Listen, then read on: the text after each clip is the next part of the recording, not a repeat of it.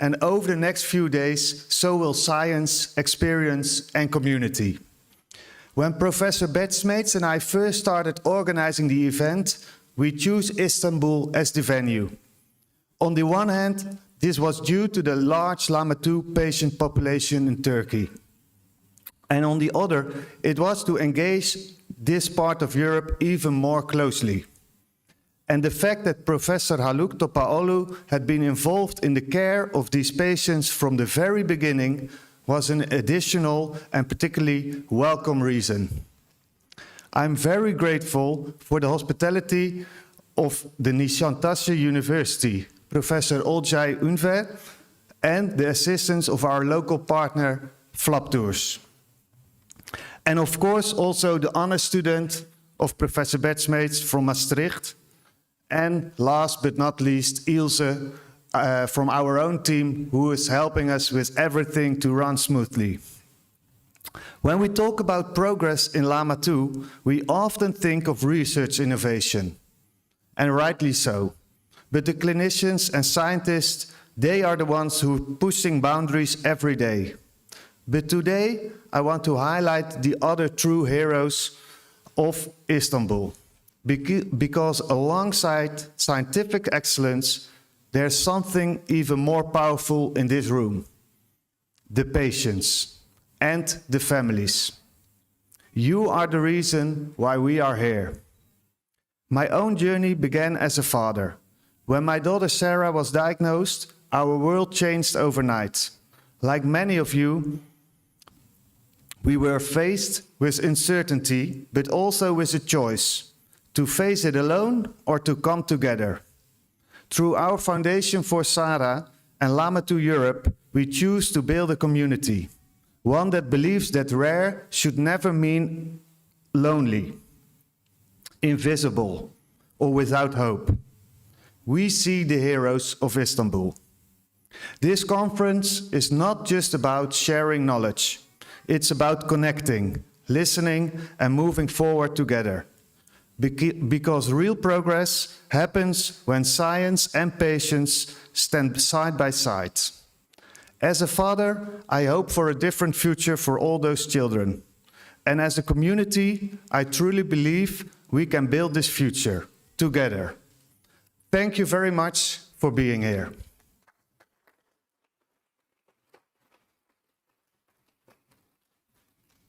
We have some small practical information for all of you. There's also a page in the booklet about it, but I'm gonna mention some of them. Please keep your phone on silence mode. And please, if we have coffee breaks or if we have lunch, be on time back here so we can give all the attention to the speakers that they deserve.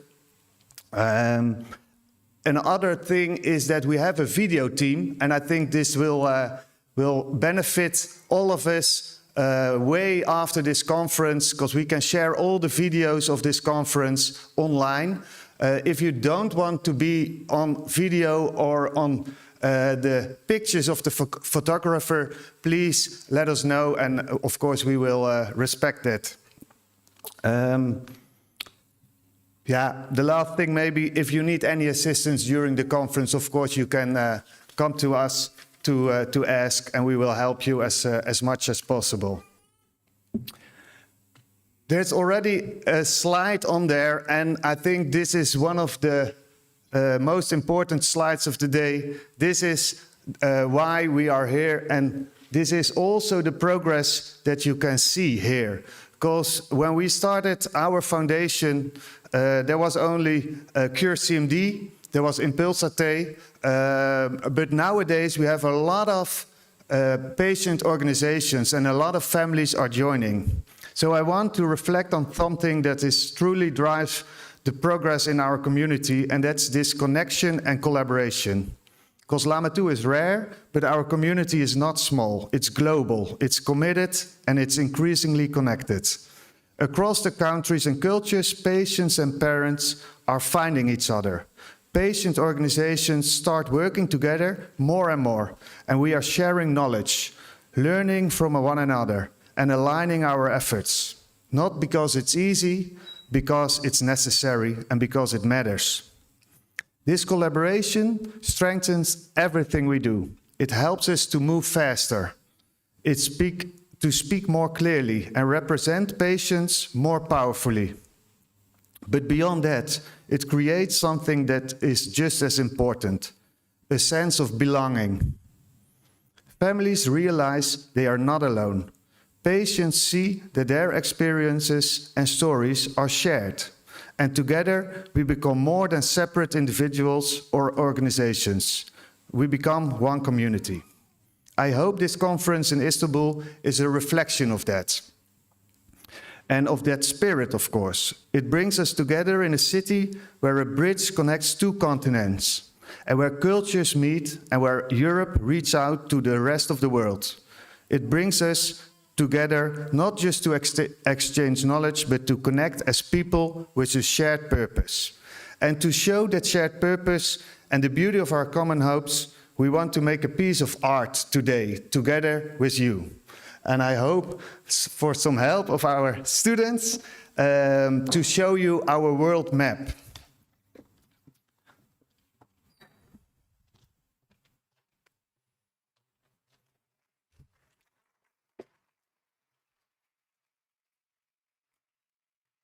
Thank you very much for the applause, but it's too early, because this is just the empty world map.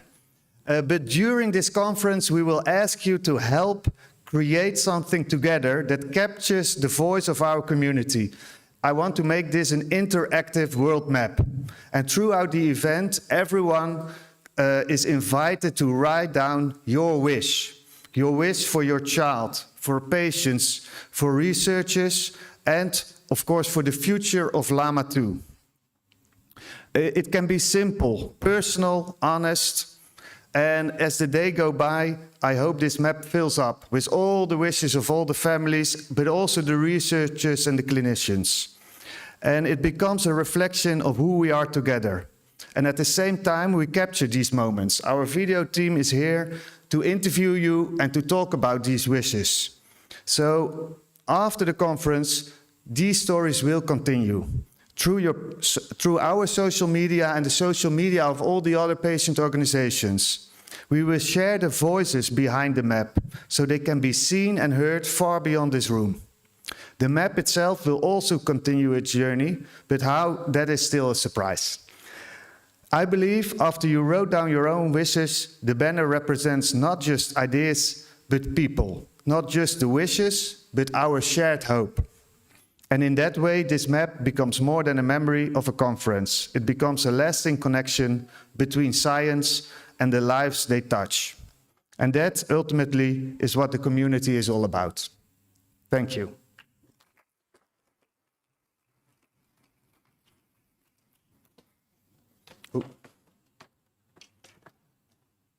Now we start with our first presentation of the day. It's Erik Voorn. No, it's Alberto Zambon, sorry. I was talking to the wrong. It's Alberto Zambon, and he will give you a first presentation about LAMA2 in general. And I will start this presentation.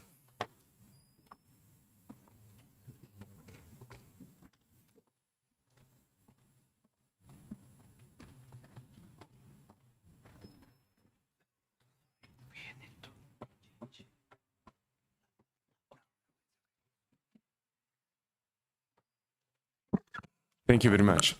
Can you hear me?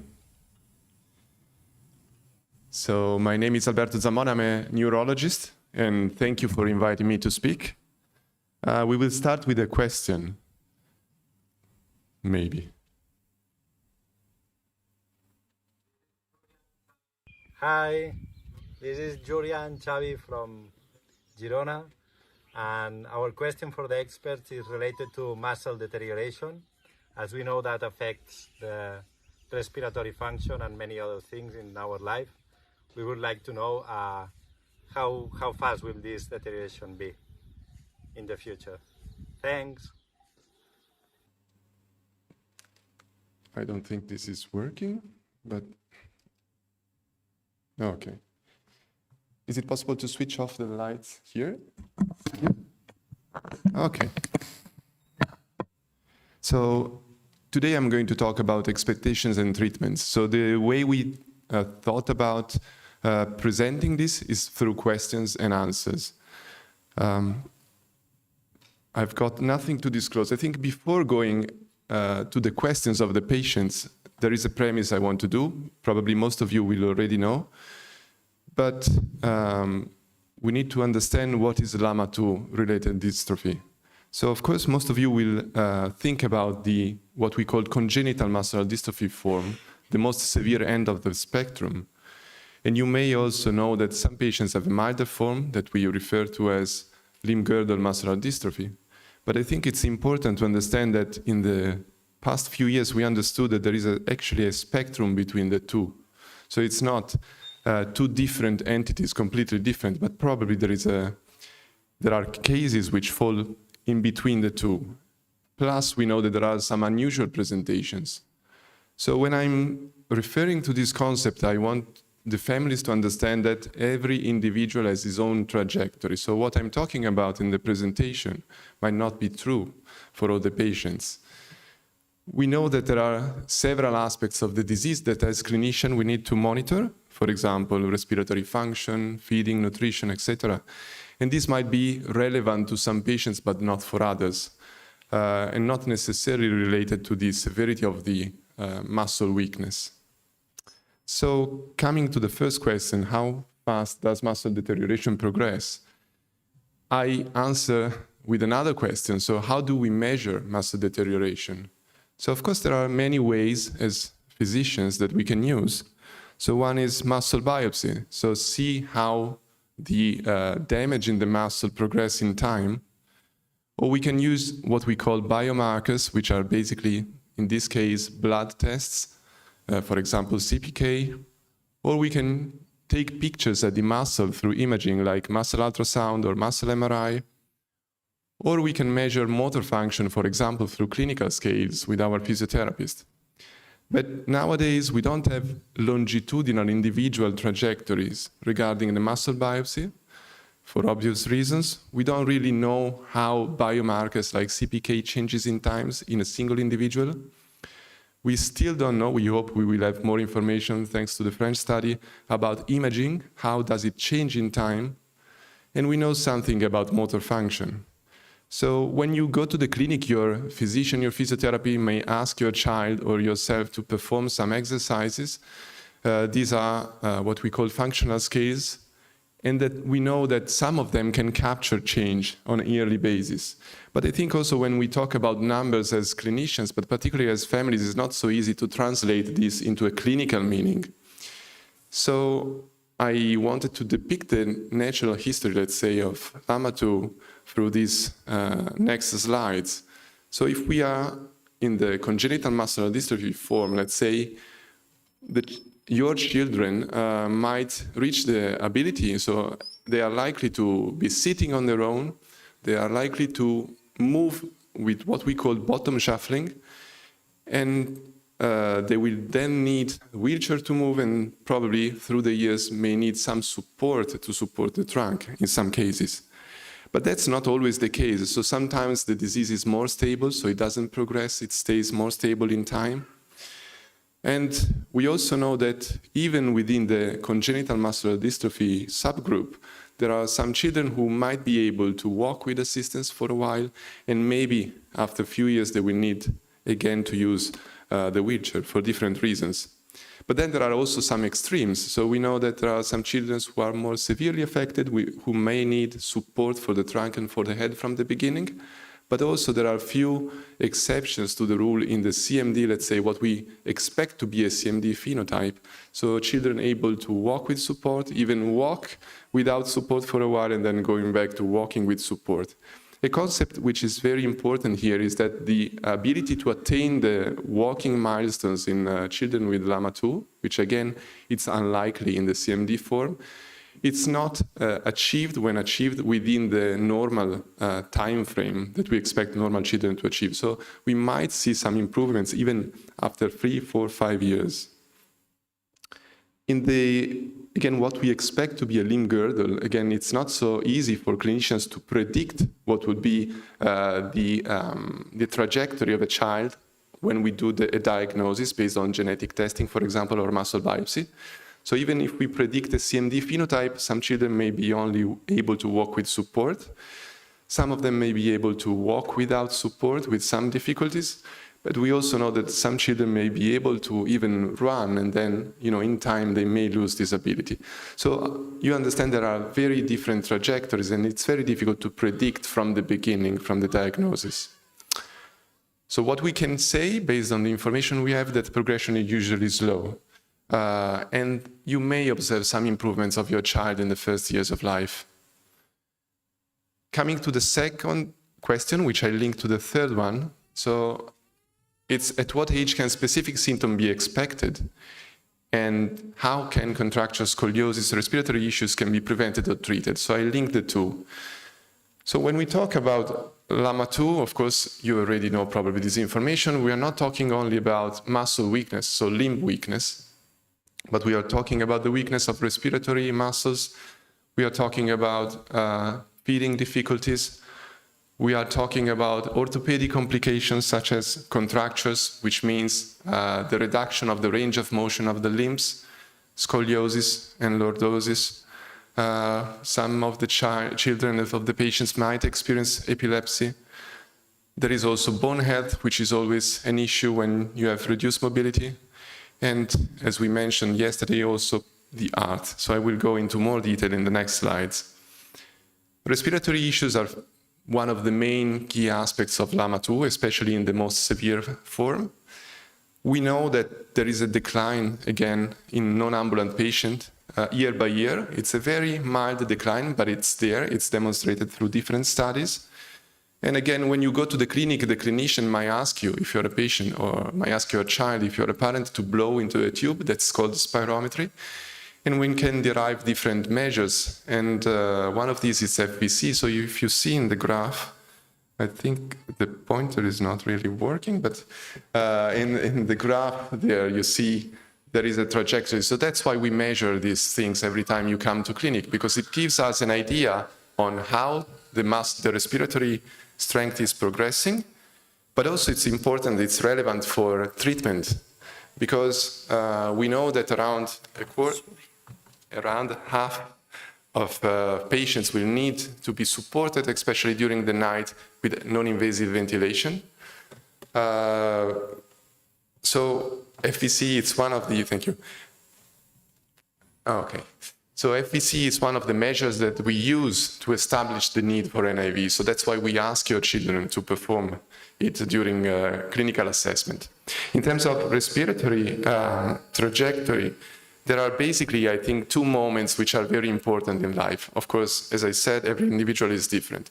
But one is the first 2 years. So you receive the diagnosis, and your child is particularly exposed to chest infections in the first 2 years of life, if he has or she has a severe form. And that is why it's important to understand that your physician will probably ask you to train to use some devices such as cough assist or do physiotherapy or respiratory physiotherapy. That's very important to have a proactive approach and to prevent complications. So that's the first moment. The second moment happens later in life. So, and around puberty, as I said, where many children will need NIV, usually during the night, and then later on during the day. So during the night, it's very important to help what we call gas exchange, so introduce oxygen and expel CO2. So it's very important, I want to stress this, to be referred very early during the disease course to a pneumologist that can guide you and can train you, like a pneumologist or a respiratory physiotherapy that can train you on how to use these devices. Because at the end, you will be you as parents, you will be the caregivers and the most expert in using these devices and preventing hospital admission, etc.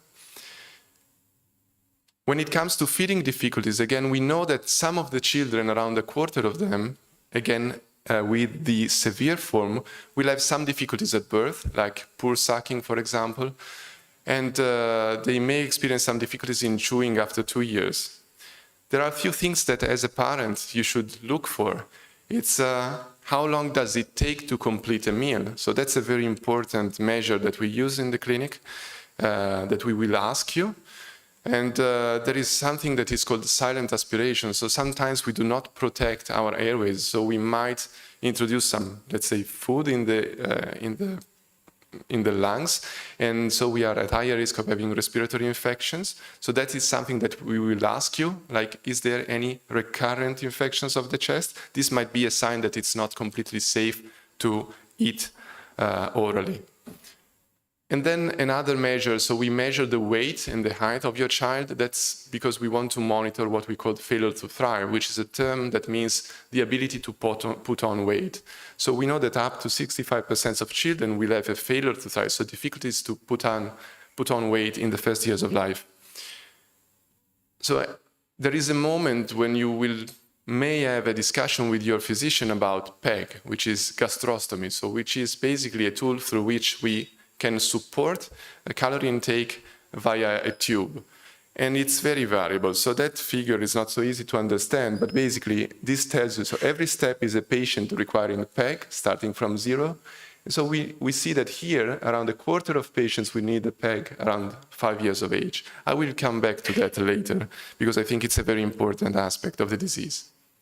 Going to orthopedic complications, scoliosis, lordosis, spine rigidity, are all very important aspects in LAMA2. They might develop even before puberty. So normally pubertal growth is a very challenging period because of the growth. But what we saw, for example, in London in our case series was that even in the first decade, we saw quite a rapid progression of scoliosis. So we need a proactive attitude. That said, it's not so easy to understand what to do to prevent scoliosis because we do not have many evidences on what works, like braces or physiotherapy. For sure, we know that correct positioning and posturing is very helpful. So we need to closely monitor how the scoliosis progresses in time. Spinal surgery may be required. Again, I'm not an orthopedic surgeon. Now we tend to postpone that through puberty. There are new techniques. I don't want to go into detail because, again, I'm not a surgeon. But that's something that might be required in due course, also because scoliosis has a detrimental impact on respiratory function. But also we need to balance as clinicians, like the overall clinical picture of the patient, so respiratory status, etc., before going surgery. So there are different aspects that a clinician and an expert and a lot of different specialty need to address before undergoing surgery. Another aspect which is very specific to LAMA2 is contracture. As I said, a contracture is what we call a reduction in the range of motion. This was, again, the work we've done in London. We saw that was a linear, meaning that every year there's an increase or a decrease in the range of motion of the elbow. And that's very important because it has, again, functional consequences. We know that a small proportion of patients might have some contractures, such as talipes at birth, but it's not a majority of them.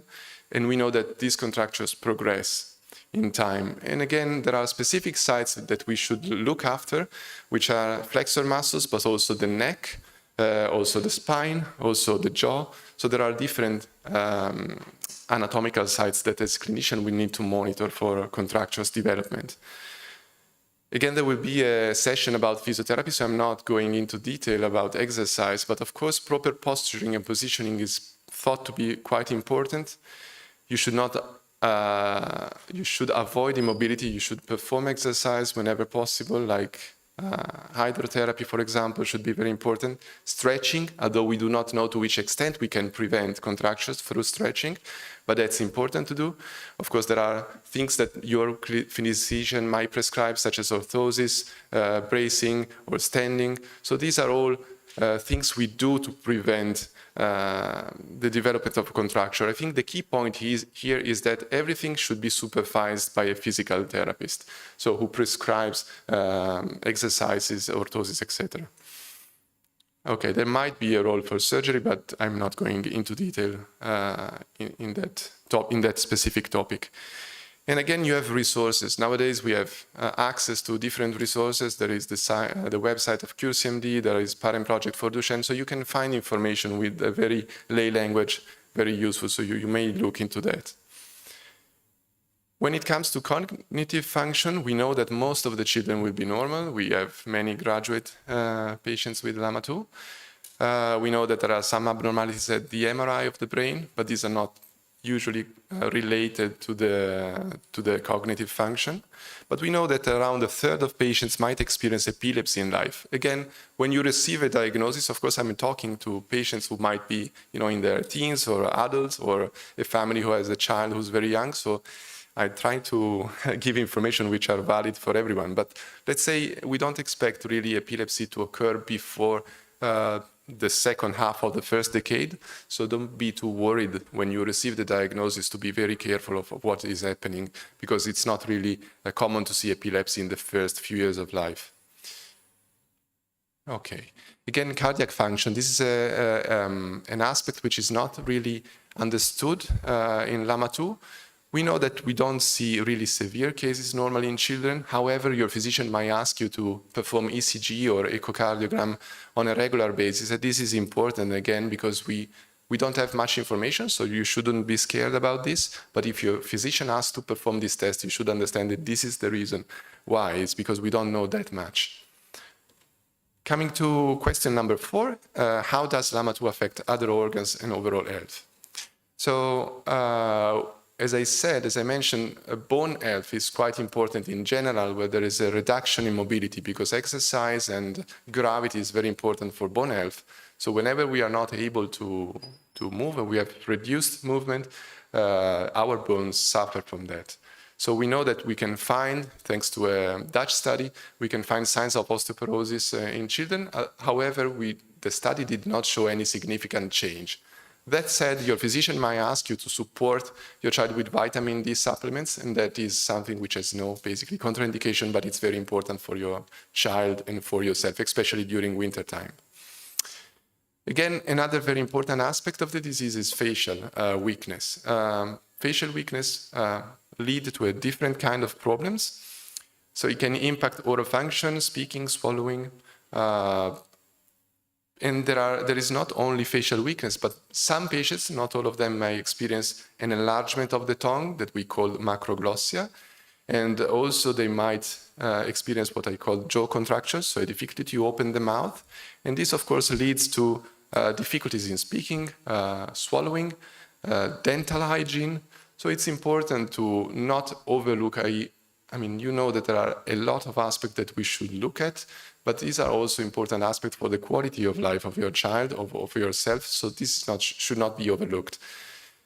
And again, I think, especially for some patients, the tongue enlargement, we talked about that with some of we heard during a meeting about experience from patients. So that might create social stigma. So the difficulties to communicate, this is an important thing that we should look at in some of the patients with LAMA2.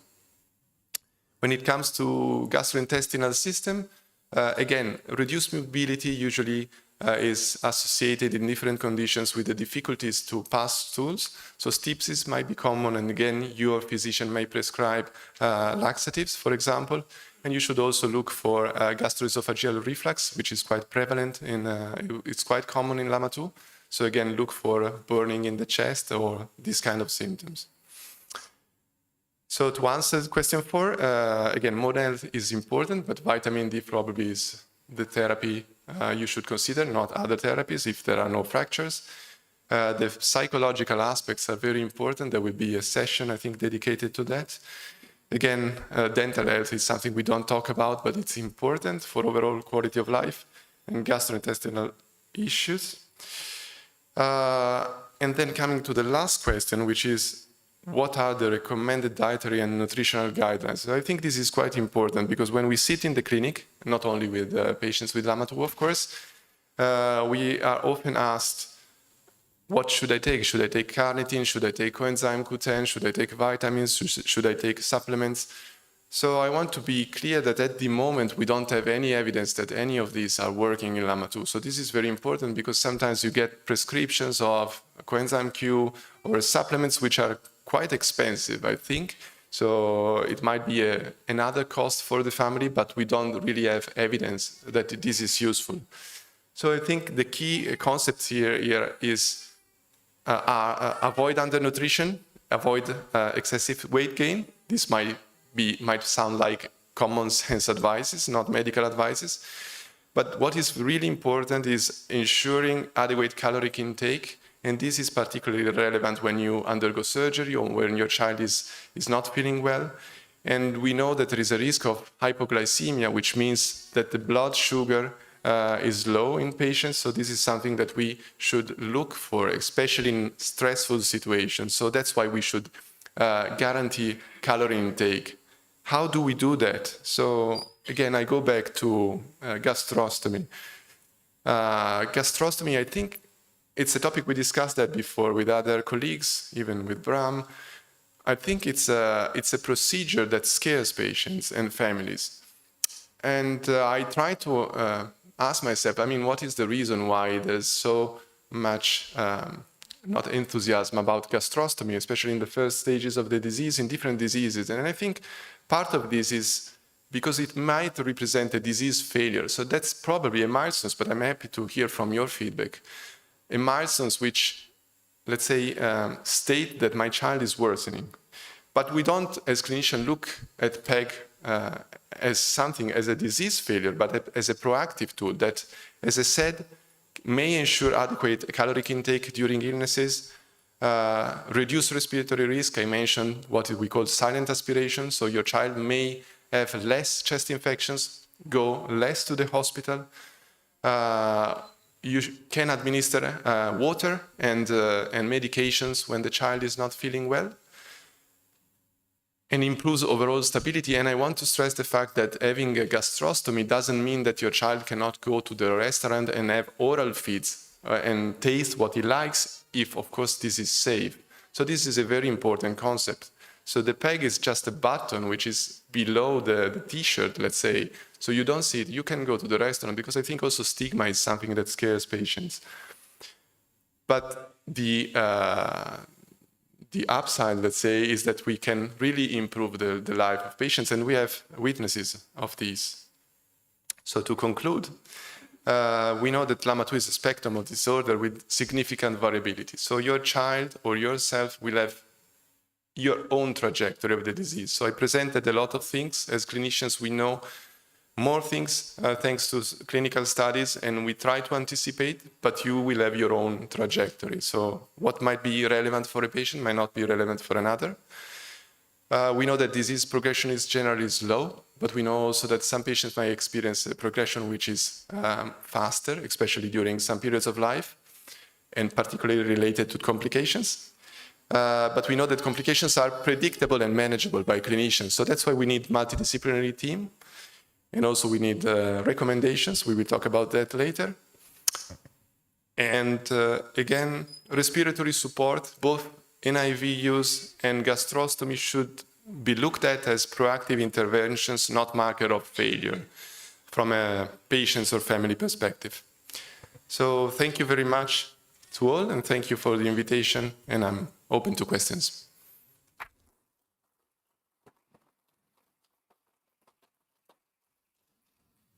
Thank you very much, Alberto. I hope this is a very clear explanation. We talked about it before. We try to give you the presentations today so it's understandable for everyone, not only the scientists and the researchers and the clinicians, but also all the families. And I think this is a clear example how you do. So we have time to take some questions. We also have Sarkozy here as a moderator. At the moment, there are no questions in our live stream. We have some people who are saying hello and thank you and things like that. So hello to everyone on our live stream. It's great that you're also here. If you have questions virtually, you can ask them in the chat. But if there are questions here in the room, we are also happy to take some. I see one question over there, and I give the microphone to you. Hello. From nutrition perspective, there are some levels of calories that individuals of some ages could take to have a normal calories in. If we talk about LAMA2 patients, do you have some numbers like you can give? Like what is the levels of calories they can take in to keep to not be too overweighted or underweight? Thank you for your questions. Again, so the premise is that I'm a neurologist, I'm not a nutritionist, but I think this makes an important point. So there's not a number, like a magic number. It's your child, depending on his age, should be assessed by a nutritionist, which ideally is expert in neuromuscular disorders, which is not a general nutritionist. So I think this gives us an idea of the importance of having subspecialties for this condition, just to create a special diet and and give you precise advice about the caloric intake. So I'm not aware of a number of calories that we should give, but this is something you should be discussed early in the disease with a nutritionist. Okay. Of course, I understand that it depends on the setting. It's not always available.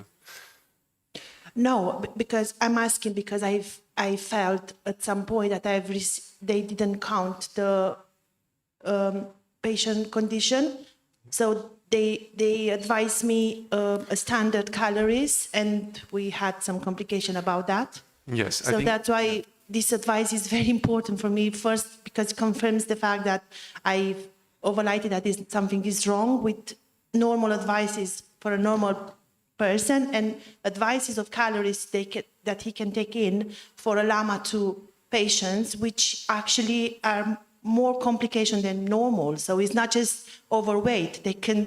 So that's why when I heard your presentation today, I was quite. Anyway. Yeah, I think this is very important. I think we learned, for example, for other neuromuscular conditions such as SMA, which is much more common, that, for example, the growth charts are different. So now we are referring to the weight compared to the to the population within the disease. So ideally, we should construct like growth charts, let's say for LAMA2, but of course that's very difficult. As you said, like what is it's okay for a normal child, might not be the case. So they might that's why it's important to have a specialist in neuromuscular disorders, because we should take into account that diversity, as you said. May I just ask on this that we will also talk a little bit more about developing recommendations of care, and we will have a talk about this a little bit later. Some of these guidances are not there yet, but we hope in the future things may change. This is why we are collecting data. There are no more questions not yet questions from the chat. Anybody else has questions here? Yeah. We have time for another question, I think. Go on. Thank you for presentation. I have a question regarding the spine scoliosis. Scoliosis. You said it's not a lot information that work or not. Do you have any information? What the most successful cases that prevent scoliosis, and what age? It's a difficult question, because for bracing, for example, which is the rigid body that we use, what we know so far is that this does not prevent. So it's just a matter of posturing. So probably it's physical therapy, exercise, posturing, which helps. But again, this is a topic which is, again, we don't have much. We'll talk when we will present care recommendations. It's difficult to provide advice based on scientific data because there is a lack of that. So for sure, exercise is helpful. We do not know to which extent. Okay, so I understand that this answer is probably not satisfactory, but at the moment, that's the information that we have. Okay, thank you. Thank you. I think to keep on time, we might have to go to the next door. I have one thing to add. Thank you. Thank you very much, Alberto.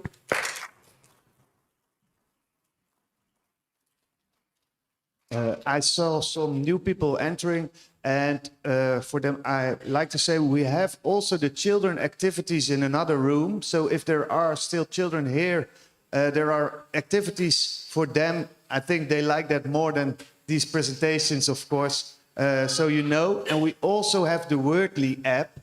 If you like to translate all the lectures into your own language, it's possible by scanning the QR code, which was handed out by the students when you're entering. So you can see all the presentations in your own language and hear them. We move on to our next speaker. And I almost introduced you already, but this is Erik Voorn from the Netherlands, from Amsterdam, and he's talking about exercises in LAMA2. And I will start your presentation.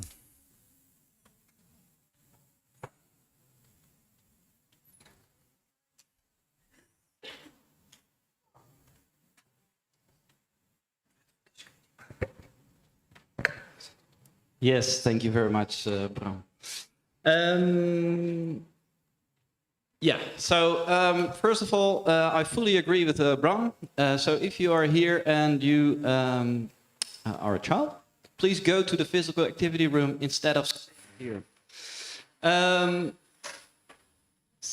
That's because I am really encouraging people to be physically active and to do exercise. So my background is that I'm a researcher. I'm working at the Rehabilitation Medicine Department in Amsterdam UMC. My background is in exercise physiology. So today I'm gonna present about the topic of exercise.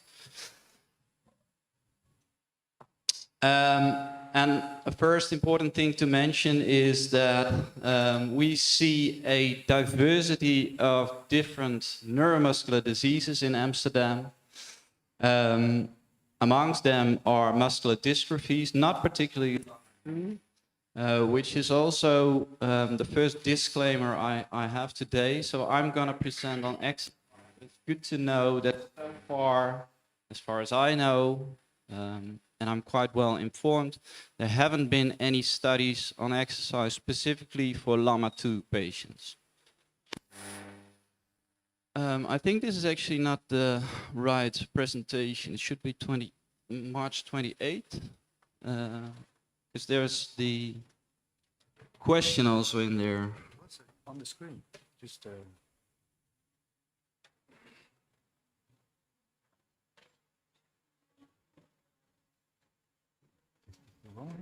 Ja, deze is van gisteren. Dat is maar de eerste slide waar ik hem inzetten. Dat die andere, die heeft dezelfde naam maar een andere datum. Misschien is dat dan...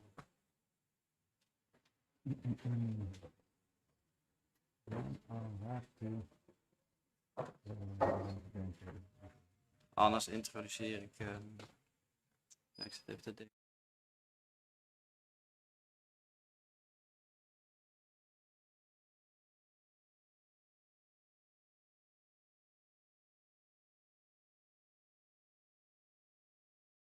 yeah, maybe we can change that one. Is it No, it's not. It's the...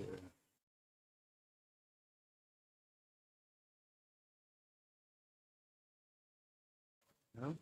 Can you go back to all the presentations?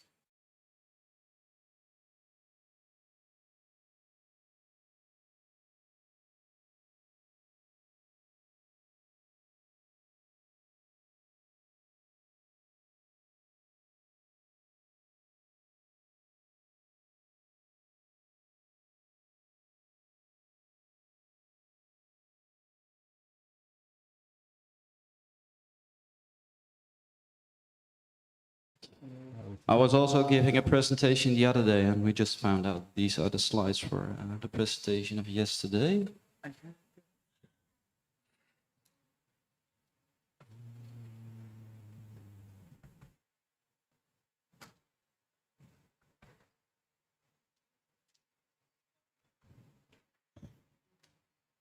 don't have it here. I don't have it. Dan doe ik het gewoon zo.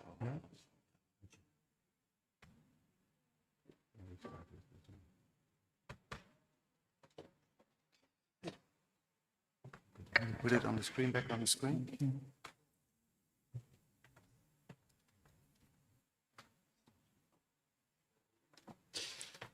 Okay, so what I'm going to do is I'm going to work with the slides of the other day, and I will try to make sure that I translate it into more lay language wherever it's needed. So first of all, to start off with, it's important to know that there is so I'm going to speak about exercise, and there is a difference between physical activity and exercise. Actually, exercise is a form of physical activity. The aim of trying to improve someone's... Maybe I can better stop. Probably this is better. So the idea is really that you try to improve, or in some cases maintenance is also improvement, is that you try to improve or maintain the physical fitness. And physical fitness can be, for instance, endurance, but it can also be muscle strength. The previous speaker was talking about stretching exercises, which is good for flexibility, which is also a part of your physical fitness. So just let me give an example. So if you go to the swimming pool once in a while, this is what we call physical activity. But if you do it 3 times a week, and your goal is to maintain or to improve your endurance, then we call it exercise. So it's good to know that today I'm going to speak about exercise. And why do we think that it may be important for people with neuromuscular diseases and also people with LAMA2? Is that we know that the physical symptoms being common among muscle diseases, such as muscle weakness, fatigue, and pain, they all lead to physical inactivity, and that again leads to what we call deconditioning, which is a reduced physical fitness. And that again leads to a worsening of symptoms. So there is kind of a circle of inactivity, and what you try to do with exercise is to really break through this circle. So what you try to do is you try to improve the physical fitness level, and thereby breaking through this cycle. So what do we know about physical fitness in muscle diseases? So it is a thing that you can measure. So what you can do is you can do what we call an exercise test. You see an example here of a patient with a muscle disease on a bicycle ergometer. In the Netherlands, we like to cycle.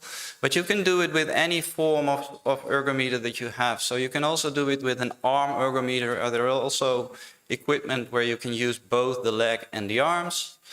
And the idea is that you're going to do an exercise test where the intensity is going to be built up until someone can no longer keep a certain pedaling frequency. And meanwhile, you see this mask. You can actually measure the gases, and you may know that oxygen is a very important one for us, because actually oxygen is needed for the muscles to generate energy in order to be able to move. So you can measure the peak, what we call peak VO2, so it's the peak oxygen uptake. And it is a very important marker for health, but we also know that it is a very important marker in terms of functioning. Because there is a certain threshold of which we know if you are below that threshold, that people become more dependent. And I don't want you to focus specifically on this number, but know that there is a threshold here. And the other thing is that we also have data from different muscle diseases. And basically what we see is that all of them are around this line. So that means that they are all around this threshold for being dependent or independent. That also means that if you only improve your physical fitness level a little, that could already be very helpful. So what about exercise for muscle diseases? So basically we have come a very long way. So the the question that was asked by one of the parents of a child was, my child is very enthusiastic about being active in sports. And I hear different sounds. So, and this is what I also recognize from other muscle diseases. So of course there is the fear of, do I do my muscles more harm than it may be beneficial for me? And this has been the idea for a very long time, and it's only since the last 3 decades that there has been more and more research showing that, on the one hand, exercise is not only safe, but it's also beneficial for people with muscle diseases. And that's for a whole spectrum of muscle diseases. So nowadays what we see, and this is actually the report, so of last year, 2 years ago, I brought together a international working group. And this is actually where we, for the first time, fully reached full consensus that we should actually encourage people with muscle diseases to be engaged in exercise. So that's a very important step. So this is informed by scientific research. Like I said, I'm not going to go into too much details, but in the meantime, we have been able to do some literature researches. So you bring together all the literature that is there and you try to answer a question. In this case, is exercise safe and beneficial?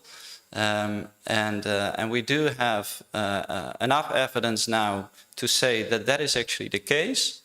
But what I want you to focus now is on the right side of the screen, because that makes it a bit more practical. Is that whenever your healthcare professional is gonna prescribe exercise, they usually make use of this, what they call FIT principle.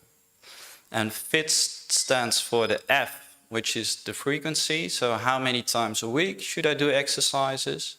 The I is for the intensity, so at which intensity should I do it? The first T is for the time, so how long should an exercise session be?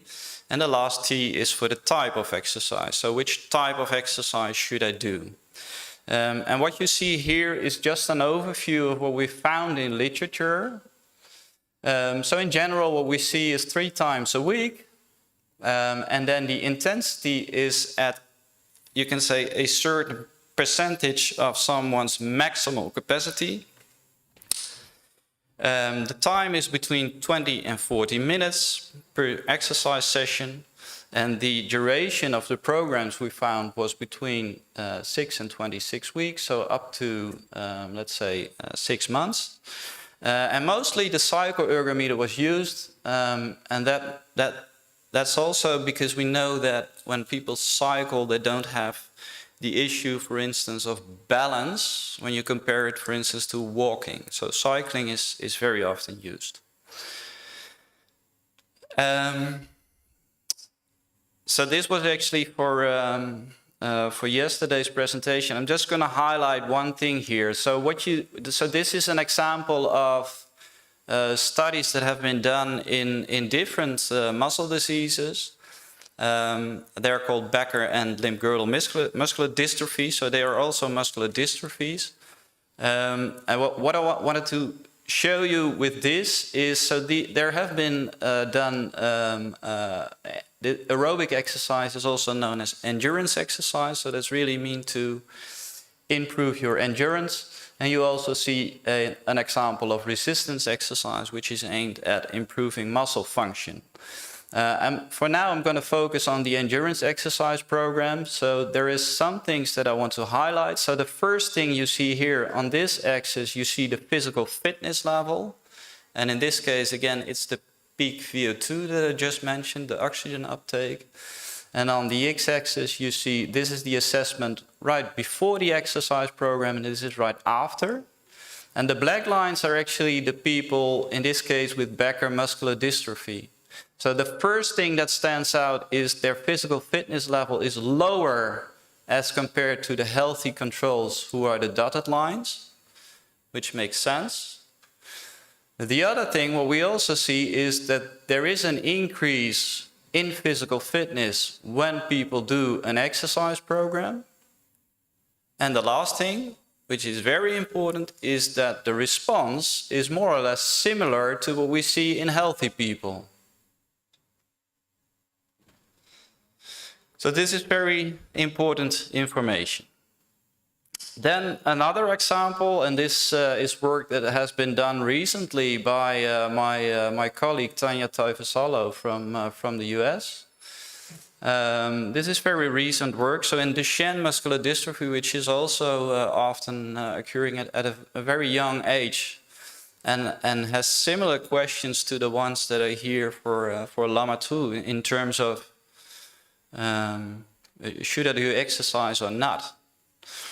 And for a long time this has not been studied because of this fear.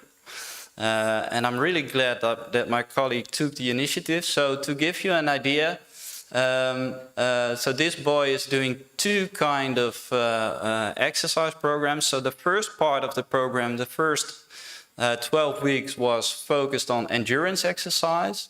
And you see this boy doing endurance exercises, and this is actually a motor assisted equipment.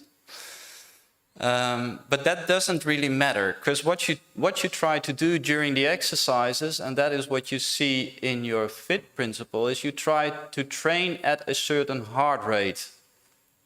So what you can do is you can just start at a certain resistance level or a certain like I said, assistance level, and it can be high in the beginning, as long as you make sure that the heart rate is at the intensity zones where you would like to have it. And then meanwhile, what you will notice is that the body adapts to training, and that means that you can just lower the resistance. So that is what they did, and they also did some resistance exercises. The only thing they made sure is that they avoid what they call eccentric exercises. Eccentric exercises is a form of exercise where the muscle is actually lengthening while we're doing exercise, and a very good example is if we walk down the stairs here. That's an example of where there is very much eccentric exercises. So those are the ones that we really still recommend to avoid in Duchenne, and I would do the same for LAMA2. So having said that, there are some interesting outcomes here as well. So first one being, again, the physical fitness. So also here we see an improvement. So this was done in, I think, 6 boys with Duchenne.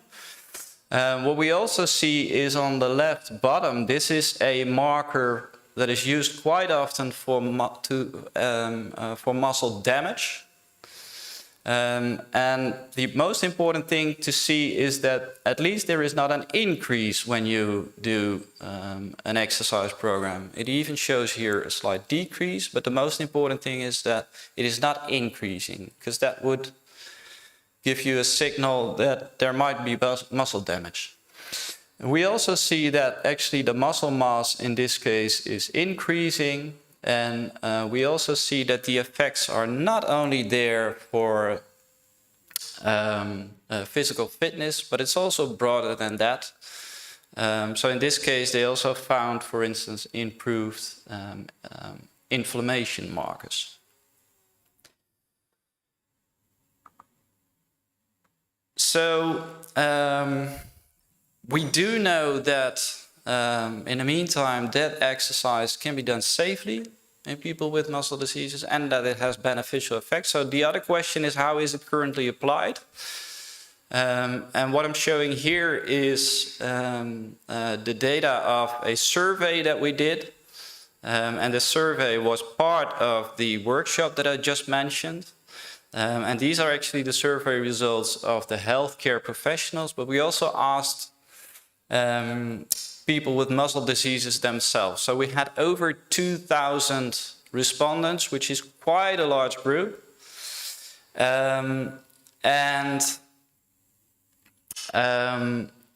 Well, basically, the results we saw there were quite similar to the ones you see here. So what we saw was that most of the people reported that they actually were doing some kind of exercise. And I think one disclaimer is if you do such a survey, then probably the people who are more interested in the topic will respond more. So I think it's actually slightly overestimated, but at least the good news is most of the people that responded said that they were doing exercises. And same as for the barriers we see here. So some of the barriers that the patients were mentioning were also related to safety issues.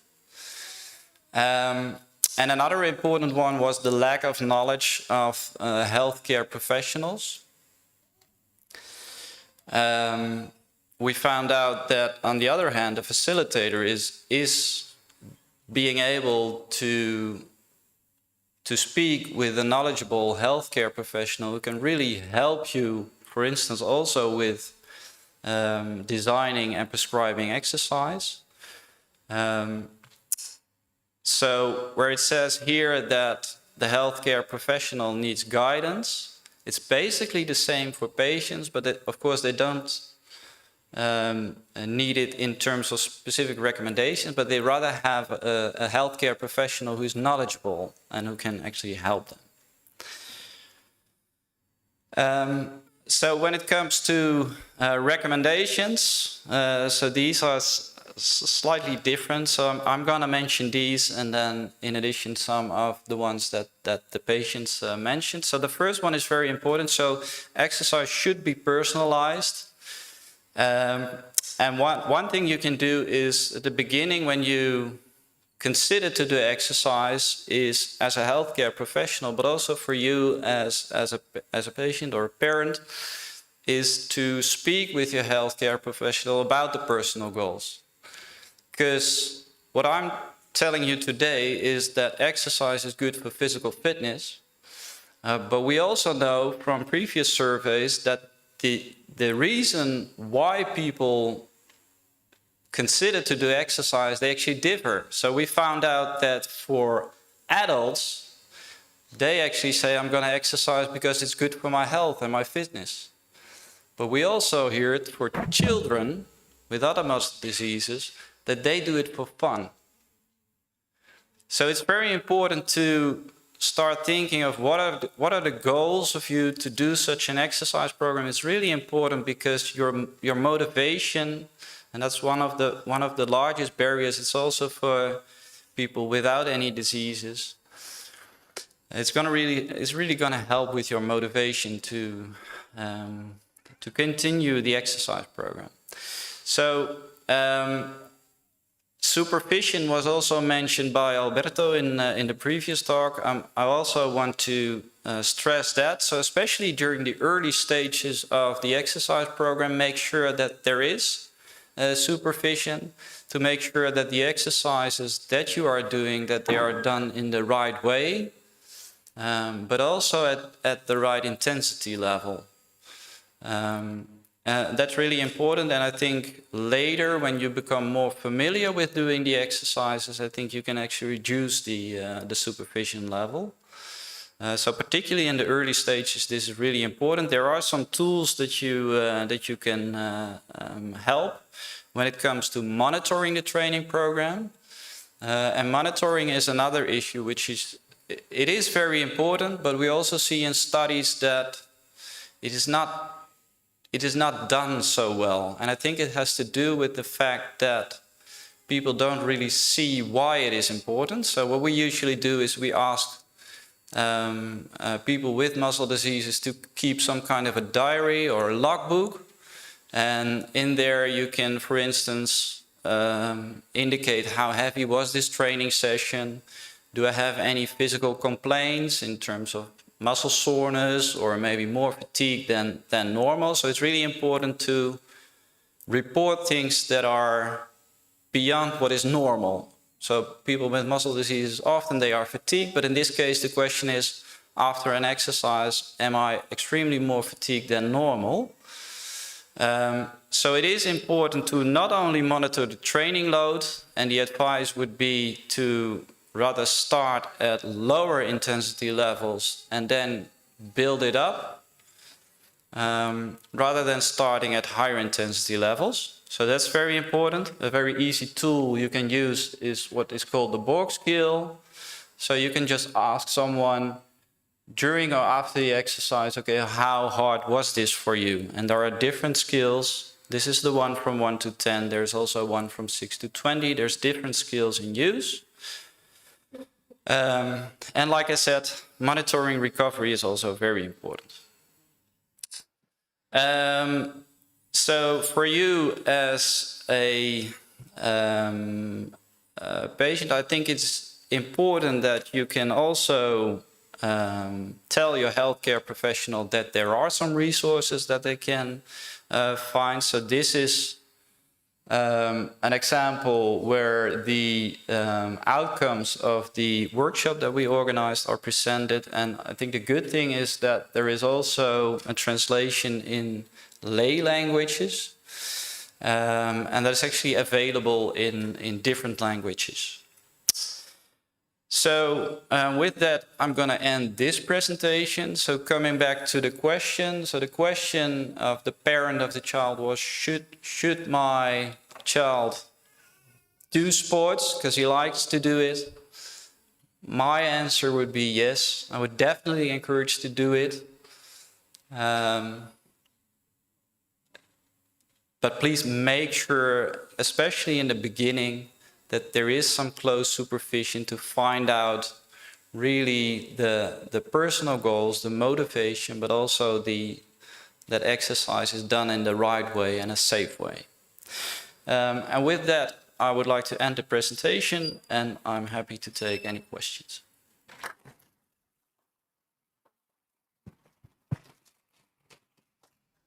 Thank you very much, Erik, and sorry for the mix-up of the presentations, of course. We're happy to answer some questions. There's also a question in the chat, but Anna will take care of it. Thank you very much. And just I would like quickly to start with a question from the chat, asking if you could recommend exercise for a LAMA2 patient who has never walked and who can't sit still. Sorry, can you repeat? Who has never walked and who can't sit still. Patient who can basically just sit with support. I understand. Yeah, so if I understand well, the question here is someone can only sit? Yeah. What would you recommend in that case? Yeah, so it's good. So I'm not gonna talk about specific exercises because I think that's really the work of the physiotherapist. But like I said, as the example with the exercise testing, I mean, there is many different forms of exercises that you can do.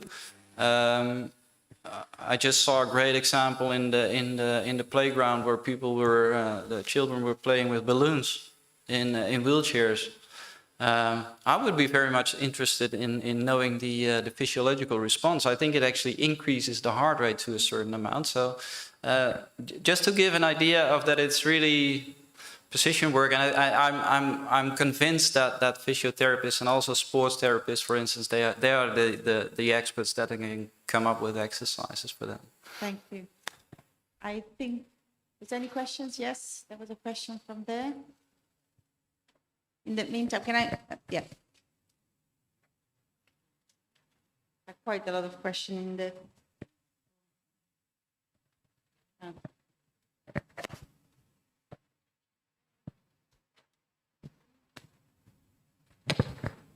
Hello, I have a question about the electrostimulation.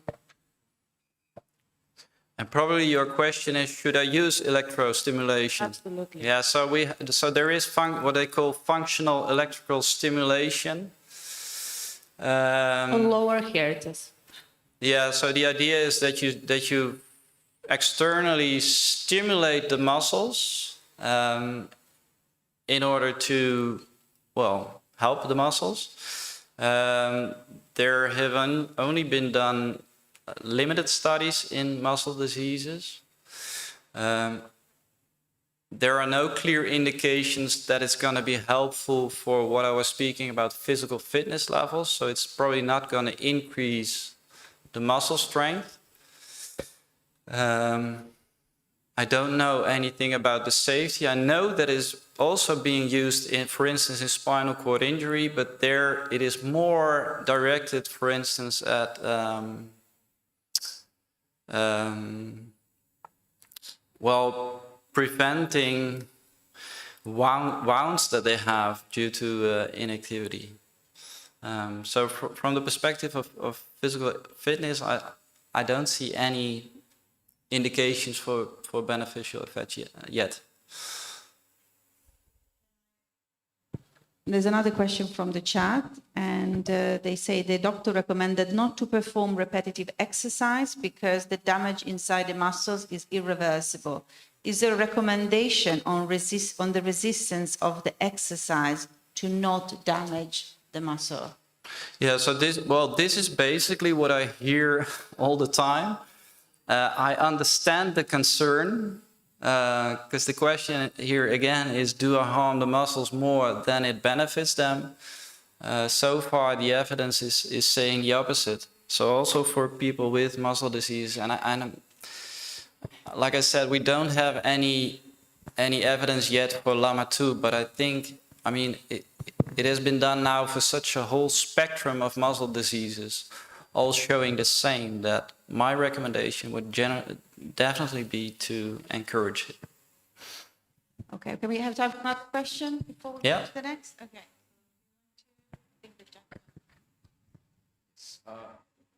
Can you recommend the balance between the regular therapy and aquatherapy? Sorry, the balance between? Aquatherapy? Yeah. So, how, like I saw, 2-3 times per week, you recommend the exercise? Yeah, well, like I said, there are different forms of exercise. I know that hydrotherapy has also been studied. I think, like I said, I think I would recommend to start at low to moderate intensities there. And you can, I mean, it's difficult to measure your heart rate in the swimming pool, so maybe you can use the more easy tools like the ones I showed, rating of perceived exertion. And then just make sure that you keep below a certain level, like from, in this case, from 5, it says, okay, this is hard.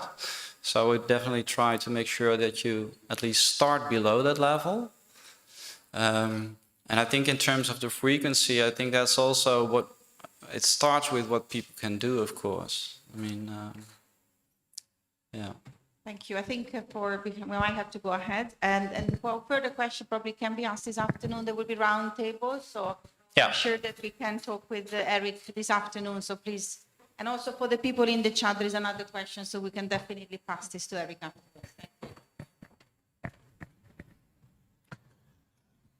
Then we move on to a personal story, because we also like to invite some of the families to talk about their journey. And we invited this beautiful Indian family. Unfortunately, because of the situation in the Middle East, they were not able to fly here. So they made a video recording of their presentation, and we're going to show it to you now.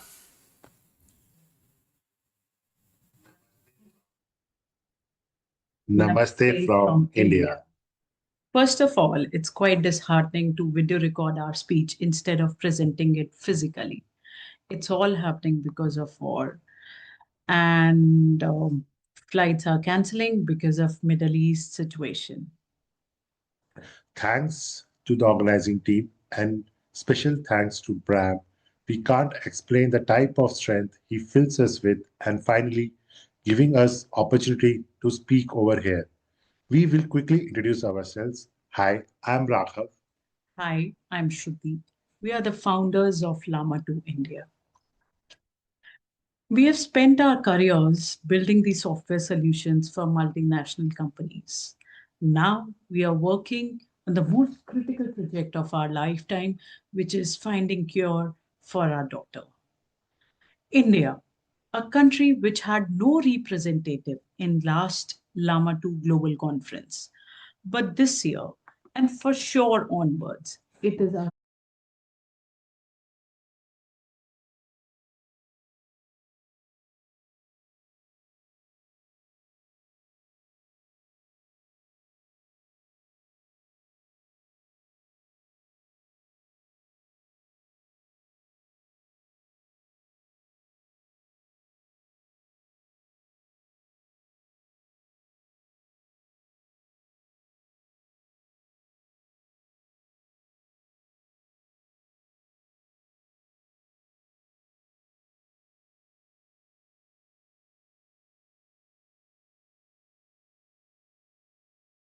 proud moment to introduce Lama to India to the global audience.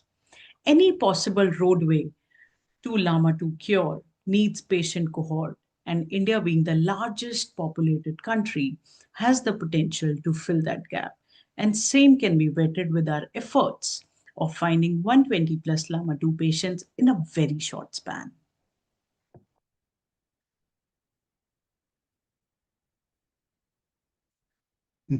Now, let's talk about India, a sleeping giant with a huge pharmaceutical industry.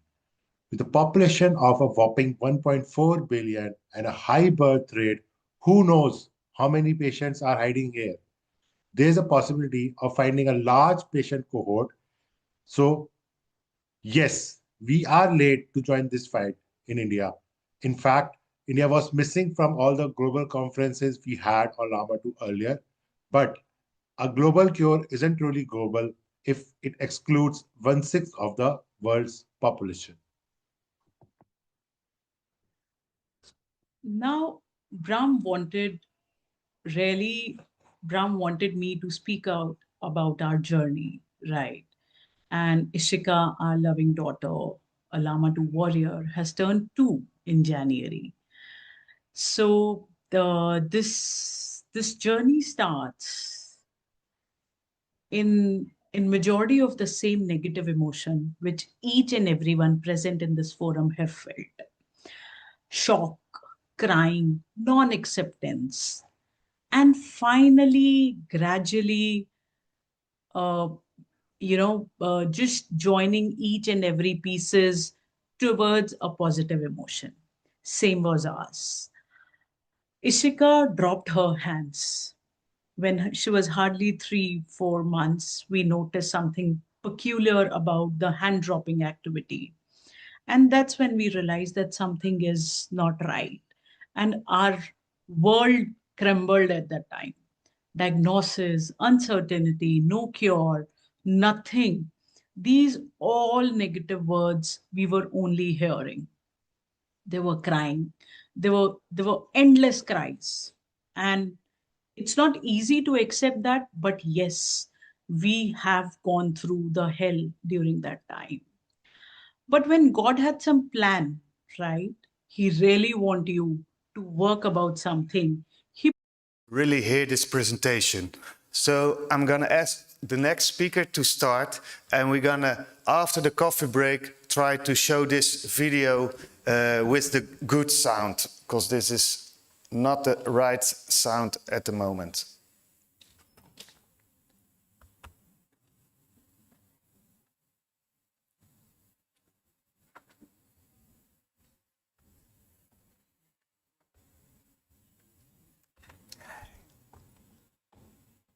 Willen jullie met sprekersnotities? Ik heb ze hier. Nee, ik spreek.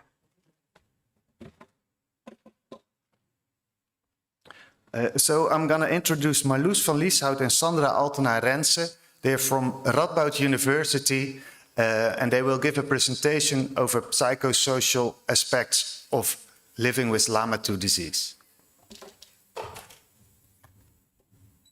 Thank you very much. It's a true pleasure to be here today. It's an honor, and we are grateful to talk about psychosocial themes here to you, families dealing with LAMA2 every day. Also, our sincere thanks to the organizers for inviting us here. Here on the slide, you see two bridges. On the left side, you can see the Dutch Waal Bridge in Nijmegen. And on the right side, you can see the beautiful Bosphorus Bridge here in Istanbul. And we hope that this conference and our talk may help strengthen different kind of bridges, like, for example, the bridge between science and practice, between body and mind, and within and across families. So let's shortly introduce ourselves. My name is Sandra Altena. I'm a nurse practitioner. And my name is Marloes van Lieshout, and I'm a clinical neuropsychologist. We both work at the Child Muscle Center in the Radboud UMC Amalia Children's Hospital in Nijmegen in the Netherlands. And our center provides specialized care for children and families living with several kinds of neuromuscular disorders. For example, Duchenne muscular dystrophy, and also some more rare diseases like LAMA2.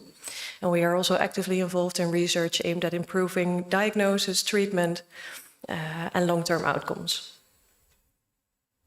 So now the video with the patient question will start. Some mother of Hidde.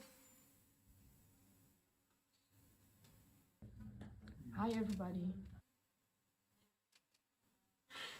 My name is Diane Hamers.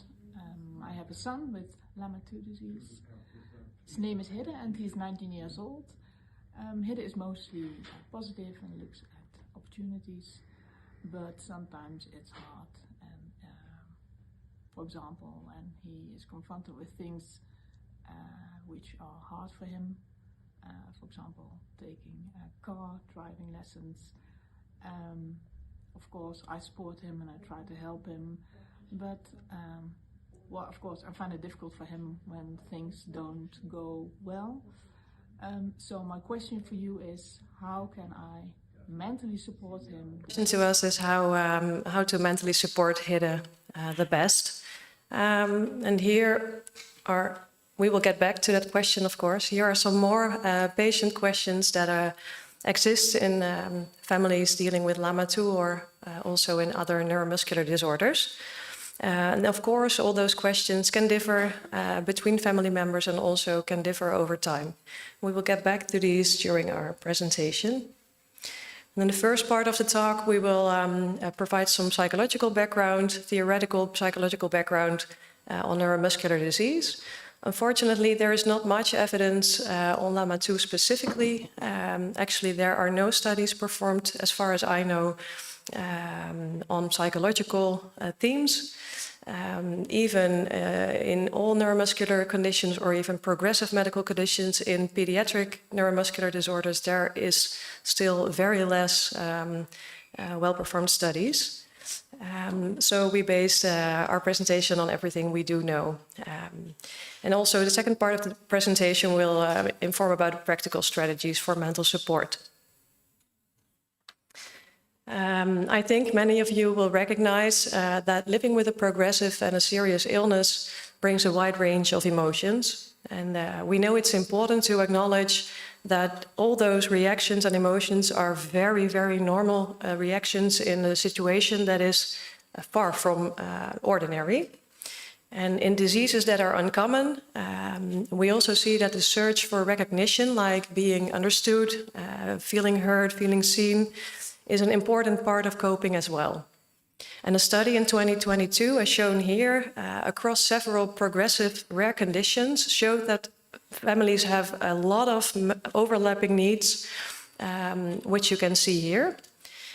With attention to the full family's needs and providing clear and practical information, attention to the uncertainty that families have to deal with, having attention for the social support system, offering psychological support when necessary within the context of well-coordinated care with a team that has true empathy. It's really important for families to find some steadiness in uncertain situations. We also acknowledge that cultural backgrounds may shape how families may deal and experience their illnesses.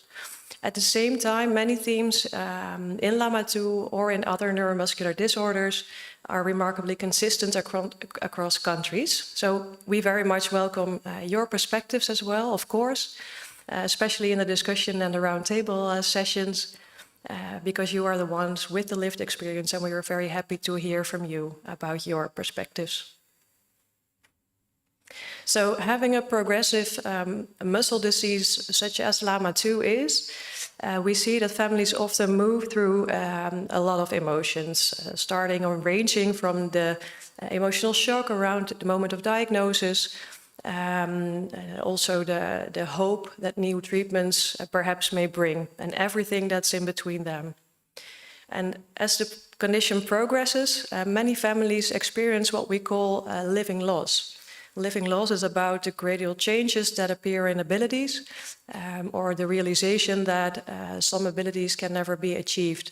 And all the emotions around that process are called living loss. And we also know that throughout the journey that families have to deal with, they have to make ongoing therapeutic decisions. That may be sometimes hard decisions. And we think it's very important to remember that the best choice is not always the most medical one. Sometimes the choice to support your child's mental well-being, or perhaps the balance in your family's life, is the most meaningful. And time itself can feel different, as life at once exists in two worlds. There is the fast ongoing daily life, where you have to deal with practical tasks and sometimes feeling even meaningless, alongside the more precious and consciously lived moments that you wish you could slow down and you could stand still with. And one approach that has proven very helpful in those situations I just described is the values-based living. Values-based living means that you consciously be in contact and connected with what truly matters to you, what is really important. So what matters most to you, even now in this situation with all those challenges? And the answer to those kind of questions that provides you direction to what really matters to you and brings meaning to everyday situations. And that together may strengthen resilience as well. And a therapeutic approach that builds on these skills is known as acceptance and commitment therapy, which has also proven to be effective in several types of challenges and also in neuromuscular disorders, at least in adults. For children, we do not know so far, but I think it's a very promising direction. We all know that illness can affect many aspects of life, not only practical tasks, but also largely impact on the early development, on reaching milestones, the forming of identity, relationships, and later on even on work, social life, and future plans as well. And that is what we call illness intrusiveness, the degree to which an illness interferes with valued roles and activities. And a recent study by Pricken and colleagues in 2025 showed that parents of children with neuromuscular disorders experience significantly higher illness intrusiveness compared with, for example, children and parents living with children having type 1 diabetes. And higher illness intrusiveness is also associated with a higher level of depressive symptoms and lower parental quality of life. So how much the illness takes over your and your family's life may also shape the impact on well-being. And understanding that helps us and parents identify where support is needed and perhaps where boundaries may help protect their own well-being. And before we move to the practical strategies, it's helpful to understand how illness can shape identity, because identity and resilience are closely connected. And as is shown here on the slides, illness can impact on identity in several ways. And Bulk and colleagues in 2019, they described 4 developmental states, which I think are very illustrative for how this can work. You can see the phase of engulfment. It's a phase where the illness becomes the dominant part of life and overshadows everything. There can be rejection. That's a phase where you push the illness away or try to minimize it as if it doesn't exist. With acceptance, then there is the acknowledgement that the illness is there without letting it define everything. And if you are able to reach an enrichment phase, then that may mean that you can discover new strengths, perspectives, and even meaning through the experience. And as you can see, these states are closely linked to illness intrusiveness, because if the more intrusive an illness is, the harder it may be to reach a state of acceptance or enrichment.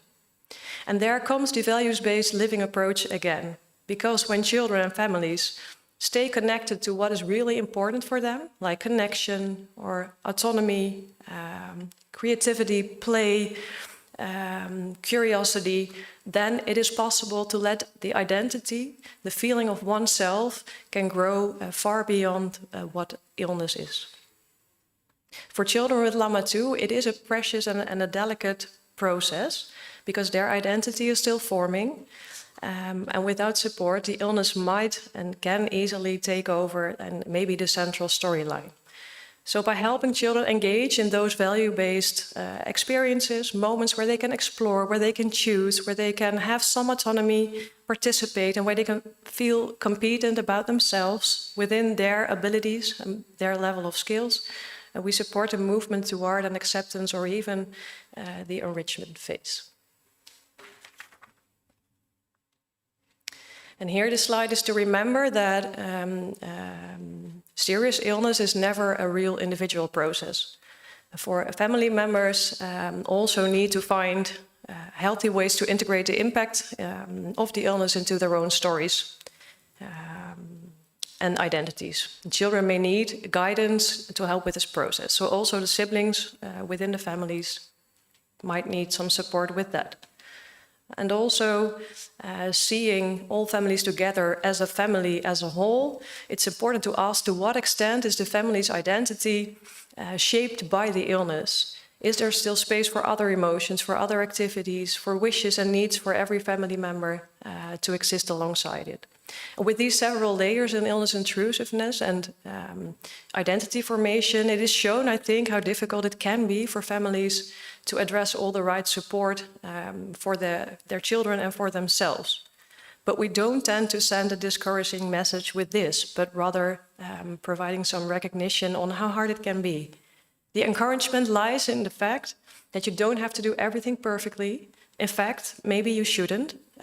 What truly helps is being present now and then with real attention for each family member individually and for yourself as well. That may take practice, but every small step, every single moment is one and is important.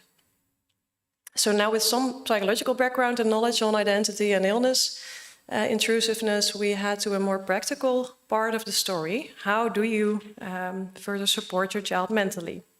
Thinking back to the mother of Hidde, which we saw in the movie, we saw a lot of resilience already being there. She looked, and Hidde as well, her son of 19 years old, looked at opportunities as being positive. He seems to have a mother that is sensitive for his feelings and for his state of being.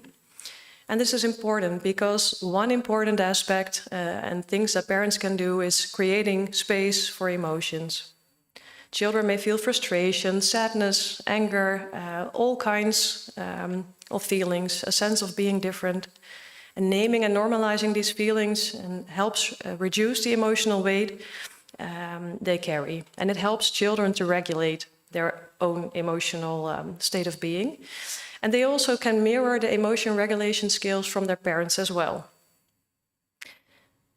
So in the case of Hidde, his mother can validate the emotions of frustration or anger or sadness when he shows them, and letting him know that it's perfectly normal to have those feelings. That helps him regulate.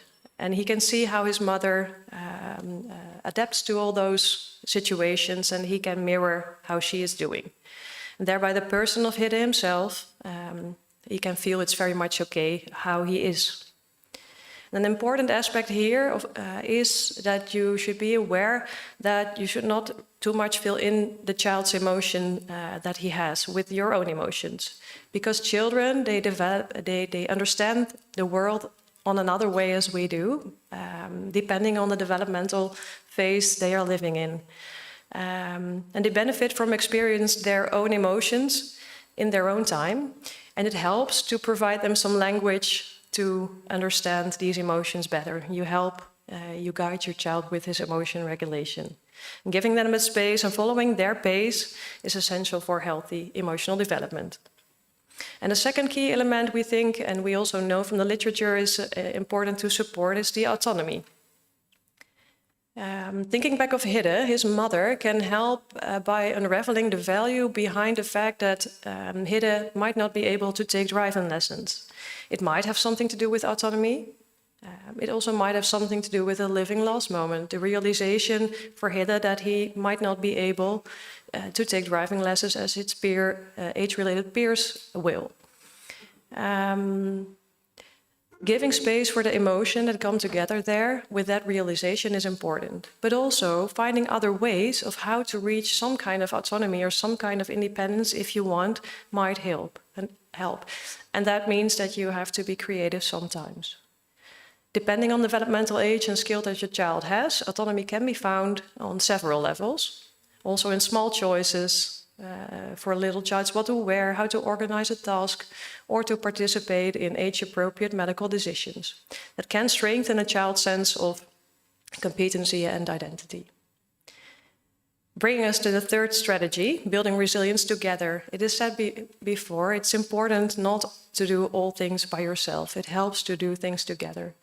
Resilience develops through everyday experiences. If you're with a family, celebrate the small successes, the positive aspects. Practice problem solving with your child and also with the siblings. Using a growth mindset language. That things are not fixed, but with practice and with adapted things you can come somewhere. Supporting identity beyond the illness, it's important. And these strategies do not remove the challenges of living with a neuromuscular condition, but they help children develop a more strong and a more balanced sense of self, being able to adjust or to recover from adverse events as they appear. And across all of this, staying connected with the values from within yourself, that is essential. And so is remembering that you do not have to carry everything alone. So Sandra now will continue with the topic of the psychosocial burden and the parent. Thank you, Marloes.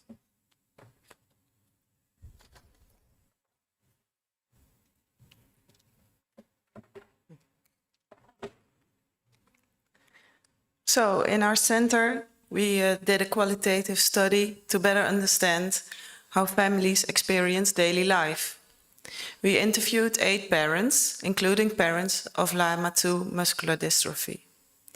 We used semi-structured interviews to talk about their experiences with care, their daily challenges and what they still need.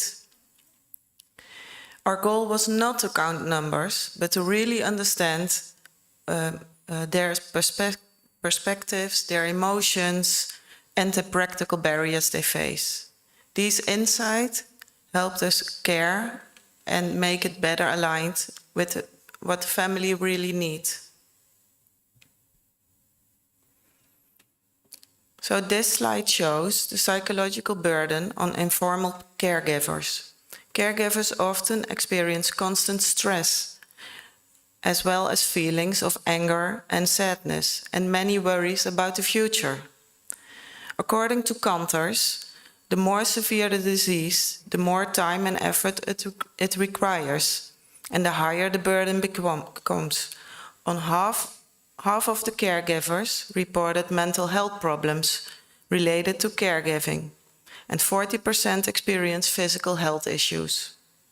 The burden was especially high when children had a lower quality of life or were dependent on a wheelchair. Interestingly, the use of respiratory support did not increase caregiving strain. At the same time, many caregivers also reported a sense of fulfillment from providing care and said they would be less happy if someone else took over. These findings clearly show the need of better psychological and practical support.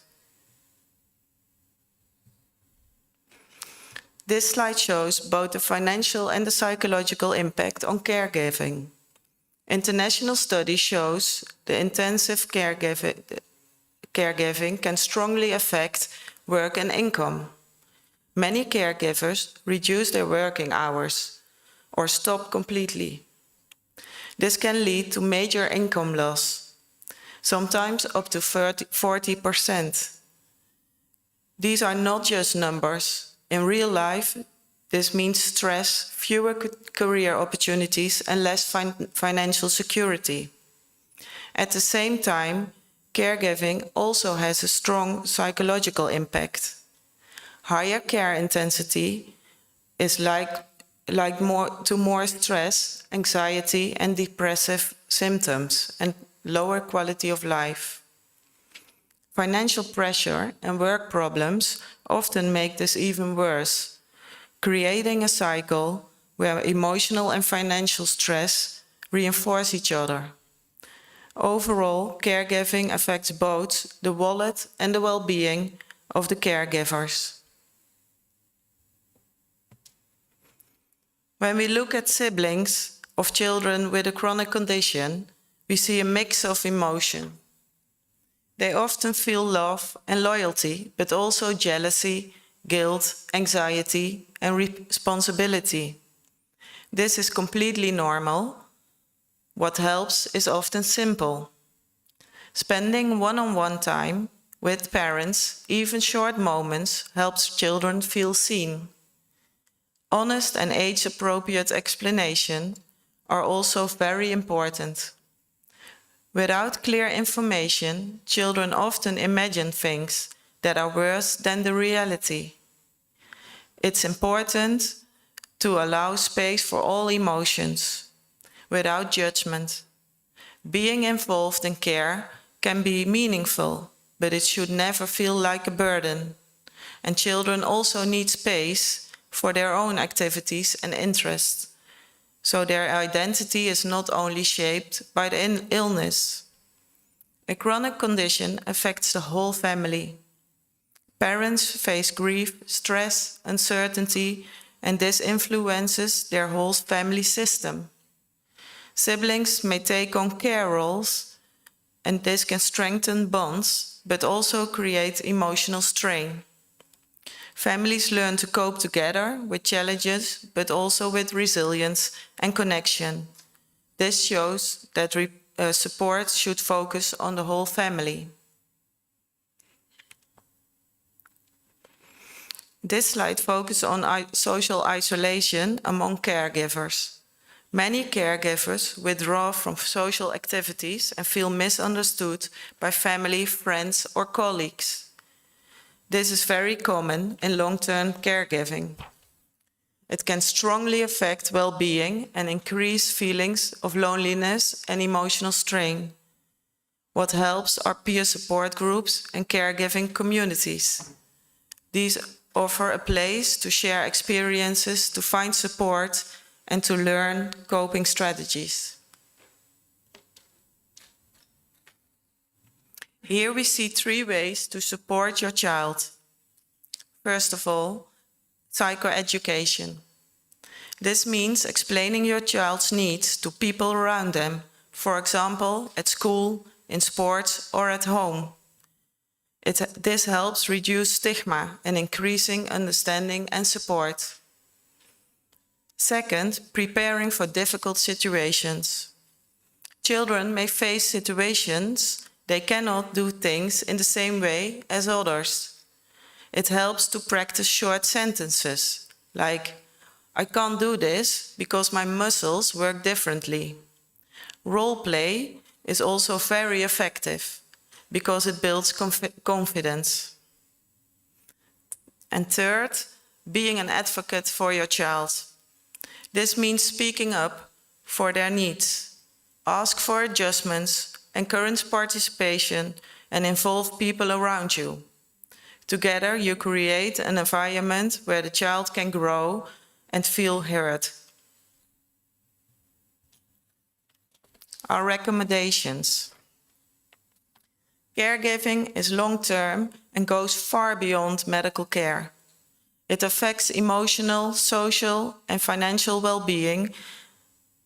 That is why a holistic, family-centered approach is essential.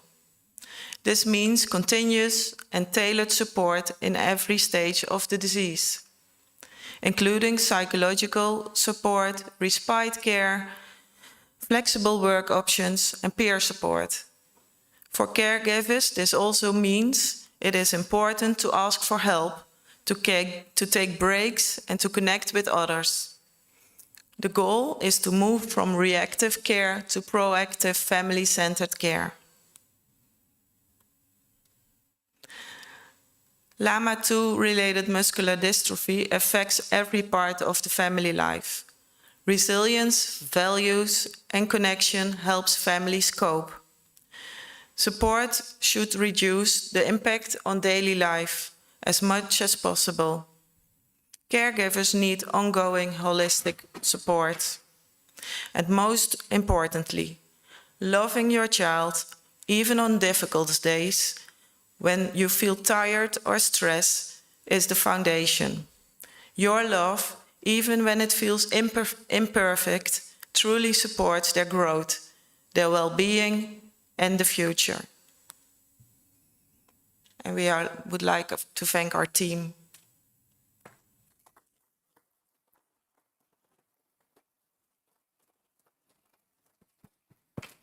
Thank you very much. This was extremely thorough and very, very useful as well, I think.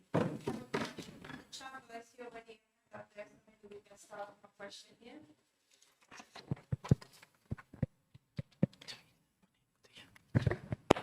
Hello. This is actually no question at all. Just, I'm here, sorry. Yes, okay. Just to thank you and for your speech, because as a single mom of a 7-year-old LAMA2 patient, I can't relate with everything you said. Psychologically, of course, I am psychologically supported. You talked about grieving, and when people come to me and ask, what is it like living with LAMA2 dystrophy, muscular dystrophy, I always say we do small grieving, one grief at a time. Yes. When one symptom comes, then we grieve it, then we accept it, and then we live life.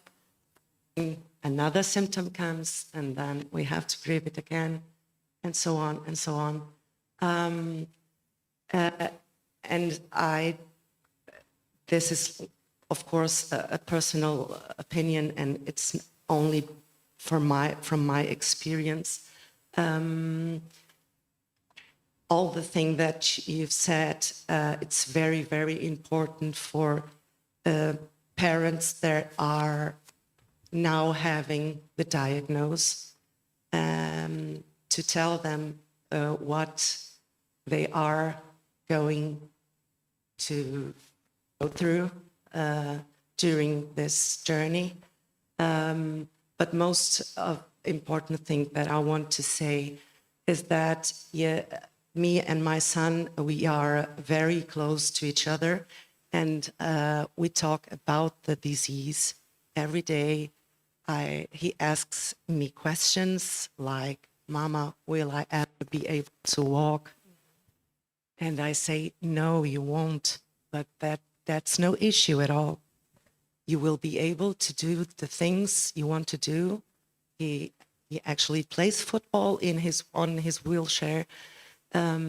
He's totally adapted at school with his friends and colleagues, and I just want him to be happy, and I will raise him to be mentally strong and to have self-awareness and self-respect, and to be a nice person to others, and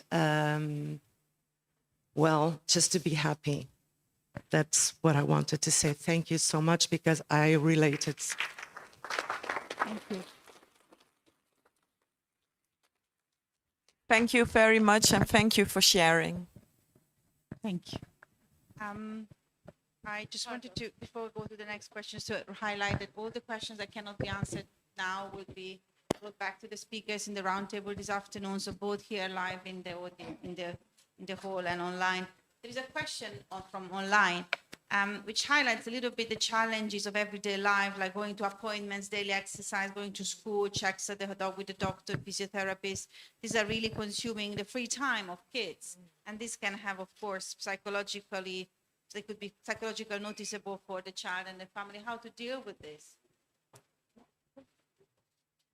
Well, that's very important, and I think a very regular thing that we hear people and families struggle with, and it's a thing of reality. And I think it's very important with your team to think about what is really important and most important for the family and for the child at this moment, and to weigh all the advices and all the things that there are. And I think as a psychologist, it's important to also have some time as a kid to play and to feel a little bit of being free and be a kid. And that is very hard because it means that you have to do something else at that moment in time that you don't do that. Yeah, and it's very hard. I really acknowledge that, but I hope with a good team you can make the best plan, the best. Thank you. We have time for another question. Okay, another.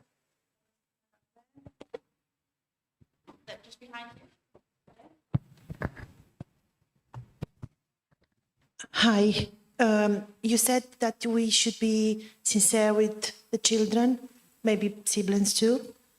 But how can I explain, for example, medical malpractice to my children, which happened? For example, like, how do I explain that we've been in a situation in contact with medical professionals who were not so professionals, and he had some consequences. So he had, I can give an example, but I don't want to go in that way. So I know it is a medical malpractice proved. It's not something that how do I explain this to my child? Because we had to recover almost 2 years after that. So you said we should be sincere and express our feelings, because I had a lot of feelings after that. How do I explain this on top of his condition, which, let's say I get used to it, explain, but what about the other mistakes that are made around him and he takes the consequences?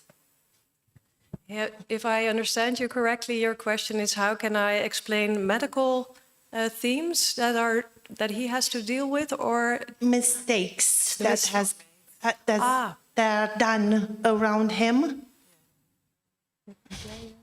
So basically, yeah.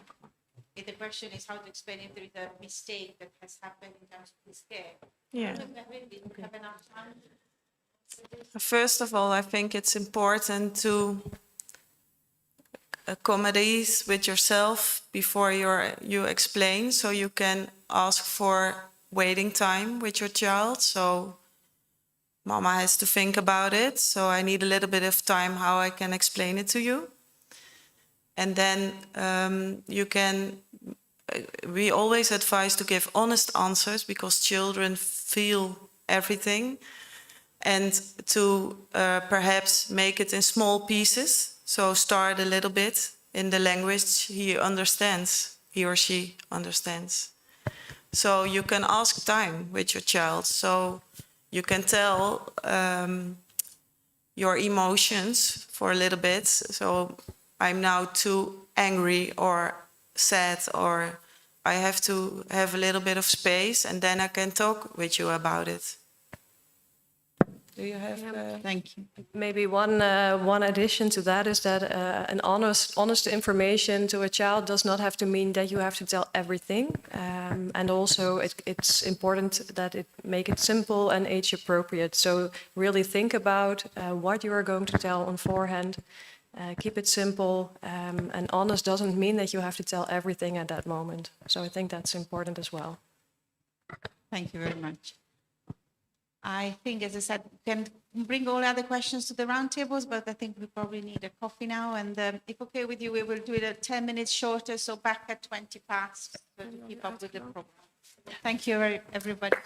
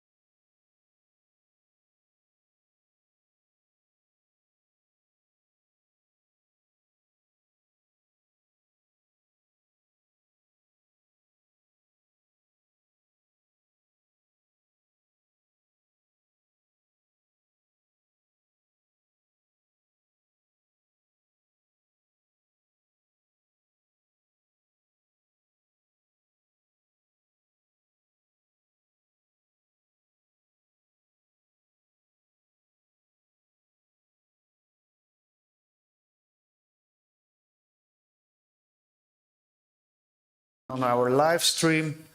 As I promised, we're now playing the video of Shruti and her husband Raghav from India. They're an Indian family and they started to reach out to other Indian families, and well, they're going to tell you more about their great work in India.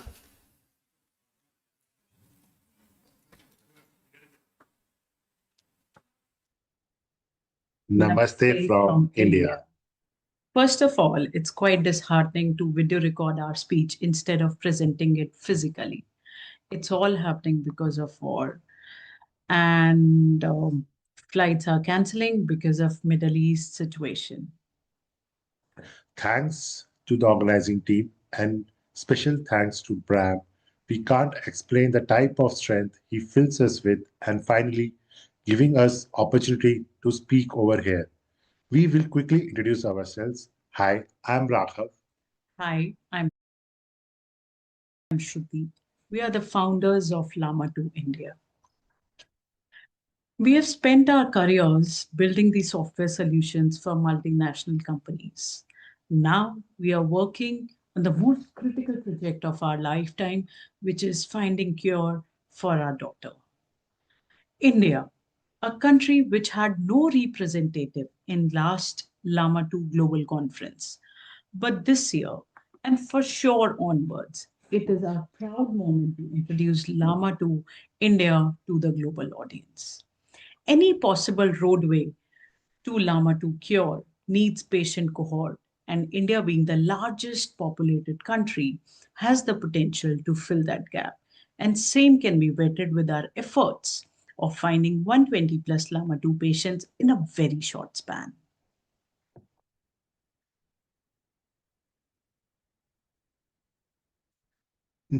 Now, let's talk about India, a sleeping giant with a huge pharmaceutical industry.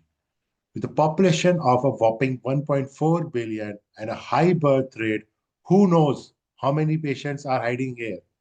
There's a possibility of finding a large patient cohort. So, yes, we are late to join this fight in India. In fact, India was missing from all the global conferences we had on LAMA2 earlier. But a global cure isn't truly global if it excludes 1/6 of the world's population. Now, Bram wanted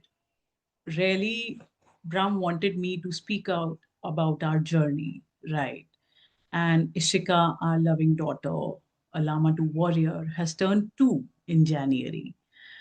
So this journey starts in majority of the same negative emotion which each and everyone present in this forum have felt. Shock, crying, non-acceptance, and finally, gradually, just joining each and every pieces towards a positive emotion. Same was ours. Ishika dropped her hands. When she was hardly 3-4 months, we noticed something peculiar about the hand dropping activity. And that's when we realized that something is not right. And our world crumbled at that time. Diagnosis, uncertainty, no cure, nothing. These all negative words we were only hearing. They were crying. There were endless cries. And it's not easy to accept that, but yes, we have gone through the hell during that time. But when God had some plan, right? He really want you to work about something. He put you on the most difficult path. And that's how day by day our transition started. I don't know why and where we gained the courage from. And one of the very prime reason, Bram, just because it's not, you really don't know the type of energy you have filled us with. We have gained the courage to build LAMA2 India with our respective jobs to take care of, our elder daughter, parents, and most important, our beloved Ishika. we have built LAMA2. Now, let's talk about our journey so far. That Ishika was born in January 2024, and then a bomb was dropped on us when we got to know that she is diagnosed with LAMA2 in May 2024. After the diagnosis, we started contacting all the LAMA2 researchers in India and abroad. Unfortunately, in India, we didn't find a single researcher, pharma company working towards its cure. Then, with no option left, we started looking globally. We dropped many emails to many researchers like Cure CMD, Professor Regan Foley, Professor Dewey, University of Basel, and whatnot.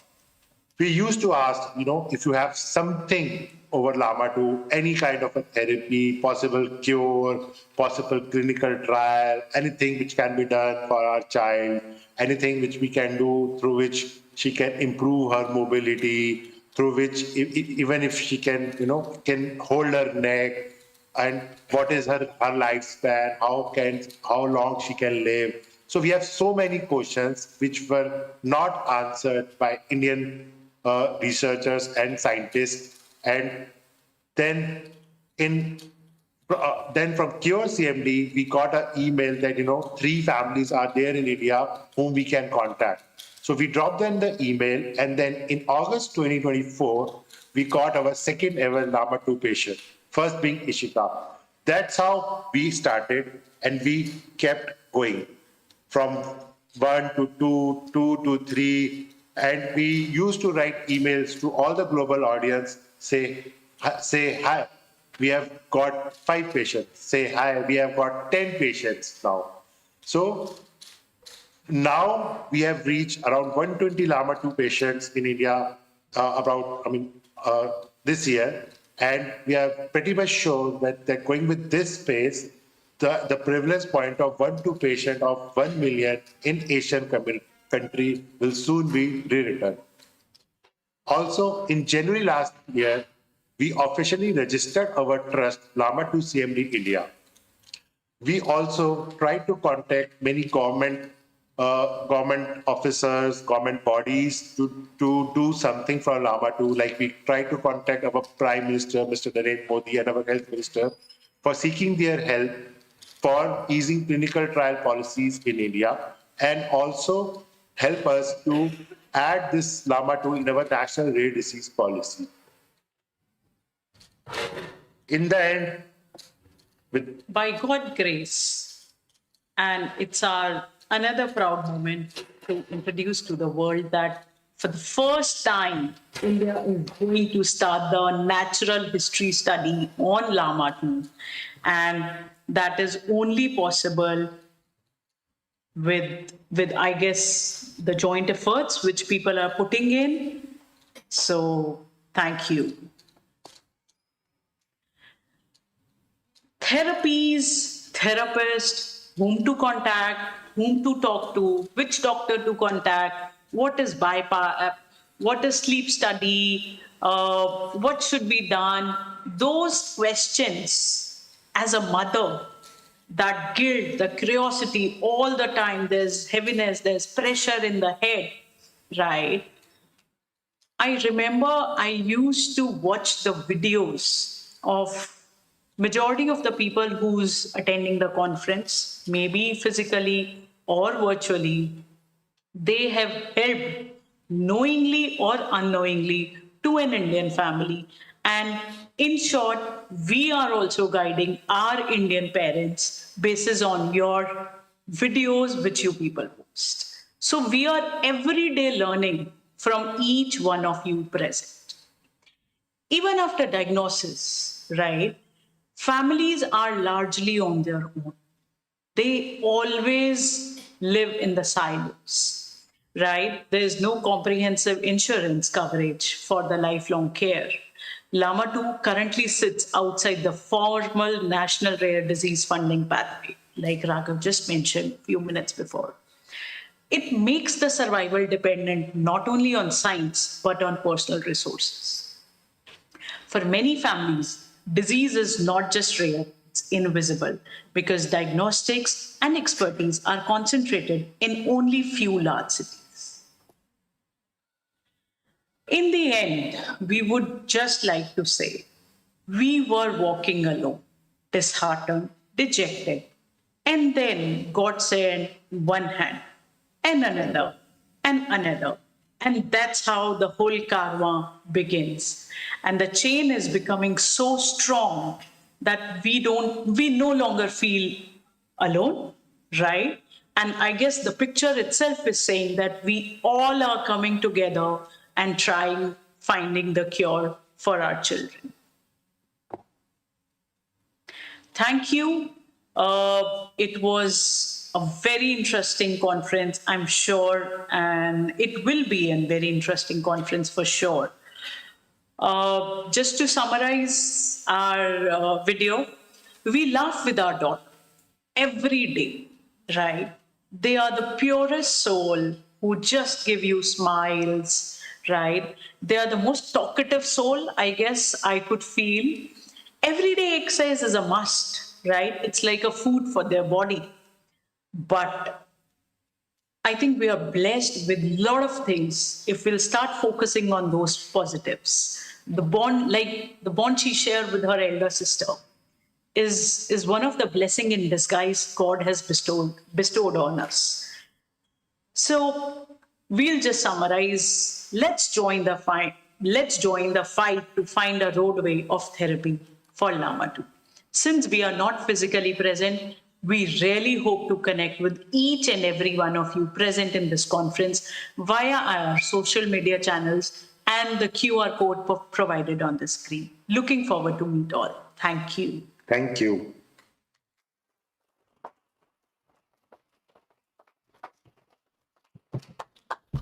And thank you both very much. I'm sure you're watching online, so I hope you hear the applause for this beautiful recording. We're gonna move on, and it's a little strange, but I'm gonna introduce myself now. But first I want to ask my wife, Emine, can you please come forward to explain in Turkish about our Wordly account? So everyone who's speaking English, we have a Wordly account and you can listen to all the speakers in your own language, but maybe some of our attendees are not speaking English, so we're going to translate it into Turkish as well for now.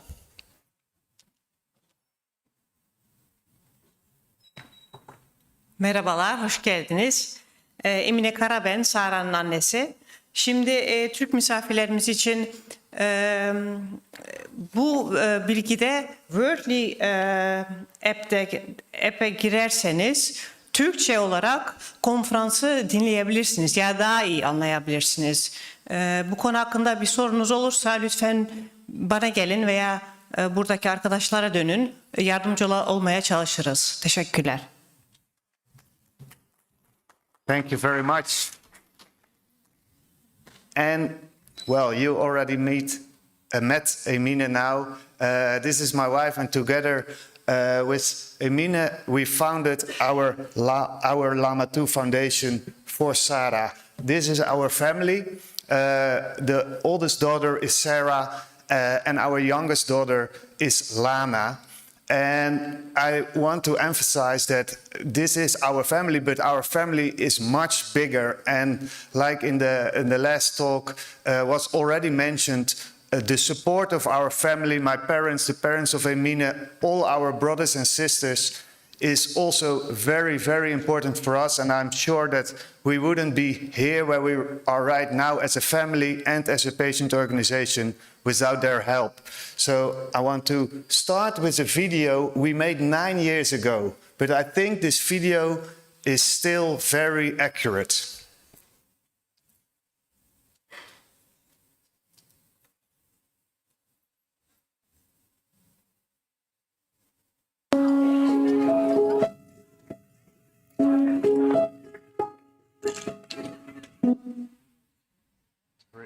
I'm gonna start again.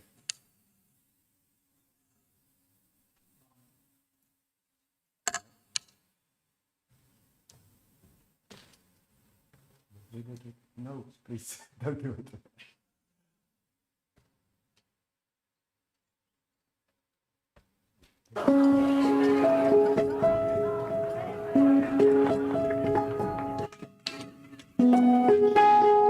Ga je leren lopen?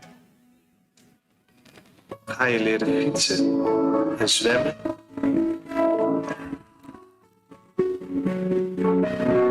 Je leren dansen?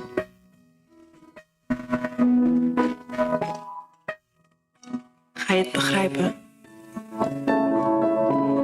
Hoe vaak gaan we nog je verjaardag vieren?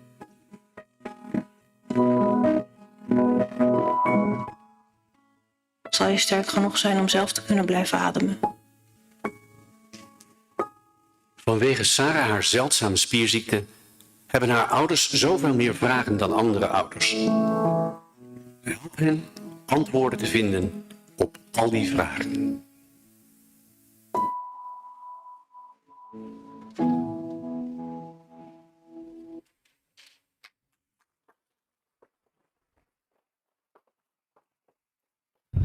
And the video ends with "Long live Sarah," but of course it's long live, and you can fill in the name of all the patients worldwide.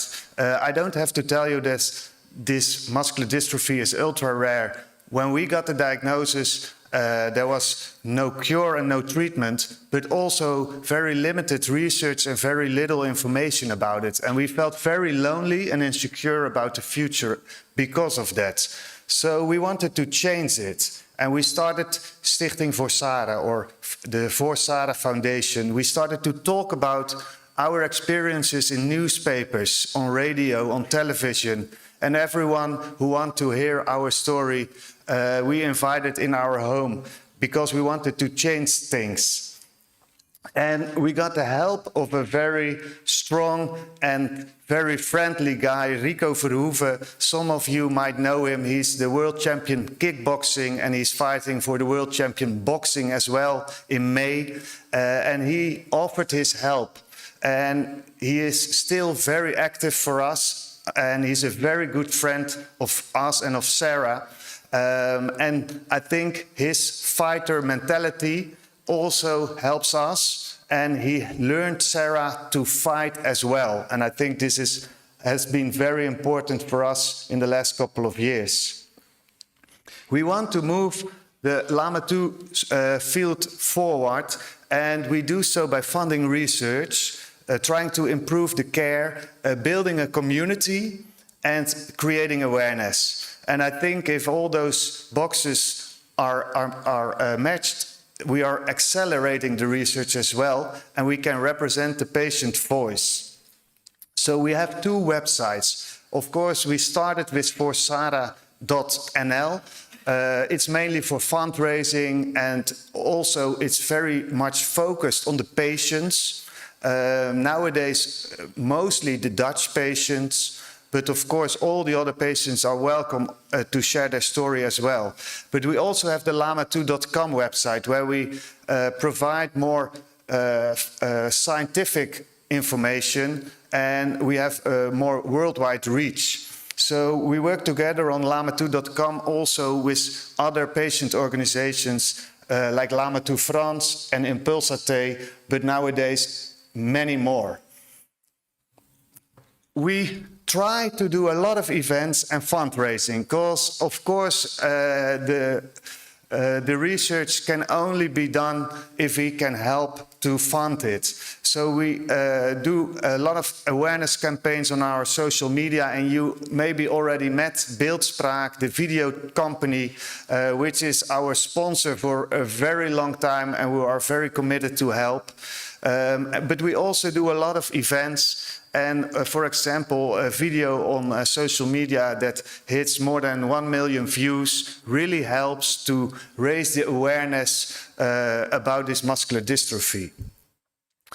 To show you a little bit about what we do, we made a little video, or Beeldspraak did, of course.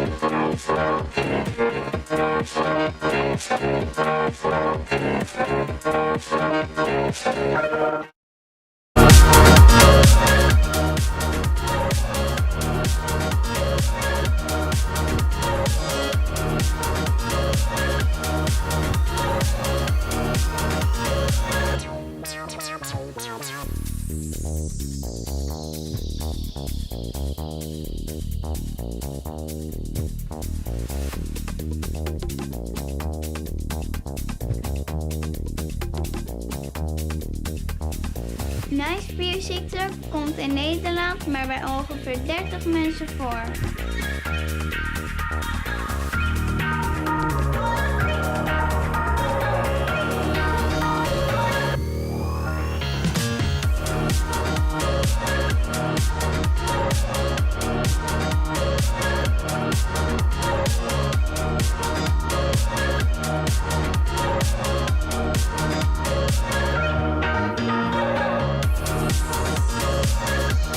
Het is het mooiste cadeau wat wij ooit hebben gehad. Ja, echt. Ja.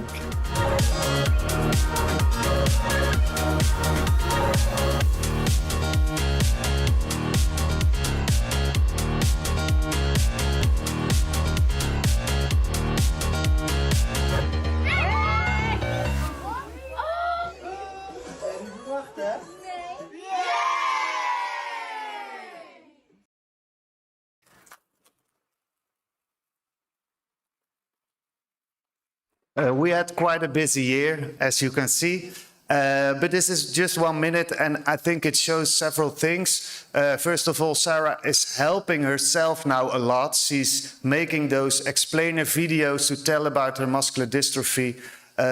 But you can also see it's definitely not only about Sarah anymore. We try to bring all the stories of all the patients by telling their stories on social media, in the newspapers, everywhere we can, because I think it really helps that everyone see that there's a big range of severity, that there are a lot of different patients, and they all have their own beautiful stories.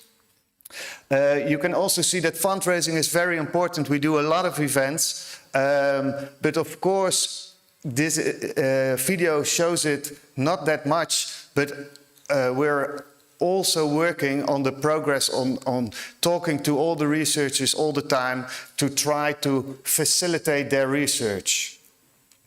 And we're building a community by organizing conferences like this, of course. We started the picture on the bottom in 2019 together with Professor Bert Smeets and his another team of students, of course, back then, to organize the first LAMA2 focused meeting. And I see a lot of faces who are also here now, which is great. But it's also great that now we have a much bigger team already. We also do the monthly meetings, and we had a beautiful conference in Barcelona together with Impulsat and LAMA2 France.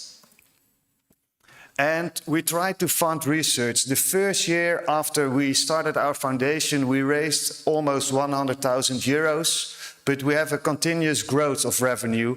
And last year we raised almost €500,000, so we can spend more on research, on taking care of the patients, on all the social activities for the patients. And we have big goals for the future, of course.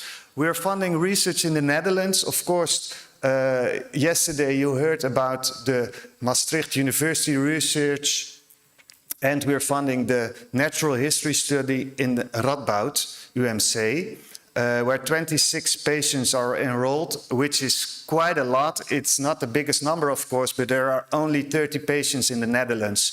So we're very happy that all the patients, almost all of them, want to join this research. But now we are also funding research worldwide.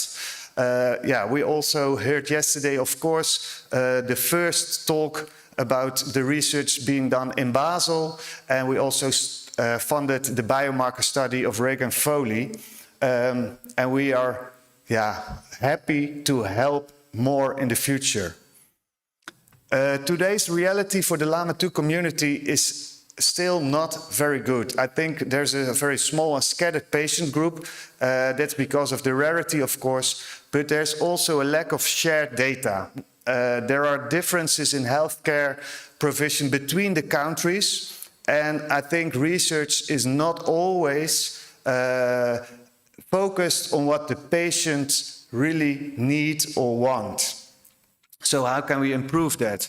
We're trying to improve the care as well by this natural history study, but also by making brochures together with universities, and we're making the care guidelines together with CMD. A big shout out to Rachel as well, who are doing a tremendous job to help all the clinicians work on that. But also little project like this children's book. We made this several years ago, also with the students of Bert Smeets, and it was a Dutch children's book, but because of this conference we translated it into Turkish as well, thanks to my sisters-in-law and Honor Çakır. I'm not sure of Turkish CMD, and we want to give this book as a present to all the Turkish guests today. So it's in the lobby. If you want one, you can take one.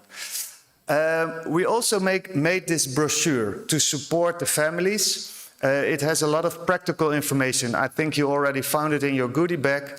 And it is the first support after a diagnosis. And it gives a lot of accessible information for patients and caregivers as well. It answers around 8 questions that a lot of the parents have. We all have the same questions in the beginning. And I think this brochure really helps to address those questions. The next step is a practical brochure with tips from experts of Radboud UMC.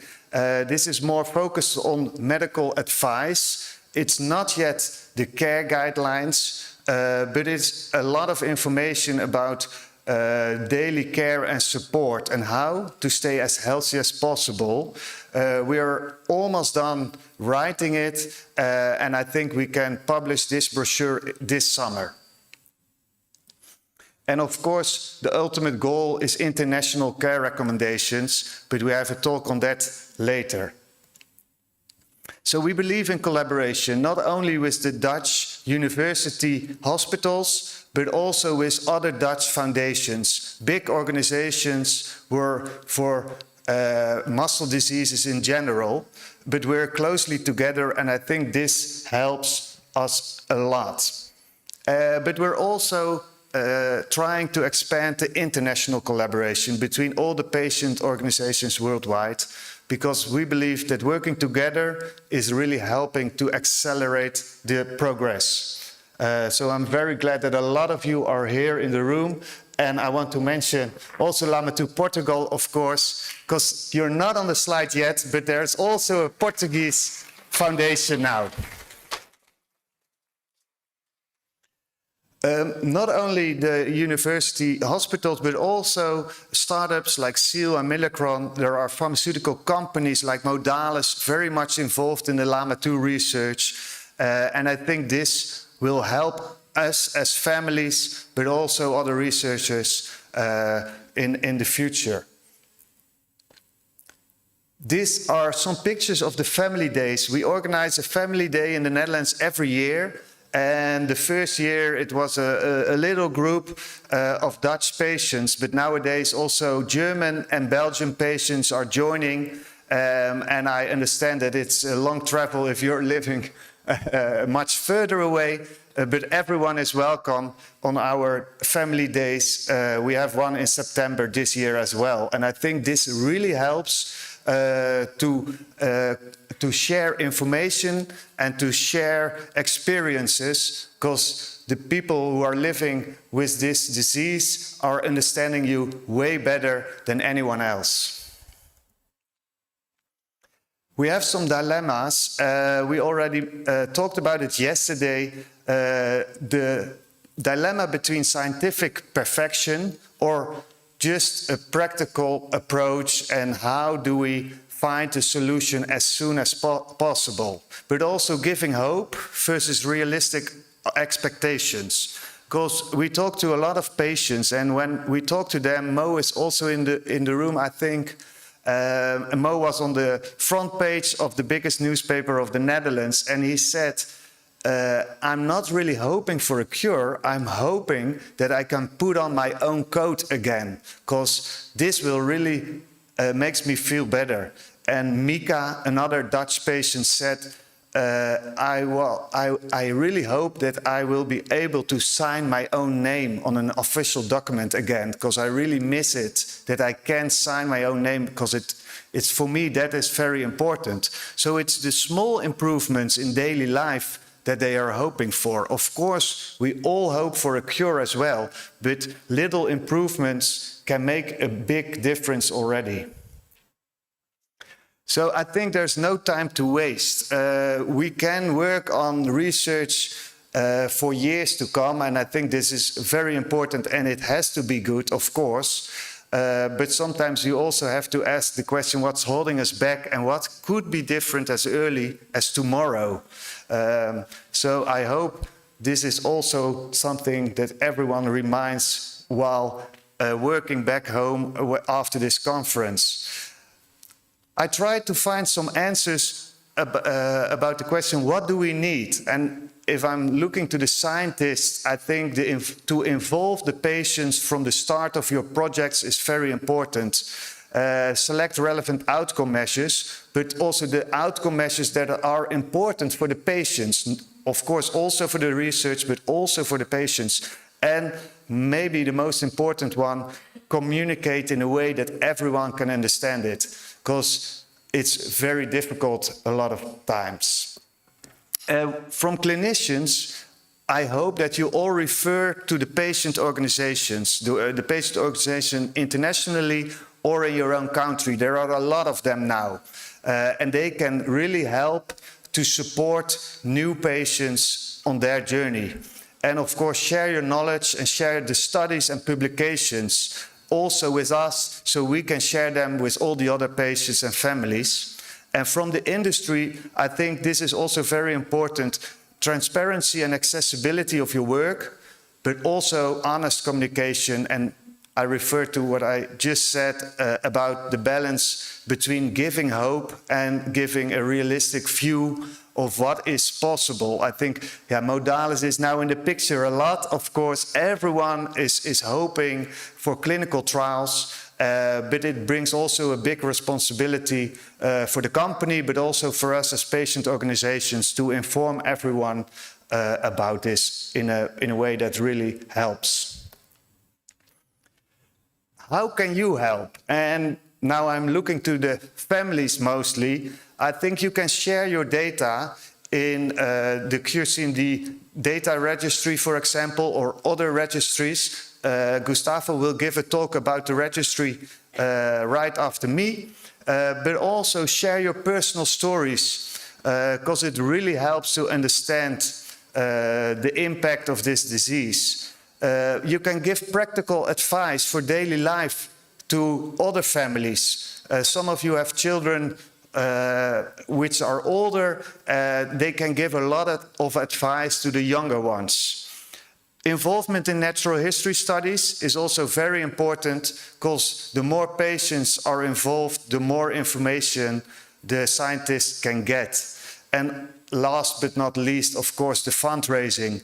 I think if every family helps a little bit, we can make a very big difference all together.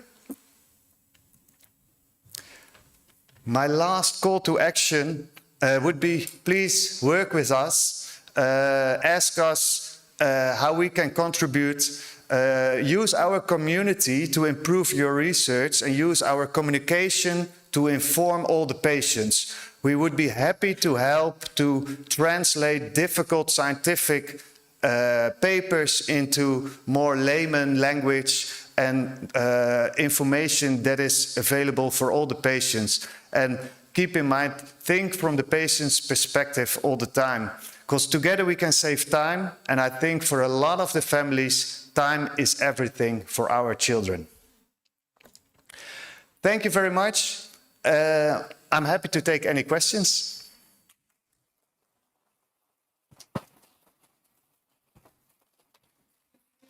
It was wonderful talk, and I think you should summarize that this journey really has to be done together with the family organization, the patient, clinician, and also industry as well, just to be together and reach the goal.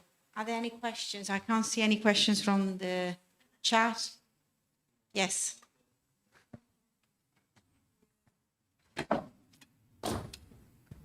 Yes, thank you very much, Bram, for this very clear presentation.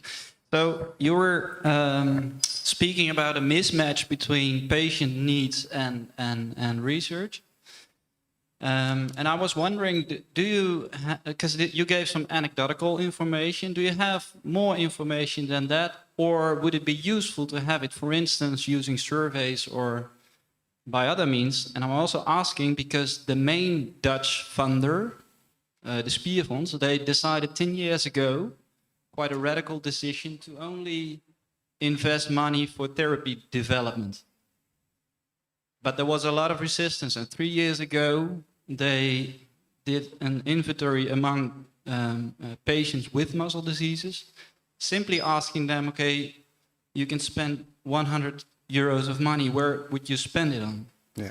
And actually they told that they would spend about 1/3 of the money to living with a muscle disease now, so not on therapy development. That made them change their strategy again. Yes. And on top of that, it also informed the topics that were important for patients. So it also informs the researchers then on where should I focus on. Yeah. Yeah, I think the Netherlands is a good example of how this is shifting already. For example, also the other muscle disease foundation, Spieren voor Spieren, it's called, is now investing a lot of money into sports, adaptive sports, because they see that this is, I know this survey, and everyone with a muscle disease says, I want to live a happy life now. And I think I can speak for my daughter as well. She's very happy. She's not thinking about a cure at all. So maybe it's something that we as parents or clinicians, researchers think about a lot, but maybe it's not the thing that the patients always have in mind. So I think it's important that that's why as a foundation we also make, for example, the wishes. We grant 3 wishes each year where a patient can ask, I want to have this experience, for example, and we try to make that come true, because living in the moment is very important, I think. Thank you very much. Any other questions? One there.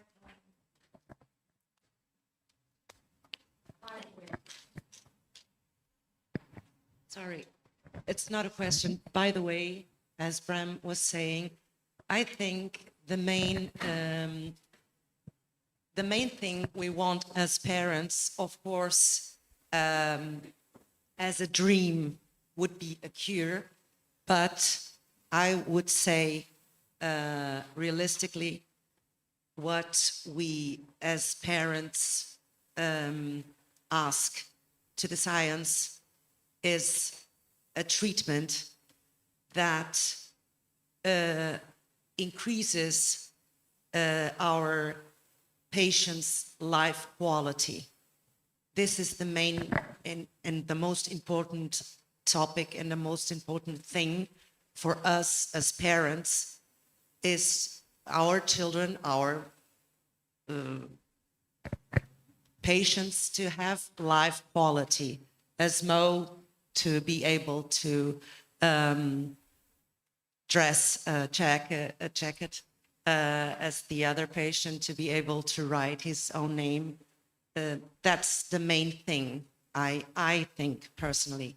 I'm not thinking about unrealistic cures, and I think if the science can bring us something, is increasing the life quality. Yeah, It's just that's totally true. But we're still doing both, of course. Of course. It's very important, The but be- we're still investing. The money that comes in, the most of the money is for research. But it's also important, like you say. Yes, the better, of course. Thank you very much. I think Thank we you. might have to go ahead if there is no pressing questions. And thank you, Bram, for this. Sorry. Oh, apologies. I didn't see. It's not really a question for Bram, but it's more for all the audience. Thank you, Bram, for all of that. When we created the association for us in France 5 years ago, it was just to make sure that our kids wouldn't be forgotten. Now there are more and more associations, and I think we already, and thanks to all the efforts that Bram did, showed that the patients are there. What we also do is to make sure that they are not forgotten, as I said to you, but you need also to tell us what you need. And we are patients, we are parents of patients. We are really willing to collaborate, to support you. We don't expect actually anything, just that expect that you are doing your job as good as you can, but really you can count on us for that, and we need, and that's just, I wanted to add something on Bram. What we need from you is that you say what you need from us as well, and that we can collaborate or have a discussion with you. And I think that's very important, that you see us as your partner and not not association just expecting you. We know the time it takes and the pressure you have, but you can just count on us, and you have just to tell us how to do that. Thank you. Thank you. Thank you very much. And it's my pleasure to introduce now Gustavo Dziewczapolski, and he's going to talk some about patient registry. And sorry, just to say also that you're from CureCMD, and you talk on patient registry. Thank you. Hello, everyone. Thank you, the organizers, for the effort to put this important conference together. Thank you for all the audience of the different stakeholders for this community. And as Bram asked me to comment about the importance of patient registries, and so I'm talking about the Congenital Muscle Disease International Registry, or CMDIR. It's a registry for many different congenital muscular disorders, but it has a sub-registry specifically for LAMA2.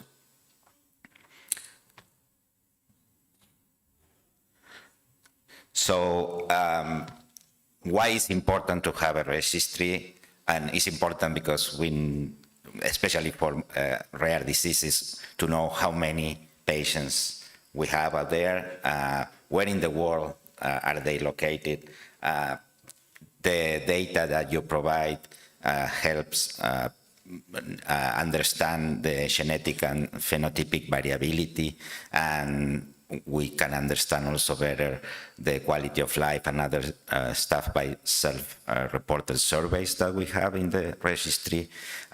It's also helpful to identify adverse events, and at the time where there is a clinical trial or a clinical study available, having the registry facilitates recruiting for those clinical studies.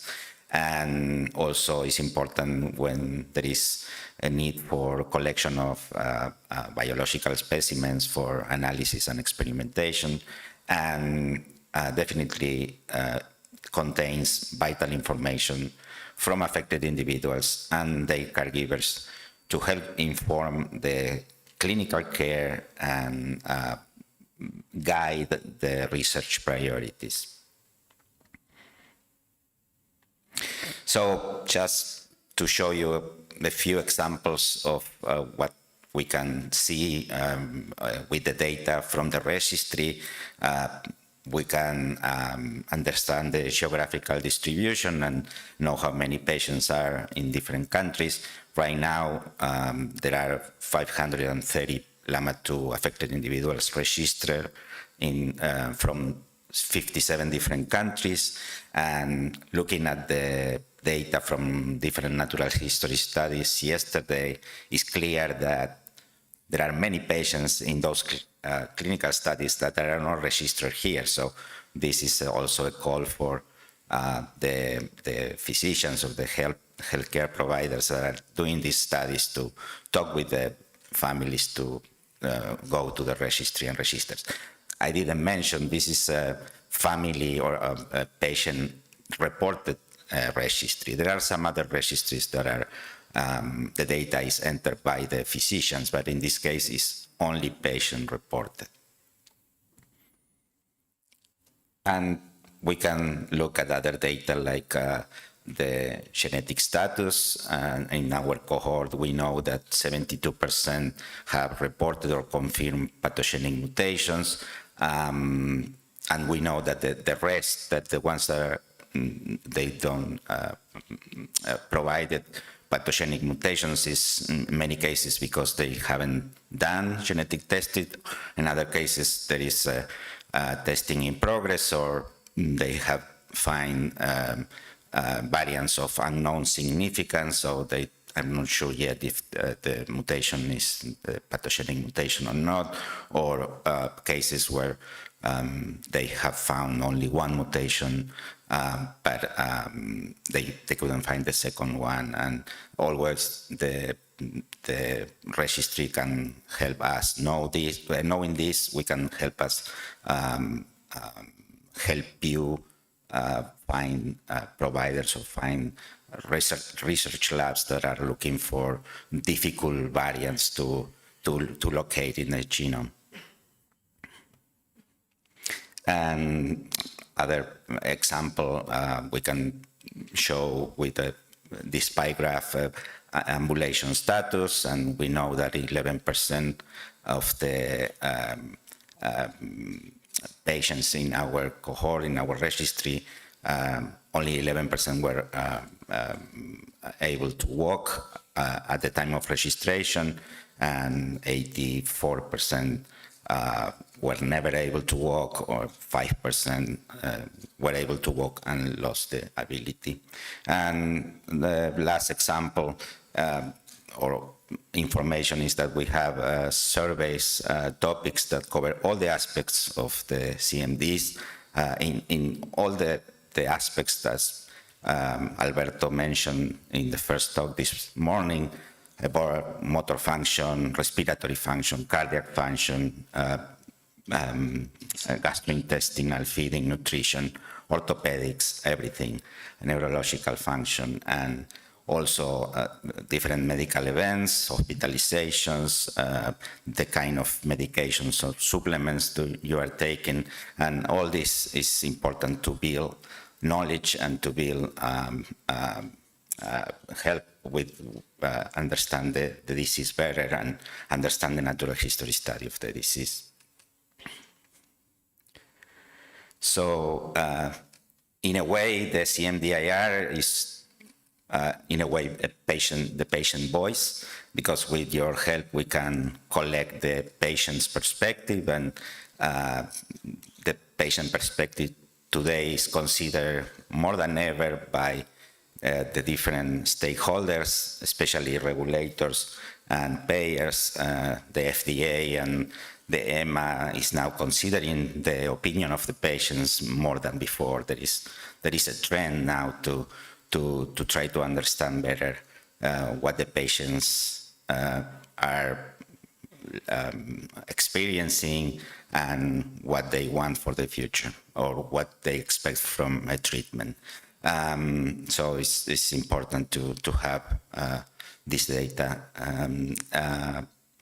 With the data we have, we can help identify what are the most important symptoms of the disease for the affected individuals, and what would be a meaningful change, what would you expect from a therapy. We want to help achieving clinical trial readiness, and to help recruit patients to move the potential therapeutics in the pipeline to the next stage that is clinical trials. And Also, we can offer access to the identified data to clinical experts to understand better the disease and in the case that we are working right now, update care guidance for families. So this is the landing page when you go to the CMDIR website, and I hope that you will consider register. Oh, and right now it's translated, it's in English and Spanish, and now with all the other patient associations in different parts of the world, I think we can work together to translate in many different languages, because that one is many times a barrier to have more patients registering. And so thank you for your participation, if you are already registered or if you will consider to register, and you can ask me questions now or by email to me, or especially to Rachel Alvarez, who is the motor behind the CMDIR.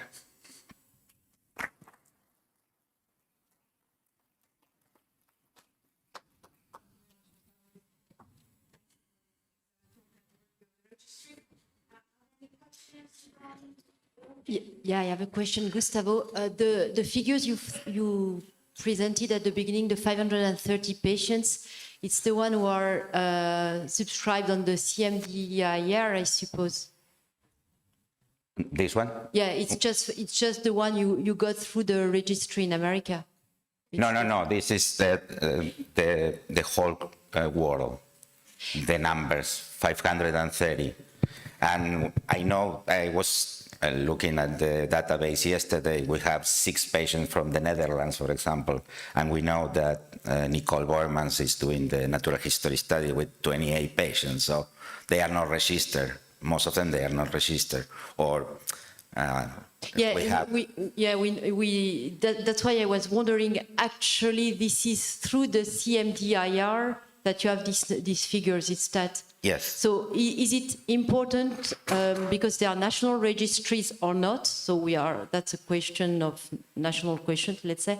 But is it important, you think, from your point of view, that to encourage the patients we are in contact with to go yes. to the CMDR? And I would like to have the viewpoint of the clinicians as well on that. Is it redundant? How does it definitely work? Because this is a patient reported,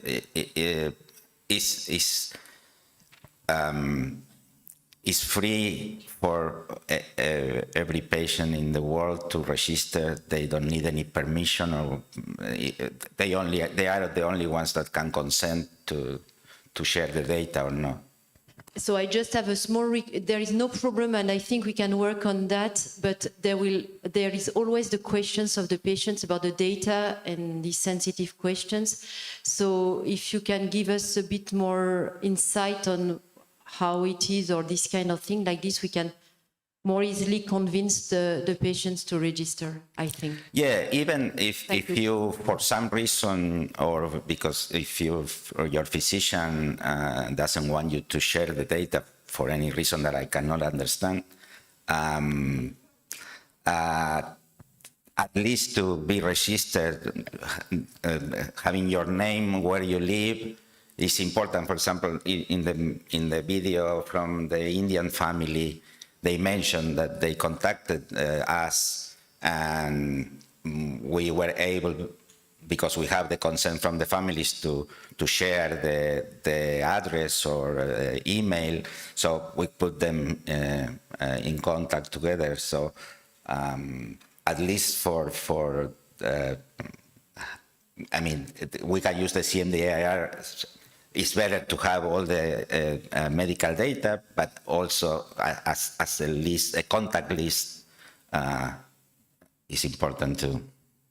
And yeah. Another question? Yes, just I was thinking that maybe it could be important to have such number, no, or increase the number to convince the pharmaceutical companies to invest in LAMA2? Yeah, well, thank you, because that's something I forgot to say. Many times when we are approached by companies, one of the first questions is, how many patients do you have? What's the prevalence of the disease?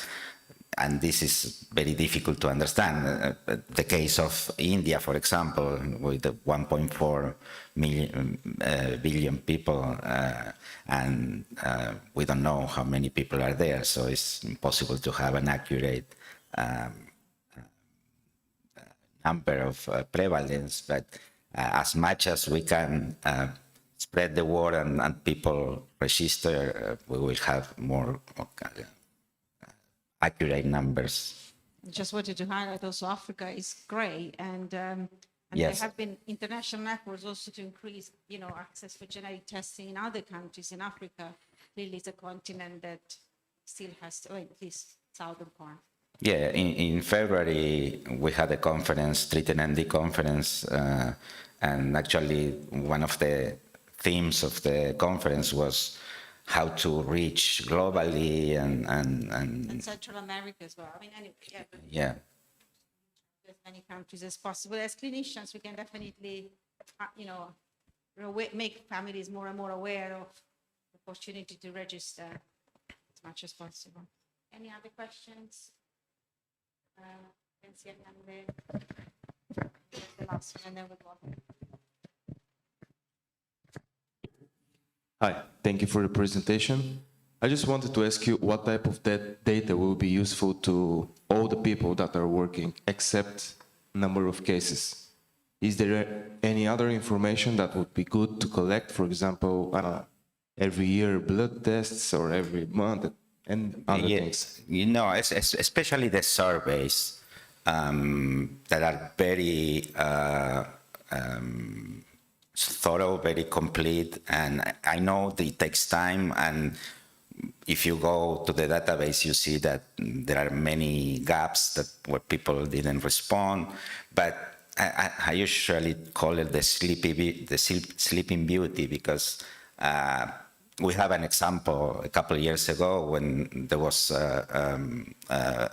we got funding to analyze LAMA2 data for a retrospective natural history study, and as soon as we have that money and we publicize that, in less than 3 months we got 75 patients reaching out to provide the data and complete all the surveys, and that paper is now published a couple of years ago with a very good analysis of the data retrospectively, and it was helpful to make the protocols for the prospective natural history studies that are going on now in different countries. So we used to have a biobank attached to this, so we had patients providing muscle biopsies or blood samples, and of course we have all the clinical data attached to those samples, and we were distributing that around the world. Unfortunately, the biobank we had closed business, and so now we still have the tissue in a different lab at the NIH, but we were not able to have it organized in a way that we can ship the samples to other parts of the world, but we are working on that. I think you highlighted all these efforts, registries, biobank needs fund as well, and oh yeah, and you have to curate and update the data, and that's quite a lot of effort. I think we might have to go. Thank you very much, Gustavo, and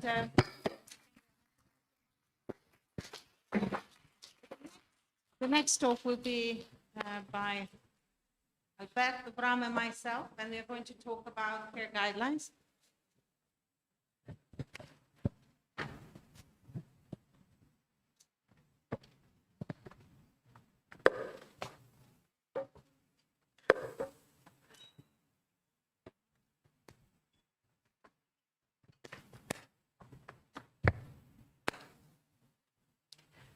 Thank you very much. I will just give a very quick introduction and then I'll let Alberto and continue. This is a presentation that we have prepared jointly in order to possibly answer some of, give some clarification of some of the questions that you have already raised in the last days. And I guess you have been asking quite a lot about care and how to improve care and access to care to patients all around the world. And I guess one of the question is always how to make sure that the doctor or the clinician or the therapist or the physiotherapist, the scientist that you talk with is expert and has the right answer to give you. So it's very important to make sure that we have the right recommendation, we give the right recommendation to patients throughout their lifetime and to families.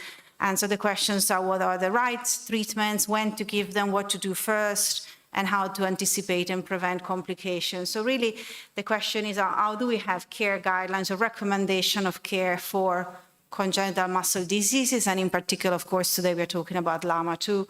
And this is why we have started some efforts to try to get some care recommendations. So there are quite a lot of challenges, of course.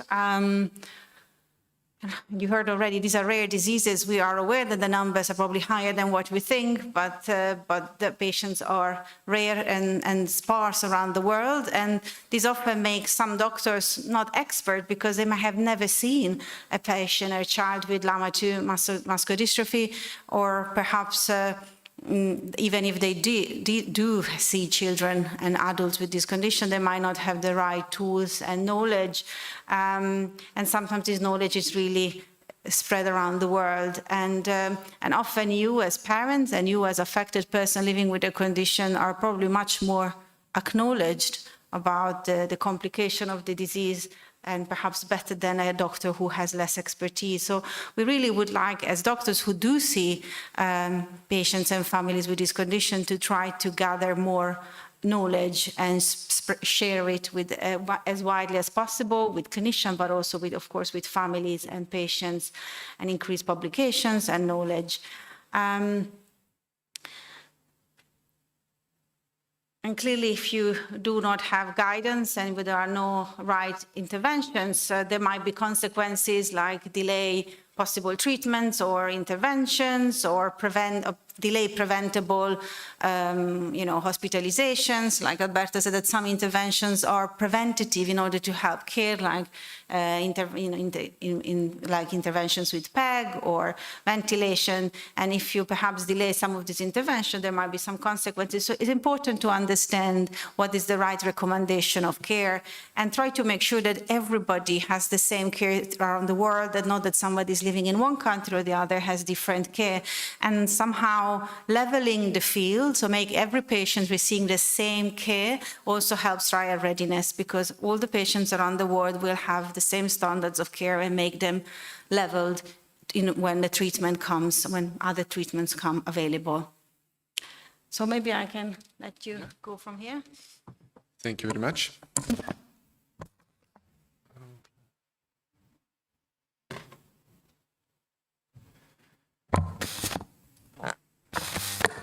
Okay, so I think I want to mention what Bram said before, like one of the dilemmas. I think it's important for families to understand.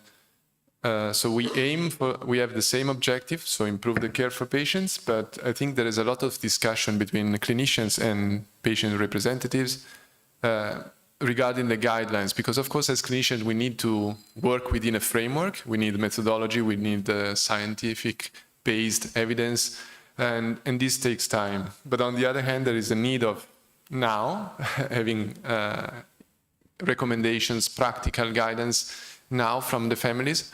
So I think this was a point that emerged from the ENMC workshop that we performed at the beginning of this year. So actually the workshop aim was to, so the aim of the workshop was actually to find the methodology to build the expert care recommendation for LAMA2. So we gathered in the Netherlands with other experts in the disease, and we basically talked about every single aspect of the disease, But what was the output was a document which in theory should be a first step toward the recommendation, but we try to design it in a practical way so that it can be already a document that can be used. But it's important to distinguish between, again, what is a recommendation and what is a scientific guideline that requires a whole process, which is quite complicated. So, on the other hand, what we learned from LAMA2, of course, some of the lessons that we learned can be transferred to other CMDs, but of course we are well aware that every single congenital muscular dystrophy has its own peculiarities. So again, we need to balance what is common, what can be transferred, but also what is specific. And at the moment we are working on creating a document, like a living document, which will be online, which will be practical for physicians who are not expert in the disease. And we decided to divide it by vital system, let's say, so respiratory, orthopedic, nutrition, etc. So where the physician who's not expert can access in a practical, easy way and fast way, quick way information without having to read through, let's say, 90 pages of recommendations. And what we want also to aim at is to build it in a way where you have like optimal, so what is needed and what can be applied wherever you are located in the world. So also taking into account local differences, not aiming for the best, but aiming for what is real and what is doable. And then, of course, there will be an optimal.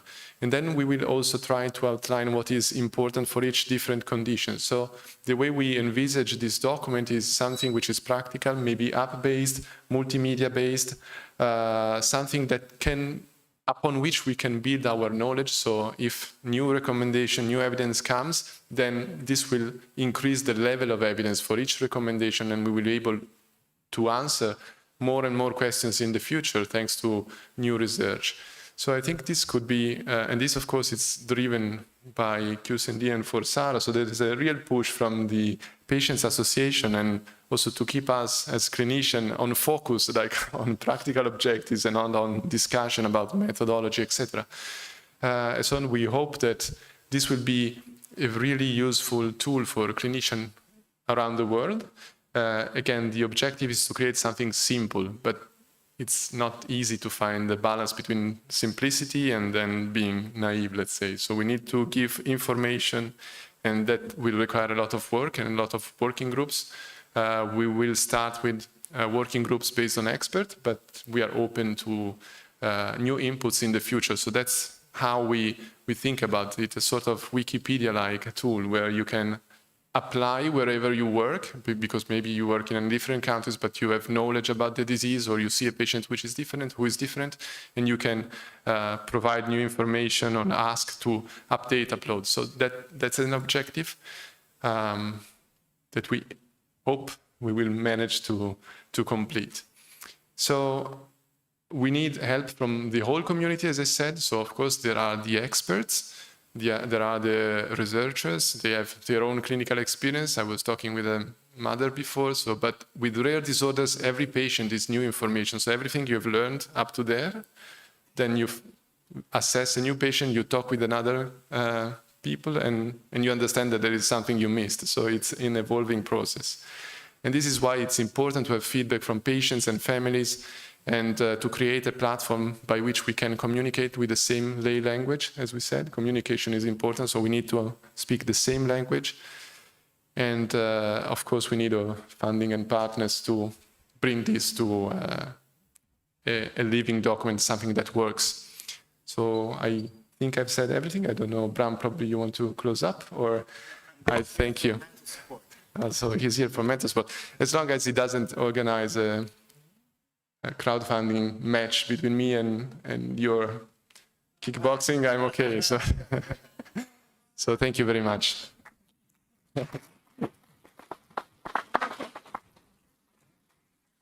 And no questions from the chat. If anybody wants to ask any question on this. Yeah.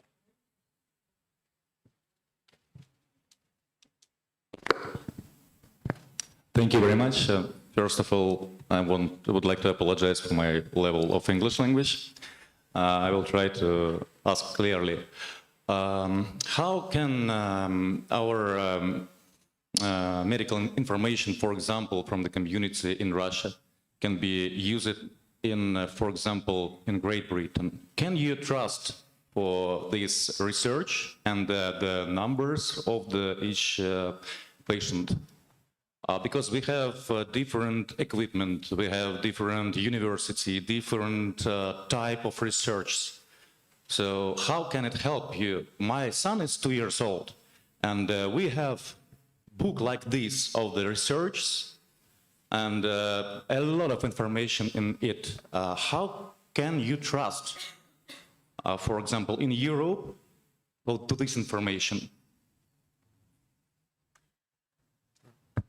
If I understand correctly what you're saying, I think I will try to answer to this question. I think at this current time, the guidelines we are aiming to actually, helping to give you tools to your clinician in your country, tools that you can use and you can show to your clinician, and to make sure that the care that everybody, independently which country you live, are similar, and there's a minimum standard of care. If you live in Russia, United Kingdom, Turkey, wherever, it's there. So we are asking experts, so for example, your clinician in Russia, if they see a lot of patients with the condition, in this case LAMA2, they can help us, and we are welcome experts from all around the world to get this information. We will curate this information to make sure that the information that then we give out is as correct as possible. So we are looking for experts, and then we will look for patients and families to make sure that the information is usable. I don't know if that is...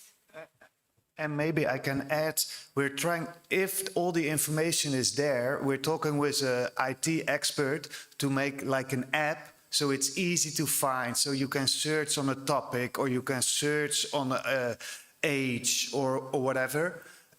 So it's easy, accessible information. But that's the next step. First, we have to get all the information here. Got it. Thank you very much.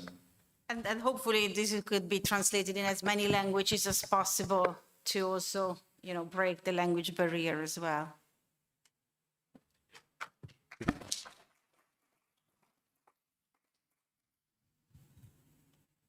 Okay, so I don't see any other questions from the chat. We will have, I think, a roundtable around care guidelines. So please come to that roundtable if you have any questions about this topic. And I think we might then go ahead with the next. Yeah, so we will go ahead with Clara Gontijo from Brazil, who is going to talk about, feeding practical advice for families and patients. Thank you.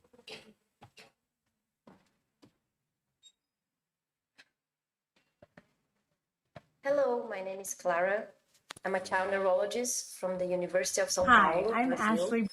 And today I'm gonna say a little bit of practical advices for daily life. The point is to answer some of the questions that you guys sent to us. Thank you for that in advance. Such as, how do I know if my provider has sufficient knowledge about LAMA2 related dystrophy, for example? And that video we also have, but it's not in this video. So I'm gonna show the video first, and then Clara will talk about this.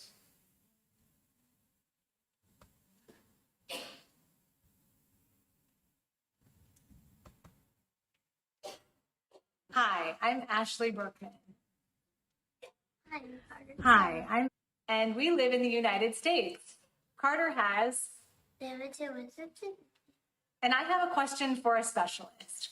How do I know my provider has sufficient knowledge about LAMA2 related dystrophy?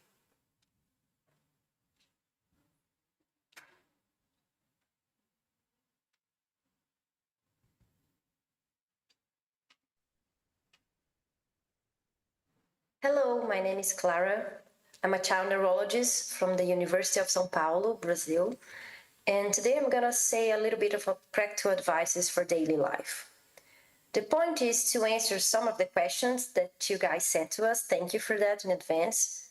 Such as, how do I know if my provider has sufficient knowledge about LAMA2 related dystrophy, for example? First of all, I want to justify the reason why I'm presenting this to you. So Brazil is a really vast nation. We are the 7th largest population in the world, and we're also a very wealthy country, actually. And currently, we rank as the 10th largest economy globally. However, Brazil is also one of the most unequal countries in the world. And we have extremely unprivileged patients coexisting alongside very affluent populations. So I share this context to frame my presentation today. Although I'm neither personally affected by LAMA2 related disease nor a caregiver of a patient with LAMA2, I currently follow more than 100 patients with LAMA2 from remarkably diverse socioeconomic backgrounds, ranging from those with access to the highest standards of medical care and cutting-edge assistive technologies to those living in conditions of extreme deprivation, unfortunately. But this experience has given me a broad and practical overview of what is truly essential and what generally makes a difference in the day-to-day care of these patients. And I think that's why I was invited to do this presentation, which I am extremely honored and grateful. So, how do I know? The thing is, there are approximately 8,000 diseases classified as rare worldwide.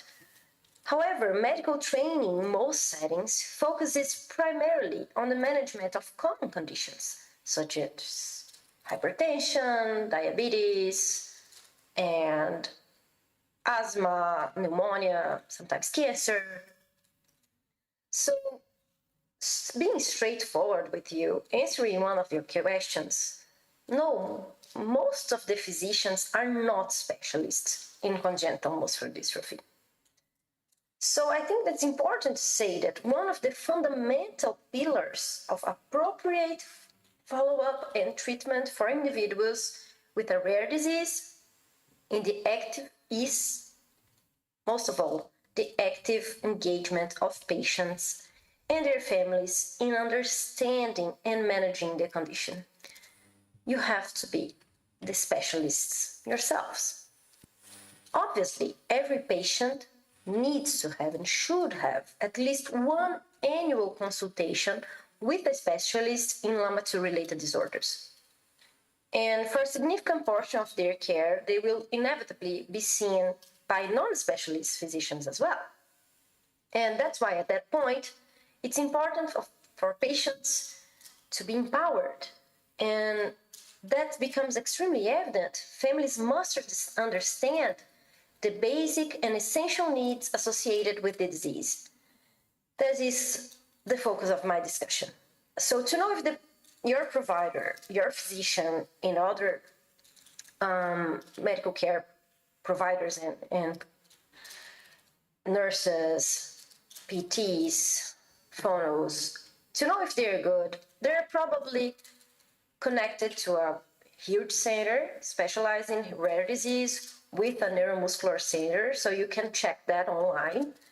But you have to know that once you need to see other doctors, other physicians, and go to the ER, for example, it's extremely unlikely that that physician in the ER is also a specialist. And that's why I wanted to do something really practical for you guys today. And the first thing I want to say is that the pulmonary care is the first essential topic. Because, as I said, it's not feasible to train every physician in the world about LAMA2 in a short period of time to provide what you need in the next, for example, 2 to 5 years. However, we can reach a meaningful number of families through patient advocacy organizations such as Clara.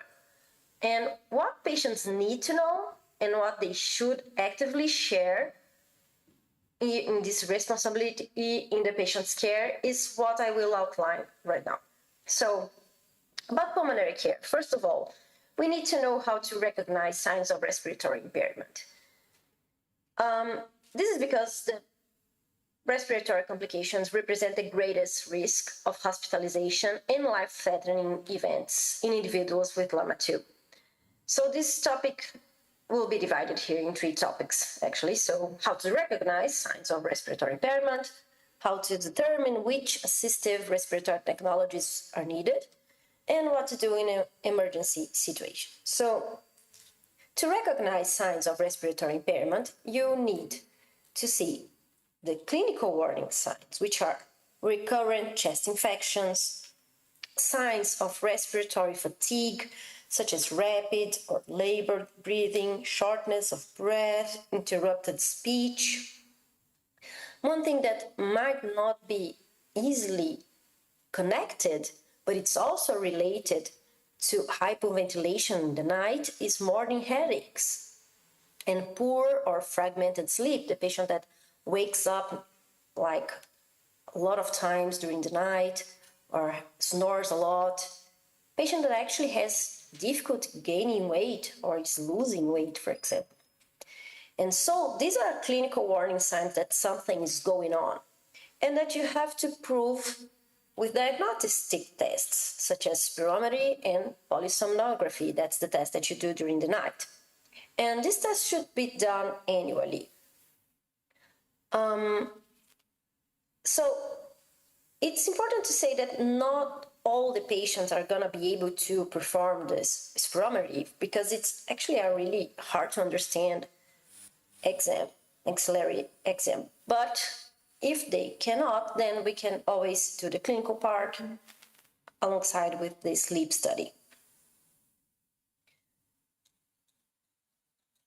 We also need to determine which assistive technologies are needed for these patients. So any child with clinical signs of restrictive ventilatory impairment or nocturnal hypoventilation, just as I said before, and any patient with abnormalities that are clinically relevant on tests should use non-invasive ventilations. I mean BiPAP, not CPAP, BiPAP. And in very young or very small children that are extremely low weighted, for example, standard BiPAP devices may not fit properly. In such cases, more advanced ventilators such as portable life support ventilators like Trilogy type devices may be necessary. And it's also important to say that a proper mask fitting is essential for comfort, adherence, treatment effectiveness, and they should be selected individually as there are really different types and sizes available. It's also important to say that not only the BiPAP is essential, but patients should be able to have airway clearance and to be able to cough properly. So ideally, any patient with weak or ineffective cough should also have access to a mechanical insufflation-exsufflation device, I mean cough assist, especially during respiratory infection. That may be what prevents the patients to go to the hospital, for example, and allow the families to manage the respiratory infection in their own home. This will help them to prevent atelectasis, secretion retention, hospital admission, as I said. But the thing is, cough assist can be really expensive, and not all the patients are going to be able to have access to that technology. And sometimes in Brazil, for example, we use the Embu bag. It's not the same, but it helps a lot to prevent atelectasis and also helps airway clearance. So that may be a cheap option here. And what to do in an emergency? So always carry a medical letter from the treating physician, the one that is in fact a specialist in LAMA2, to explain the diagnosis and to say what's the specific respiratory management considerations that the physician the ER needs to know. Everybody has also the need to know that oxygen therapy should never be used alone. It's not that oxygen itself can be a problem for the patients, but oxygen must always be administered together with non-invasive ventilations. Because the problem with the patient is weakness. So if we give only oxygen, we might worsen the carbon dioxide retention. And that makes the patient sleepy, and sometimes they are intubated and go to mechanical ventilation because of the carbon dioxide, not because of the infection itself. And that's what we want to prevent. And remember that sometimes, depending on the ER that you're going, you're not going to have a BiPAP device available for the patient. So if you have one, you should always carry it with yourself when you need to go to the hospital. I think that's the most important part. But we cannot forget the motor care. That's sometimes the major point of the discussions, because we really connect quality of life with the ability of walk, for example. So one of the huge questions that people ask me is, how much physiotherapy should I do, and what's the best kind of physiotherapy that I should do? So it's important to say that for many years, it was believed that individuals with muscular dystrophy should avoid movement altogether, as physical activity was thought to accelerate muscle degeneration. Today, we understand that sedentary behavior is also harmful. So the key is to find balance between movement and protection, maintaining regular stretching and gentle activity without overexertion. So the key is finding the right balance. From what we know, following up the patients with, and also with the small amount of data in the literature, we understand that fewer than one physiotherapy session per week is usually inefficient. And daily intensive physiotherapy is also a problem because it represents excessive strain. It's also important for the patients, again, for the families here, understand what kind of movement and stretching they need to do, because it's hard to find physiotherapists specialized in neuromuscular disorders, the same as happens with physicians. So what I do in Brazil, and I think it's a practical strategy, is to establish a comprehensive therapeutic plan at a specialized center at least once a year. And then this plan can be implemented locally by another physiotherapist in the patient's home city. But if it's a small baby, a toddler, a small infant, it's probably gonna be needed more than one meeting a year. At least 2 visits would be ideal. And we should also talk about the wheelchair. So choosing the proper wheelchair requires time and careful planning. The wheelchair is not simply an equipment, it's an extension of the patient's body. And the patient's gonna spend a significant portion of their time in it, so we should prepare it well. The patient should be seated in the best possible way to align and prevent scoliosis, but also to allow this patient to do most of the activities that he can do. So, if the patient has sufficient upper limb strength for self-propulsion, maybe we can use a wheelchair that's lightweight and the wheel is correctly positioned for optimal hand reach and efficient movement. But most of the cases, a powered wheelchair is often the best option when available. And again, the positioning is crucial, but we have to combine autonomy and posture. So the patient not only is well postured and prevents scoliosis, but also can function well. That's the prior goal. And also, when we talk about motor, we have to talk about managing contractures, which is also quite hard. So contractures can be particularly challenging. Orthoses are often necessary to maintain muscle length and prevent worsening, shortening, to allow that stretching to be effective and also to prevent pain. So what we know here is that orthoses typically need to be worn for many hours per day. So that's why we usually prescribe it to be used at night, because then the hours pass more smoothly. But if that's preventing the patient to sleep well, then perhaps the best option is to use a day. And that's all right as well. Another really good way to stretch legs, especially, is supported standing, for example, parapodium, tilt table. And these devices can often be adapted so the patients can stand while engaging in another activity, and so the time won't pass so slowly and tediously. And surgical corrections of contractures are rarely indicated, only if the patient's in pain or if the patient's gonna gain functionality after the surgical correction. Another really important topic that I speak a lot with the patients here is nutrition. So there is currently a strong trend toward dietary supplementation, both among patients and unaffected individuals.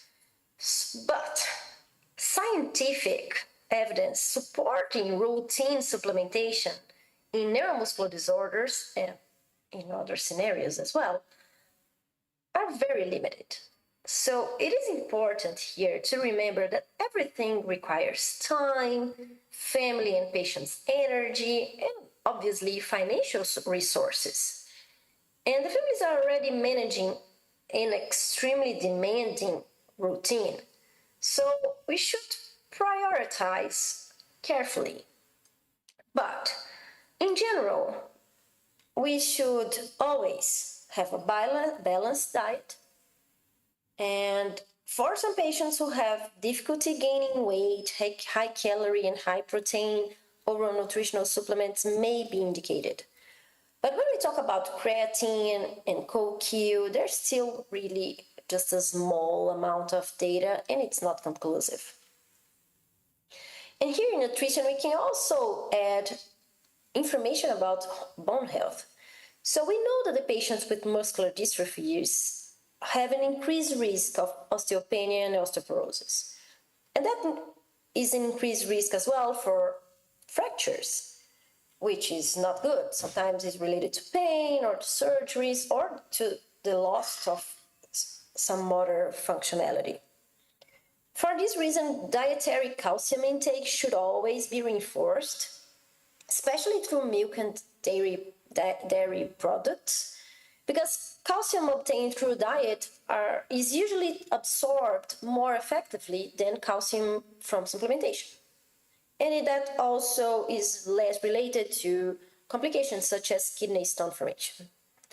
We usually also supplement all the patients with vitamin D, so that's also important, but we always have to evaluate individually based on laboratory results and the clinical context. And as we know, patients with LAMA2 also have a higher risk of hypoglycemia, so we should avoid prolonged fasting, particularly during episodes of infection and when metabolic demand is higher, after surgery as well, for example. And these patients may also require high-calorie nutritional supplements to help prevent hypoglycemic episodes. And it's important to also point that a subset of patients will require gastrostomy for the G-tube for better control of weight, dysphagia, and or recurrent hypoglycemia. And when this is indicated, I also want to say that it should not be perceived as a failure. If the patient needs it, it should see as a step toward improving safety, nutritional stability, and overall quality of life. And the major point, the end topic that I want to say here is that quality of life and autonomy go hand in hand. So each patient is unique. It's not just a whole group of equal patients with LAMA2. It's essential to identify individual priorities and focus on what is truly important and what will truly improve that person's daily life. And sometimes small adaptations can make a huge difference. And for example, using lighter utensils, adapting handles, adjusting table height and positioning to promote, for example, independence during meals. We can also make daily life at home easier, for example, widening doorways, lowering light switches to wheelchair height, improving accessibility in bathrooms and common areas. And the goal is here always the same, to maximize independence, functionality, happiness, and dignity in everyday life. And I want to say in the end that every patient is a universe and contain multitudes. I've seen this movie called Life of Chuck, and it really struck me as something that a message that I think it's quite important and real, and that's what I wanted to share with you. I'm wonderful. I deserve to be wonderful. And I contain multitudes. I contain multitudes is true of all of us. It's to say that every person you've ever been lives inside of you. All of us have these gifts. Everyone has potential that is unrealized. we are so many things, that inside the soul of every human being is an interior world. I contain multitudes. You contain multitudes of power, of beauty, of truth. You just have to seek it. The reality is that within all of us, there is this beauty. It's a reminder that we are all full of infinite possibility. The entirety of a human is I contain multitudes. It's just a matter of you finding it for yourself. One might imagine that it's easy to feel reduced by life. Oh, I'm just the job I do. I'm just the role I have in the family. No one is one thing. We are every experience we've ever had, good and bad. We all contain multitudes. Every single human being is so full of people. We are our joy and our pain, hope and our fear, our experience, our perspective. We don't have to keep it all inside. Part of the act of love and the act of living is that we share our internal world, if we want to, with those we love. And maybe the constellations will talk to each other.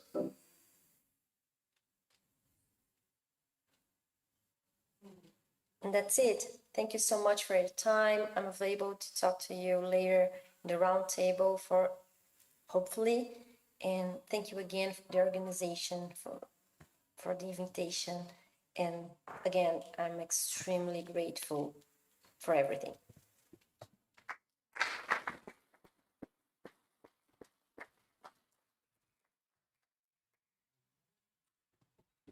All right.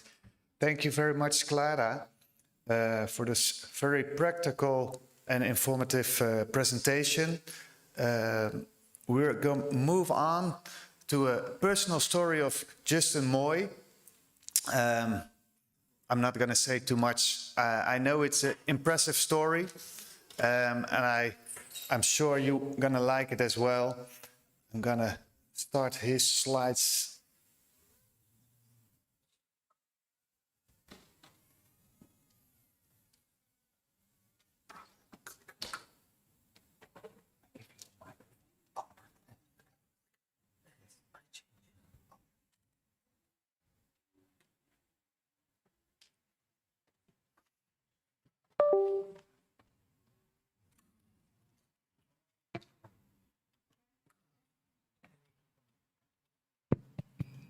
Yes. Little louder. Or is the other microphone here as well? Because that one is better.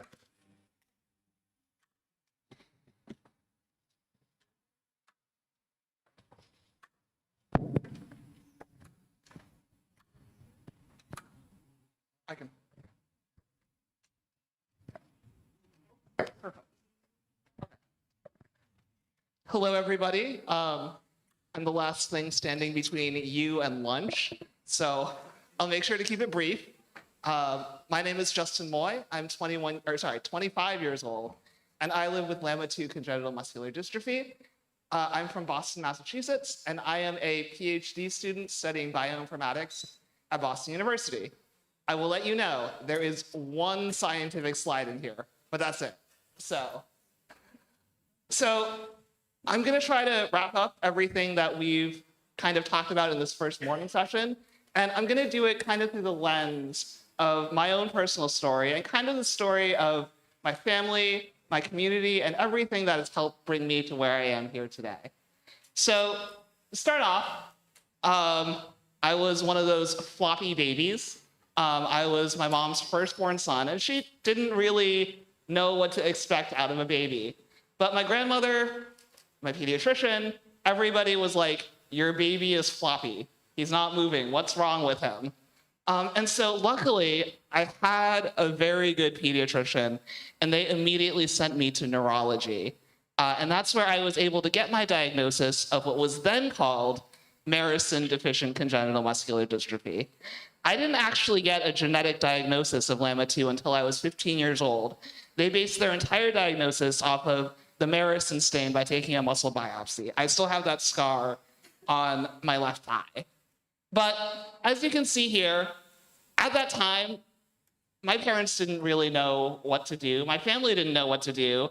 This was a rare disease, and back then, there was no patient organization specifically for LAMA2 muscular dystrophy, or even for specifically congenital muscular dystrophies. And so we worked with the broader muscular dystrophy organization, but it was still an era where there was not a lot of information. And so really it was my neurologist, my family, all coming together to try to find ways that they could help me thrive. It was at this time that my grandmother was like, oh, pulmonary function is important. And so she decided to teach me how to sing. And I still do that to this day. Even when you don't have the information, you can still make little modifications to improve the outcome of your life. Bram asked me to include plenty of baby pictures. So here are a lot of baby pictures. You can see here in the middle, I had one of those little toddler baby walkers. But also too, on the picture all the way to the right, you can see that I'm actually wearing my AFOs that the orthopedist made to make sure that my contractures didn't get worse. Again, it was really early management of the symptoms. What can we do now to make sure that things do not get worse? And so I'm not the only one. I have two other siblings. Here, Bram wanted more baby pictures. So this is baby pictures of me and my brother as well. So I have a younger brother who's 2 years younger than me. And I think it's really important to kind of bring in the siblings and the entire family as early as possible. Here you can see my brother is playing with me. I don't look so happy. You can also see in the center, my grandfather had built this little chair that we call the scooter that I kind of could scoot around on. Basically, I could sit down and I could still propel with my legs. Again, keeping that range of motion, keeping that exercise through, and making sure that I still had that autonomy to go and make decisions even as a little kid. In the last picture, you can see my brother pulling me on a sled. I don't know if I was happy in that, but my brother was definitely happy. And the thing is when you bring in your siblings, when you bring in the family early, it takes away the stigma and it kind of builds in that natural relationship. The disability is still there, but it kind of moves to the background as it becomes a normal part of life. And so, talking very later with my brother, he went on a trip, He's always going on trips with us, as a family, we try to travel together.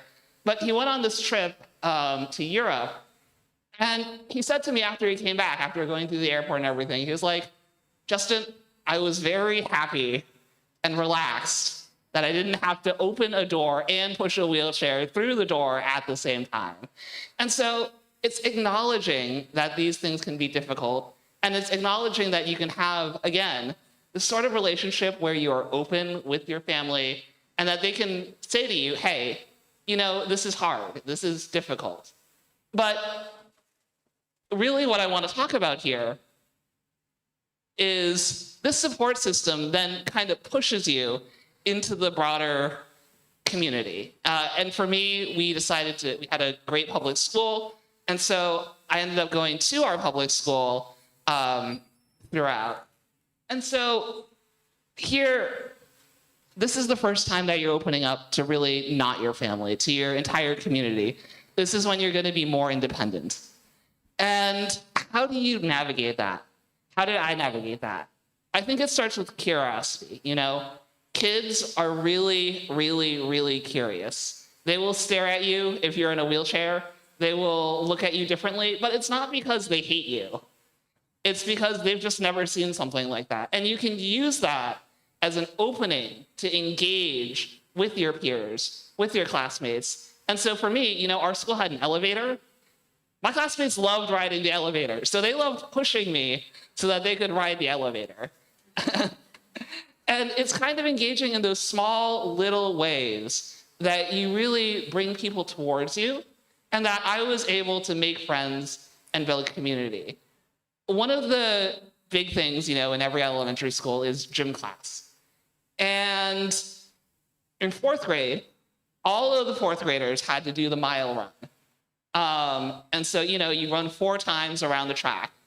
But for me, how was I gonna do the mile run, you know? This was something that was gonna be difficult, like I can't walk. But I was able to push myself.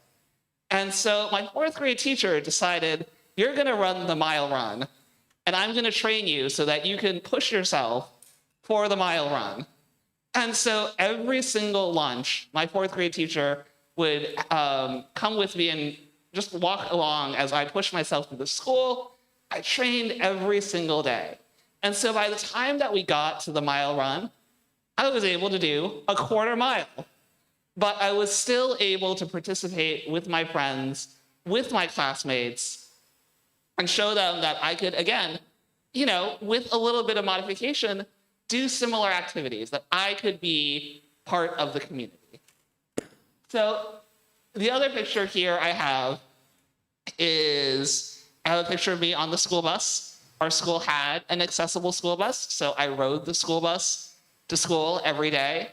And I think that's also important because when you build in accessibility, when you build in visibility of everyday routines to, you know, kids, to your children's classmates, it becomes normal, you know? And when you learn how to explain your condition early on, it becomes normal. In middle school, I was in a musical, and one of the people who helps me through the day, he got a tattoo of a person, like, you know, the wheelchair handicap symbol. And one of my classmates, during the musical, he came up to Mr. Egan, and he was like, Mr. Egan, do you know anybody in a wheelchair? And I was right there. But it shows you that the presence of the wheelchair, the disability became normal. It became ingrained in my classmates, in my friends' psychology, such that I was able to just be me. I wasn't me with a disability. I wasn't me in a wheelchair. I was just Justin. And so this last picture that you see here is, again, another one of those modifications that we made. This is my desk at home that I do my work at. You can see that we cut down the actual table legs so that it was lower, so that I could sit in, this is the newest iteration of the scooter. This is a repurposed mechanics chair, but you can see that I'm still, you know, moving my legs. I'm still doing these activities. We're just making minor modifications here. So sometimes minor modifications are not enough, and there are major life events that happen. So basically in the summer between 3rd and 4th grade, I had to have hip flexor and knee release surgery. And for an 8-year-old, the idea of being in a body cast the entire summer was not, you know, very appealing.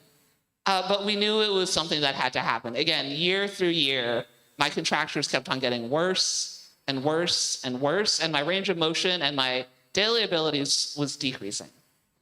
So it was at this point that we decided that for my quality of life, the best thing to do would be to actually go through with the surgery. And I talk about this now because I'll juxtapose a different surgical decision with me a little bit later. So we got the surgery. I can say that New England summer is very humid. This was not very pleasant, but at the end, I had increased range of motion, and I was able to, again, continue with a lot of the activities that we had, but we had to make that major surgical decision, and we had to make it at a time that worked with my life. We did it in the summer because it would not affect my schooling, and I had a big chunk of free time.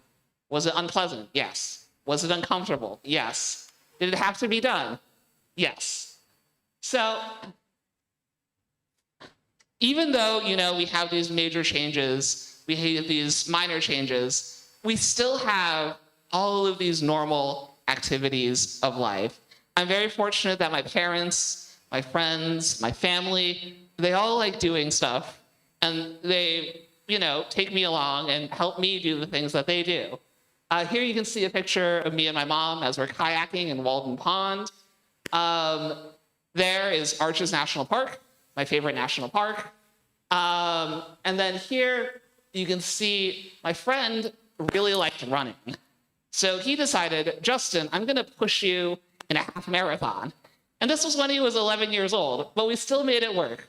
We still did it. And again, it just goes to show you, if you build up these relationships, if you build up community, if you build up the idea of having a normal integration with your community, these things can happen.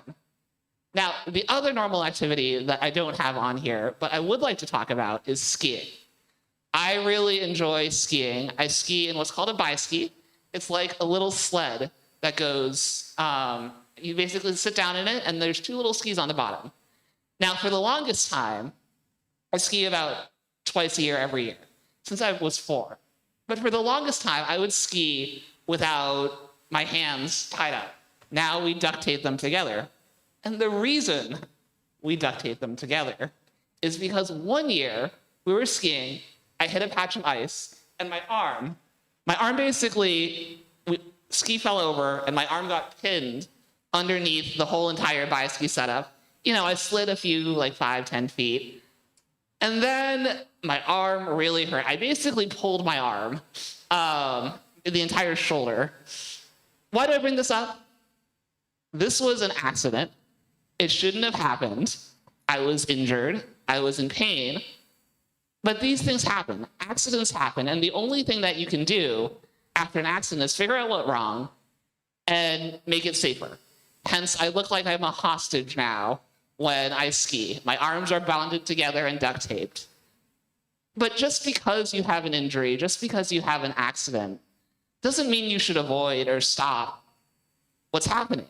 It's just a time to reflect, to look back, and to really understand, how did this happen? How can I live with my disease? Is this going to affect me forever? No.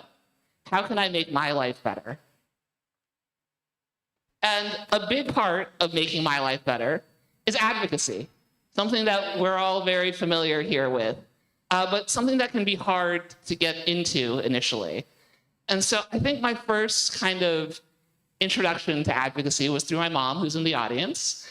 And it doesn't need to be big. You don't need to go out there and start a foundation, although if you're Bram, you can go out there and start a foundation. But there was an opportunity at the local playground. They were renovating it. And so my mom wrote to the people that were renovating the playground, hey, in this other town, there's this playground and they have ramps that the kids in wheelchairs can get up. Is that something that you're interested in doing in your plan? And so, my mom wrote this letter, not really expecting anything. The committee ended up coming back to her and asking her if she wanted to be on the playground committee to help design the playground. So people want to help you. People want to know what's wrong. I think sometimes it's just hard to take that first step. And so kind of learning from that, for me, it's about advocating for yourself. You have to be able to advocate your needs, and that's the only way people will know that they can help you. And so I've done a lot of advocacy. I do a lot of advocacy with the Muscular Dystrophy Association in the United States, but advocacy doesn't just stop when you're talking in front of an audience or you're talking in front of donors. advocacy is every day because you never know when somebody is going to help you. We were out on a basically holiday in rural Iowa, and it's just a big giant bike ride. We were out in Iowa for a week bike riding in rural Iowa.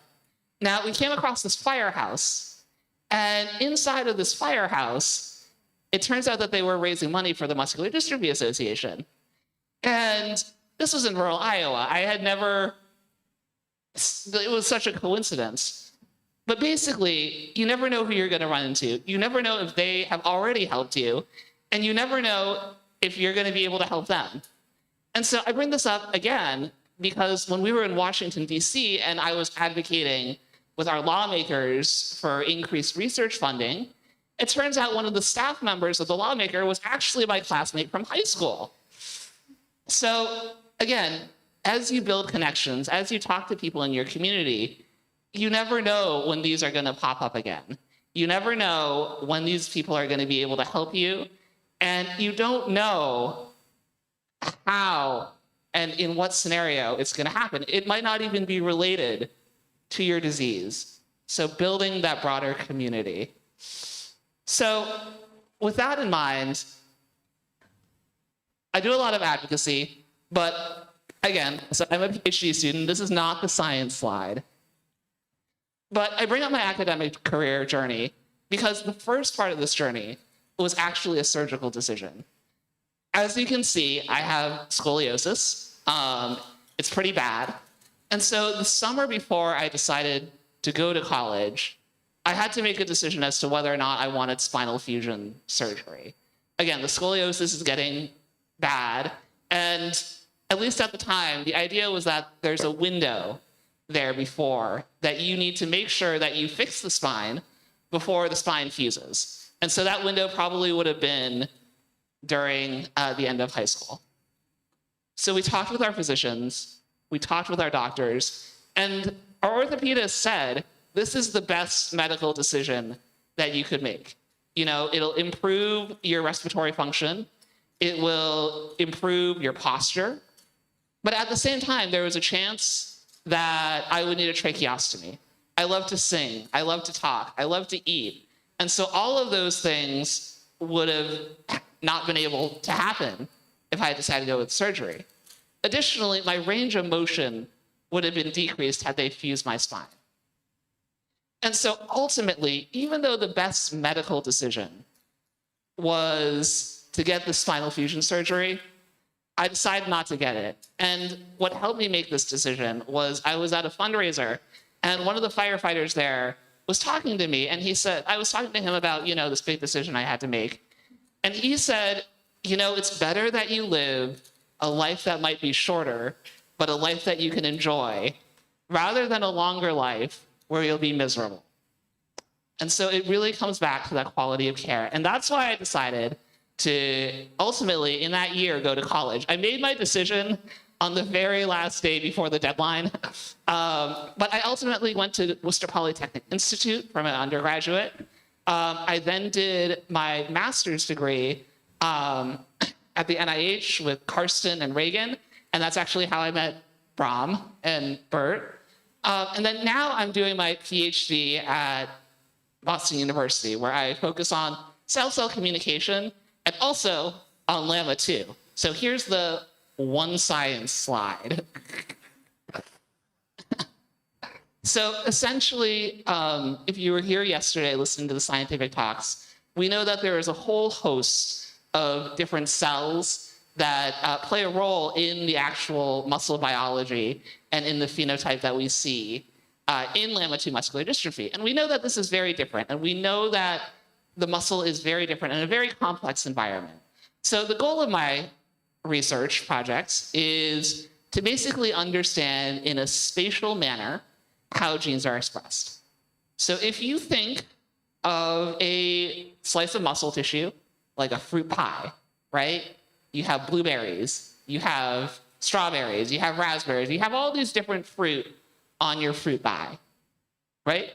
Using a technology called spatial transcriptomics, we can cut this pie up into little pieces, But we know where those pieces came from, and then we can put it in a blender, and then we can measure kind of what makes up all of those fruits and all those little pieces, and then we can kind of reconstruct it like a picture with pixels, and then we have basically where are genes expressed in the muscle, and how much, and different types of cells. And so essentially we can take this data, we can do some fancy bioinformatics processing, and ultimately we can create a resource for every researcher to use. Basically, we want to generate hypotheses. We want to help build an international foundation of data that people can use. And how does this help us practically? We've talked about biomarkers. We've talked about, I guess, potential therapeutic avenues. Having this spatial atlas of LAMA2 muscle cell will help us discover these new biomarkers and will help us discover these new therapeutic options. That's the end of the science. The thing is that this project that I had here would not be possible without international collaboration. I'm actually getting our muscle samples from Clara. Clara shipped them from Brazil to the NIH, and then the NIH, actually I just got the confirmation email yesterday, finally shipped them to us in Boston University. We got our funding through LAMA2 France, and then we're also working with local collaborators at our own institution to do a lot of the wet lab experiments.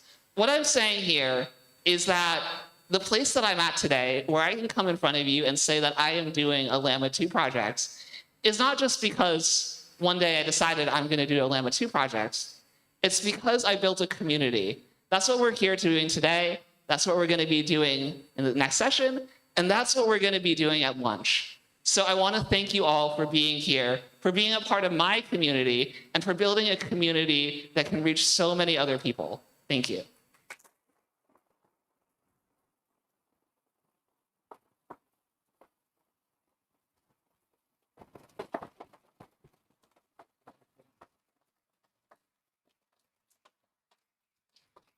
Thank you so much, Justin. This was really great. We're about to have lunch. I want to tell one little thing. If you have time, in the foyer there are also a lot of beautiful paintings of two twin sisters from the LAMA2 community as well. They made all those paintings and they are there for you to admire. So if you have time, please check. After lunch, we have 3 more presentations about the scientific progress and about practical advice about science and the relationship with the patients, of course. And we have also a presentation of the students. And after that, we have the round tables. We had 1 hour lunch, but because we're running a bit late, we're trying to squeeze it into 45 minutes. And then we're getting back a little time. So see you and have a nice lunch.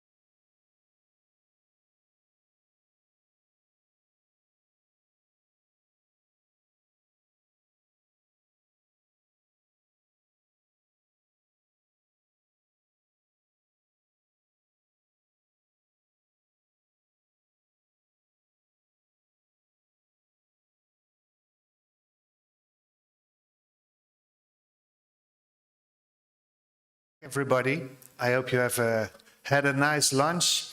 I want to welcome Madeleine Durbeej from Lund University in Sweden to the stage. She will present about science and research.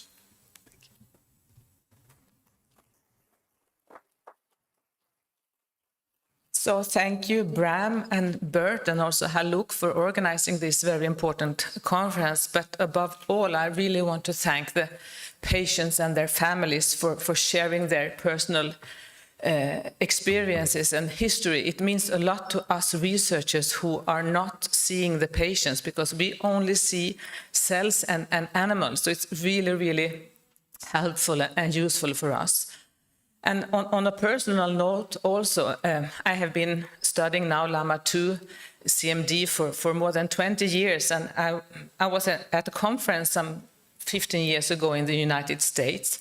So I presented mice, that were not able to walk, but upon treatment they were able to walk. So I was very happy and proud to present this. But then I was approached by a patient afterwards. And she said to me, why do you take for granted that I want to be able to walk? Maybe more important research for me would be, research that increases the quality of my life. And we heard that before as well. A subtle improvement or a little improvement that would help patients, like we heard, put on their coat or hold a cup. So that's something I think we should also discuss maybe later at the roundtable discussion.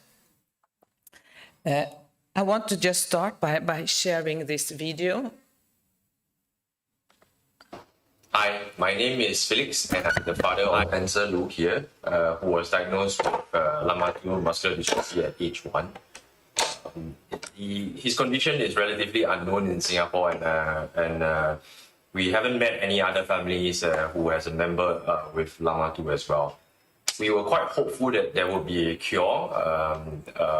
There was a clinical trial planned for upregulating the LAMA1 gene to compensate for LAMA2, but we haven't really heard anything from that clinical trial yet. So we are still remaining hopeful, and we hope that there's something on the horizon that would actually help to solve this issue for all LAMA2 patients. And we were hoping that you will be able to share what's the state of the research right now. Thank you. So what I'm going to do in this lecture is, I'm going to try to answer Felix's question, what is the state of research?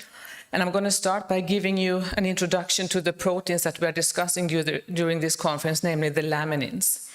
And I'm also going to give you some examples of ongoing research that has clinical potential.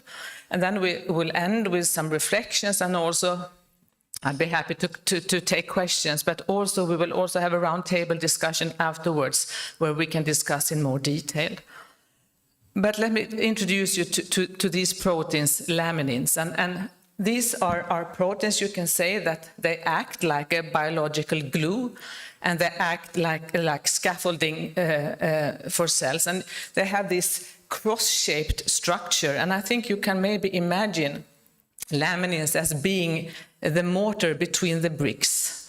And these proteins, these laminins, they are found outside the cells. They are found in a thin layer that is called the basement membrane. So I will be talking about the basement membrane.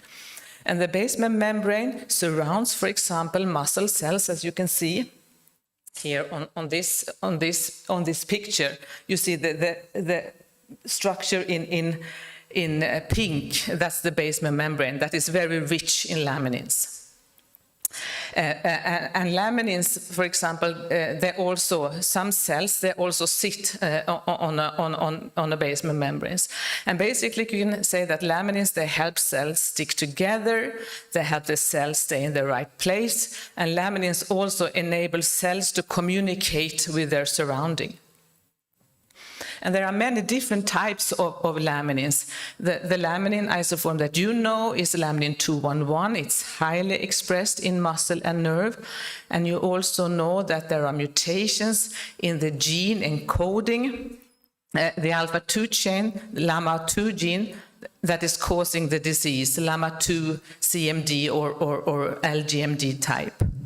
But I also want to discuss another laminin isoform with you today, that is laminin 111. You heard Felix mentioning LAMA1 and the LAMA1 therapy.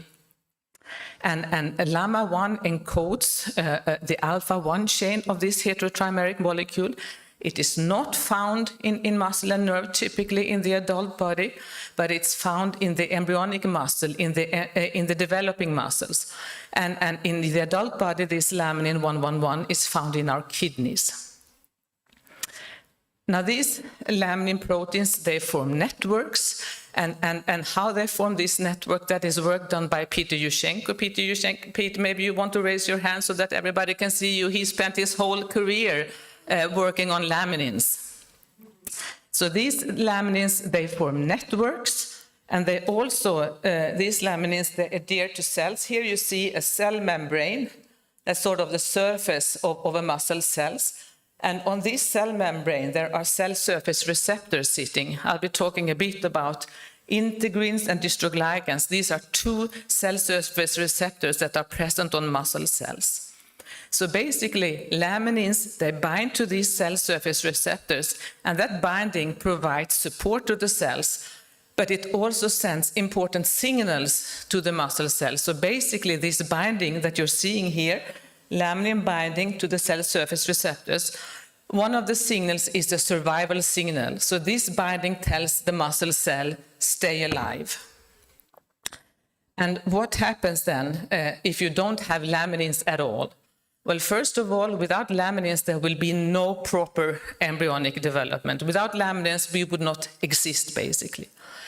Another example is that we have a lot of laminins in the blood vessels, and without laminins, there will be no functional blood vessels. There are also different laminins isoforms, I should say, in the skin. And if there are no laminins in the skin, there will be severe skin blistering diseases developing. Also, I was talking about kidney. There are laminins in the kidney. And if there is no laminin in the kidney, then the kidney filtration collapses, and that leads to kidney failure.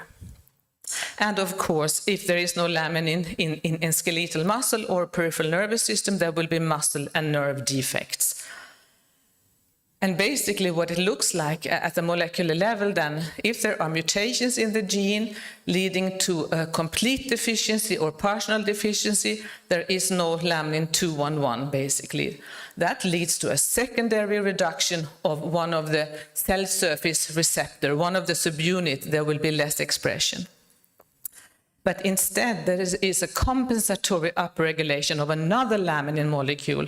This laminin is called laminin 411. And you see that this laminin, it has a slightly different structure compared to laminin 211. You see this laminin is T-shaped. And that means that this type of laminin cannot form the laminin network that is so important for basement membrane function. And this laminin cannot either bind to any of the cell surface receptor, basically. So this compensatory upregulation of another laminin molecule is basically non-functional. And then this leads to LAMA2 CMD. And then what happens if there is a loss or reduction of laminin is that the basement membrane, they become disrupted. And there's also a significant muscle breakdown. There are also repair processes. Here you are looking, you see here a cross-section of a normal or healthy muscle, and you see how it's nicely organized. You see the different muscle cells, they are very nicely organized. They have the same size, and they are tightly and nicely packed. Here you're looking at the cross-section of a LAMA2 CMD muscle, and there, as you can see, there's a big difference. And what we know that there is a muscle cell breakdown, and there is also increased muscle cell death. And this cell death, that's a phenomenon that is known as apoptosis. That's sort of the scientific word for the muscle cell death. And we also know that there is a lot of inflammation in the dystrophic muscle. So here there are many different types of inflammatory cells. What we also see here in this dystrophic muscle is the buildup of muscle scar tissue. And that's a phenomenon that is known as fibrosis. And what we also know, what you really cannot see on this picture, is that there's also in the muscle cells, there is impaired energy production. So basically, there are also metabolic defects when there is no laminin present in the basement membrane. So when it comes to the therapeutic strategies for LAMA2-CMD, I've tried to divide them into different categories. And one category is basically to treat the basement membrane. So here we aim at targeting the primary deficiency, that is loss of laminin 211 and disrupted basement membrane. And another strategy that would be to target secondary disease drivers, and with that I mean it's also possible to modulate cellular events caused by loss of laminin alpha-2 chain.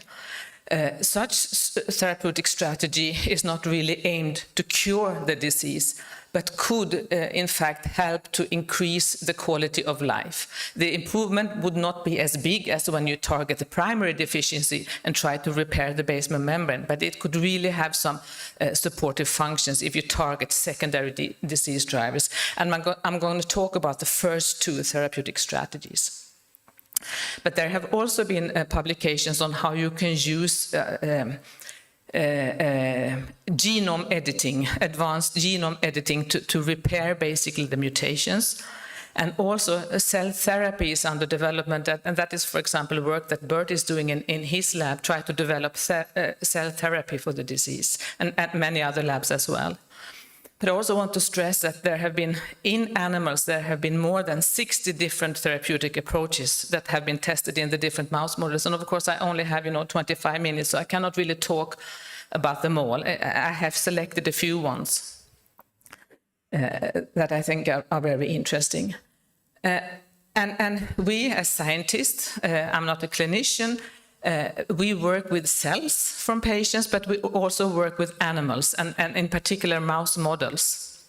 And when it comes to LAMA2-CMD, we are very happy that we have good animal models for the disease. So we have animal models that recapitulate the milder forms of the disease. It's these DY2J mouse models that you see here that develops a rather mild, or so let's say moderate muscular dystrophy, but these mice, they do have problems in the peripheral nervous system, so they also develop hind leg lameness. Another more affected animal model is the DYW mouse model that has been used extensively by many different labs. And then we have the most severely affected mouse models, the DY3K mouse model, and the more newly generated DYH mouse model. They have a lifespan of about 3 weeks. But all in all, we have very good mouse models for the disease.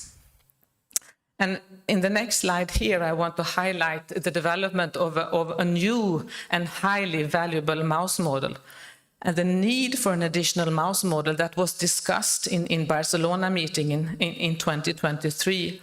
And shortly after, I think in the speed of light, Marcus and Judith, maybe you can wave, you are sitting there, they, with speed of light generated this new mouse model. And that mouse model can be used to delete the laminin alpha-2 chain in certain tissues only. And there is, a particular need for that. And that was basically the generation of this mouse model, that was a direct consequence of the discussions at the Barcelona meeting. So yes, these meetings are very important to drive the research further.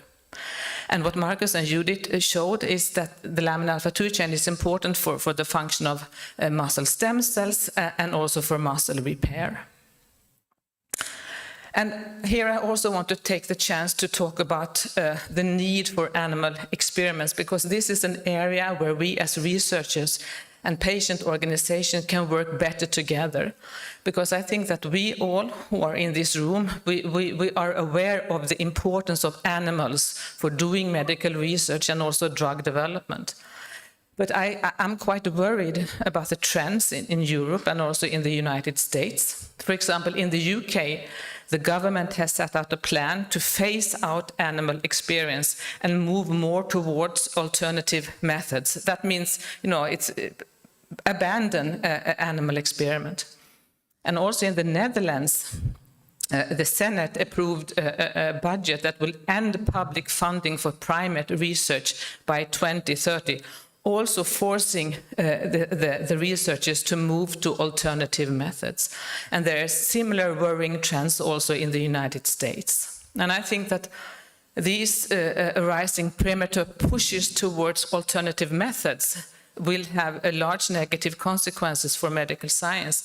And I think this is an area where we as researchers, we must raise our voices, and we must do that together with the patient organization. So here I see a room for another type of collaboration than just research, so to say. So I hope we can talk about that as well during the roundtable session later.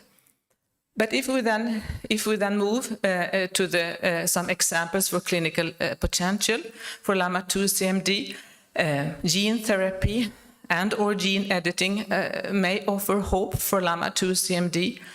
And this approach basically works by trying to replace or fix the faulty gene that causes the condition. In this case, of course, it would be to fix the LAMA2 mutation. And it works so that you would use viral vectors carrying a normal LAMA2 or other new genes that will be added to replace or fix the condition.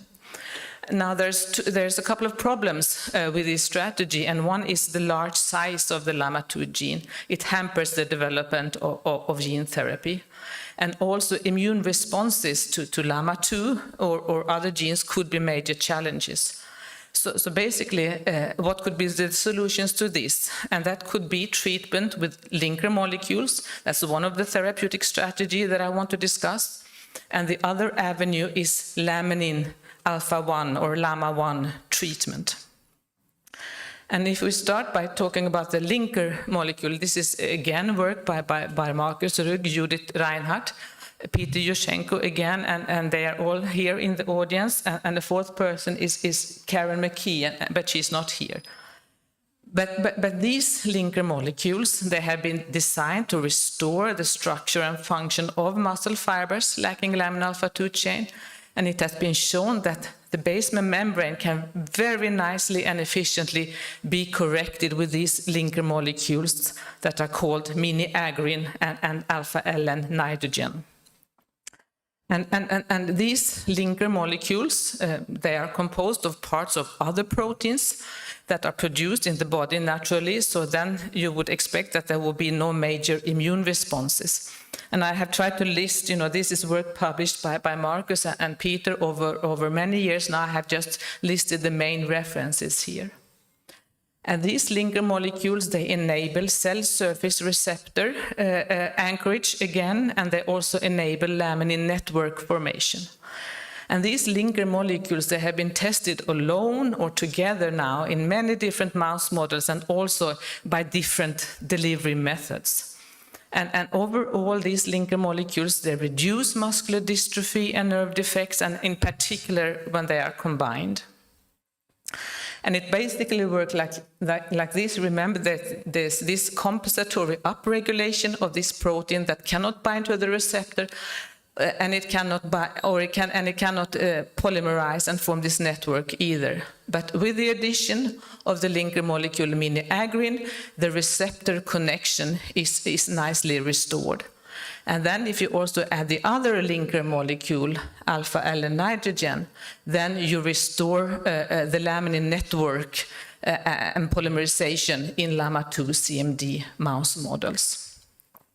And I can just highlight one study here that was recently published then by Markus and Judy. They delivered these linker molecules via viral vectors and showed very nicely that they reduce muscular dystrophy and peripheral neuropathy in one of the mouse models, the DYW mouse models.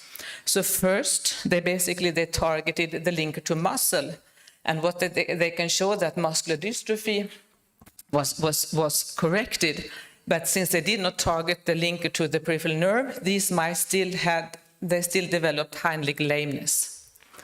Then when they targeted the linker to both the muscle and nerve, muscular dystrophy was very nicely corrected, and so was peripheral neuropathy.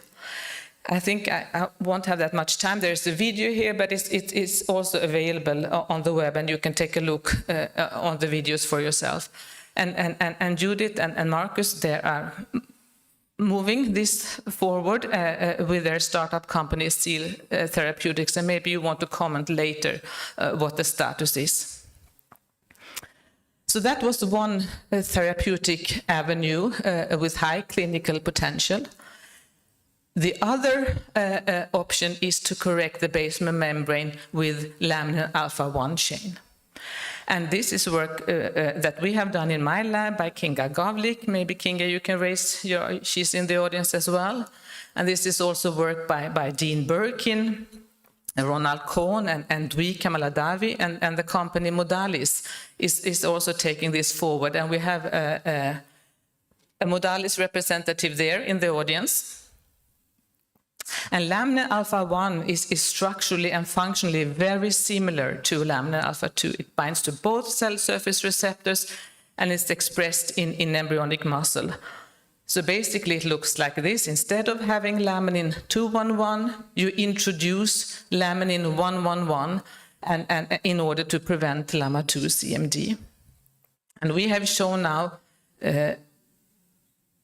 we showed this already in 2004. That was our first study where we showed that laminin alpha-1 chain, it reduces muscular dystrophy, and later we showed that it also prevents peripheral neuropathy. So DY3K mice, remember they die at 3 weeks of age, but when they are given or laminin alpha-1 chain is overexpressed, they are in a very good health. And these were our proof of concept studies demonstrating that, yes, laminin alpha-1 chain is a future therapy for LAMA2 CMD patients, but the approach that we used, that we call the transgenic approach, is not a direct treatment option for patients. So we are basically left with the question, how can we deliver laminin alpha-1 chain to patients? And the question is, can we use viral vectors? Well, probably not. Again, the LAMA1 gene is as big as LAMA2 gene, so it's difficult to use viral vectors. Even though we heard yesterday an interesting story from Marc Guel in Spain, where he used a triple system, so to say. So maybe there is a possibility to use viral vectors. Another option would be to use protein therapy. So can you basically use the protein itself? Can you inject protein therapy? And I'm going to show you research on that.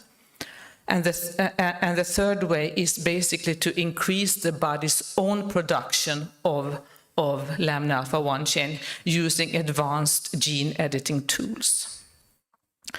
So when it comes to the protein therapy, it was shown for the first time in 2012 by Dean Birkin that they injected LAMA1, laminin 111, and they could show that it really prevents muscle disease in DYW mice.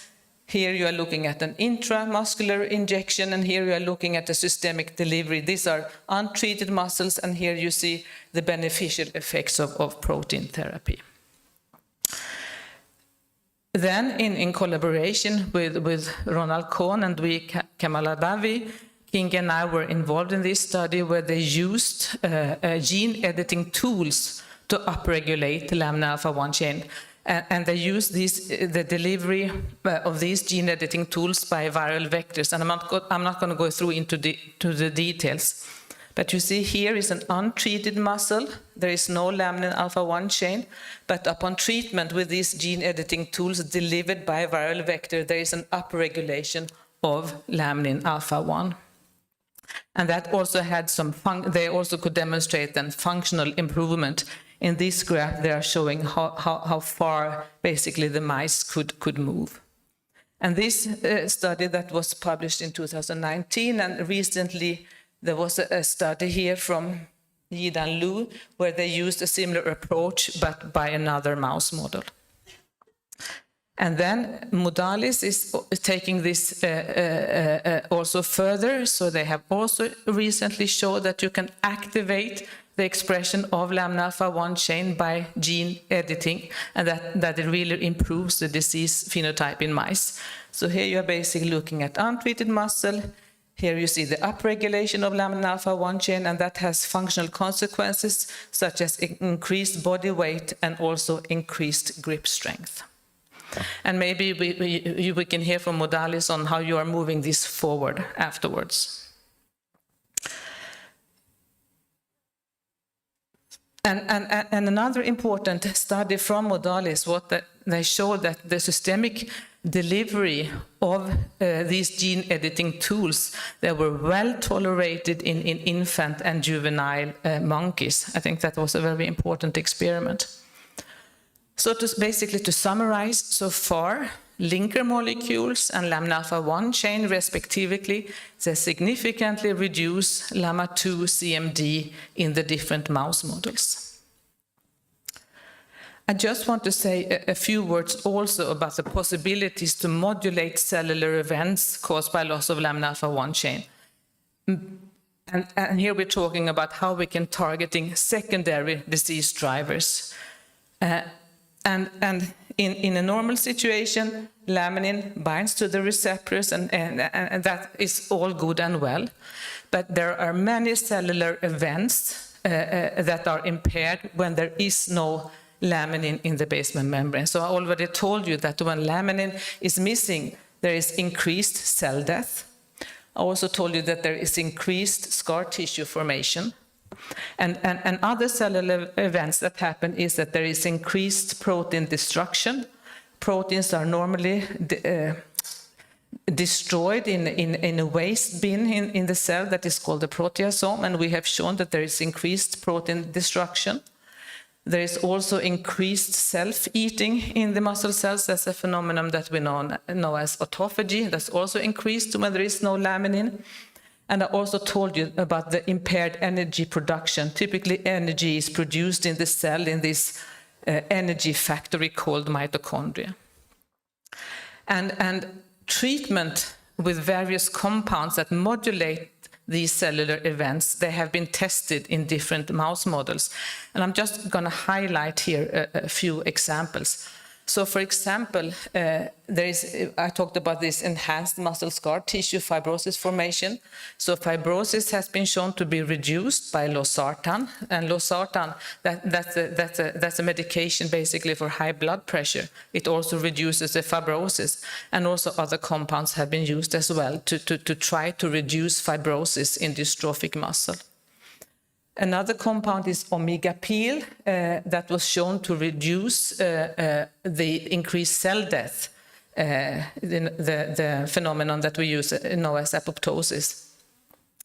And we have, in my lab, we have tested proteasome and autophagy inhibitors. And also we have also tested compounds to deal with the impaired muscle cell metabolism. So we have tested a compound that is called metformin, that's an anti-diabetic drug. And we have also tested antioxidant. This is NAC and vitamin E. So altogether, these compounds, they have shown beneficial effects in many different mouse models. But here, of course, I want to stress that such compounds in animals, they don't really cure the disease, but maybe they can function as a future supportive treatment. So basically, compounds targeting secondary disease drivers, they have good effects in the different mouse models. And again, I haven't shown you, as I said, there are many therapeutic strategies that have been tested. For example, one study is where they successfully corrected a mutation by genome editing. And as I said, cell therapy is underway, research-wise, I should say. So basically, I have given you a few examples of treatment with clinical potentials, and I just want to end, with some reflections. And you might, patients and families, you might ask yourself, so which strategy is the most important? And I really want to stress that it's very difficult to compare the different approaches, because we do use different mouse models, and we know that these different mouse models, they are on different genetic backgrounds, so they may actually behave a little bit differently between the different labs. We use different doses, for example, when we test compounds or treatment with viral vectors. We use different delivery methods. the functional assay that we measure or that we use to measure improvement, they are also different from lab to lab. And we also analyze mice at different time points to a large extent. So one thing that I think is important in the field is that we should, first of all, maybe validate the different approaches, but that has been done also in some of the cases, but also that we work together, the researchers, to standardize the protocols that we use. So standardization in preclinical research is also important. And I think the underlying disease mechanisms are not fully known, but I think with the new mouse model that Marcus and Judith have developed, we can try to address the underlying disease mechanisms now. And we have also heard from previous talk that there are non-muscle manifestations, and I think they can also now be very nicely addressed with these new mouse models. And I think now when we have, our roundtable discussion, I think it would be very nice if we could try to develop priority lists of approaches or research to move forward, and that we can have good discussion between patient organizations, clinicians, and also researchers. So with this, I want to thank you.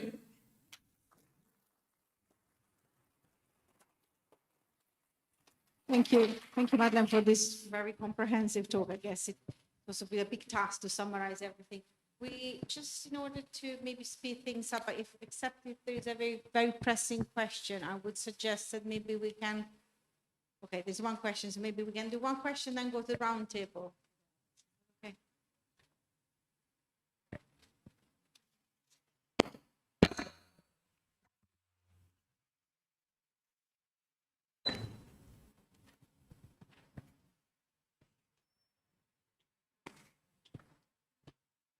Hello, thank you very much for the presentation. I wanted to ask something. You mentioned that moving away from animal models towards alternative methods could be undesirable, and I was hoping to understand that a bit better. Because when I think about alternative approaches, I'm thinking of things like organ-on-a-chip systems, tissue constructs, or patient-derived organoids.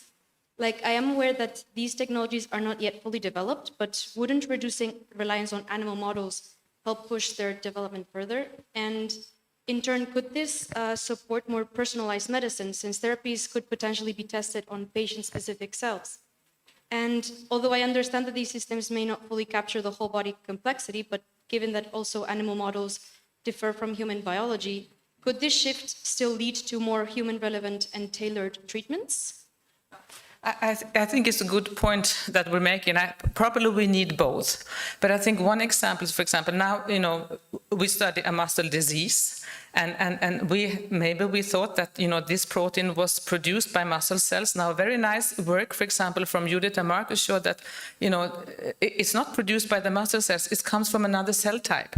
So when you can do cell cultures, but then you need to incorporate, for example, many different cell types. That's one. And of course, it's hard to model these complex interactions in vitro. But we need both. But I'm just so worried that we have premature pushes towards alternative methods that are no longer there. But I also think that we need to increase funding for alternative methods so that they can be developed. I think that's very important. Thank you very much. Thank you. Thank you very much again for this talk. Thanks. I would like to welcome Professor Stefano Previtali from Milano, and who will be talking now about science and patients.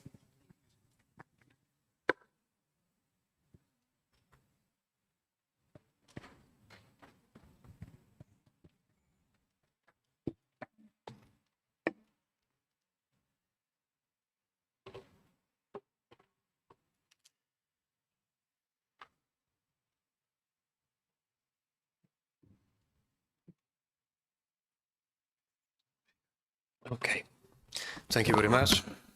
I also would like to thank Bram, Bert, Haluk for inviting me, for generating this wonderful meeting in this wonderful city, I have to say. And I will proceed with another question for patients. So Hello, my name is Peter, 6 years old. And my name is Johannes. I am Peter's father. And we have two questions for you. The first one is, could you provide a timeline on your rollout phase of the clinical trials? And the second one, How can I help you? how can we as patients contribute to drive your projects into a successful direction? Thanks a lot. Bye-bye.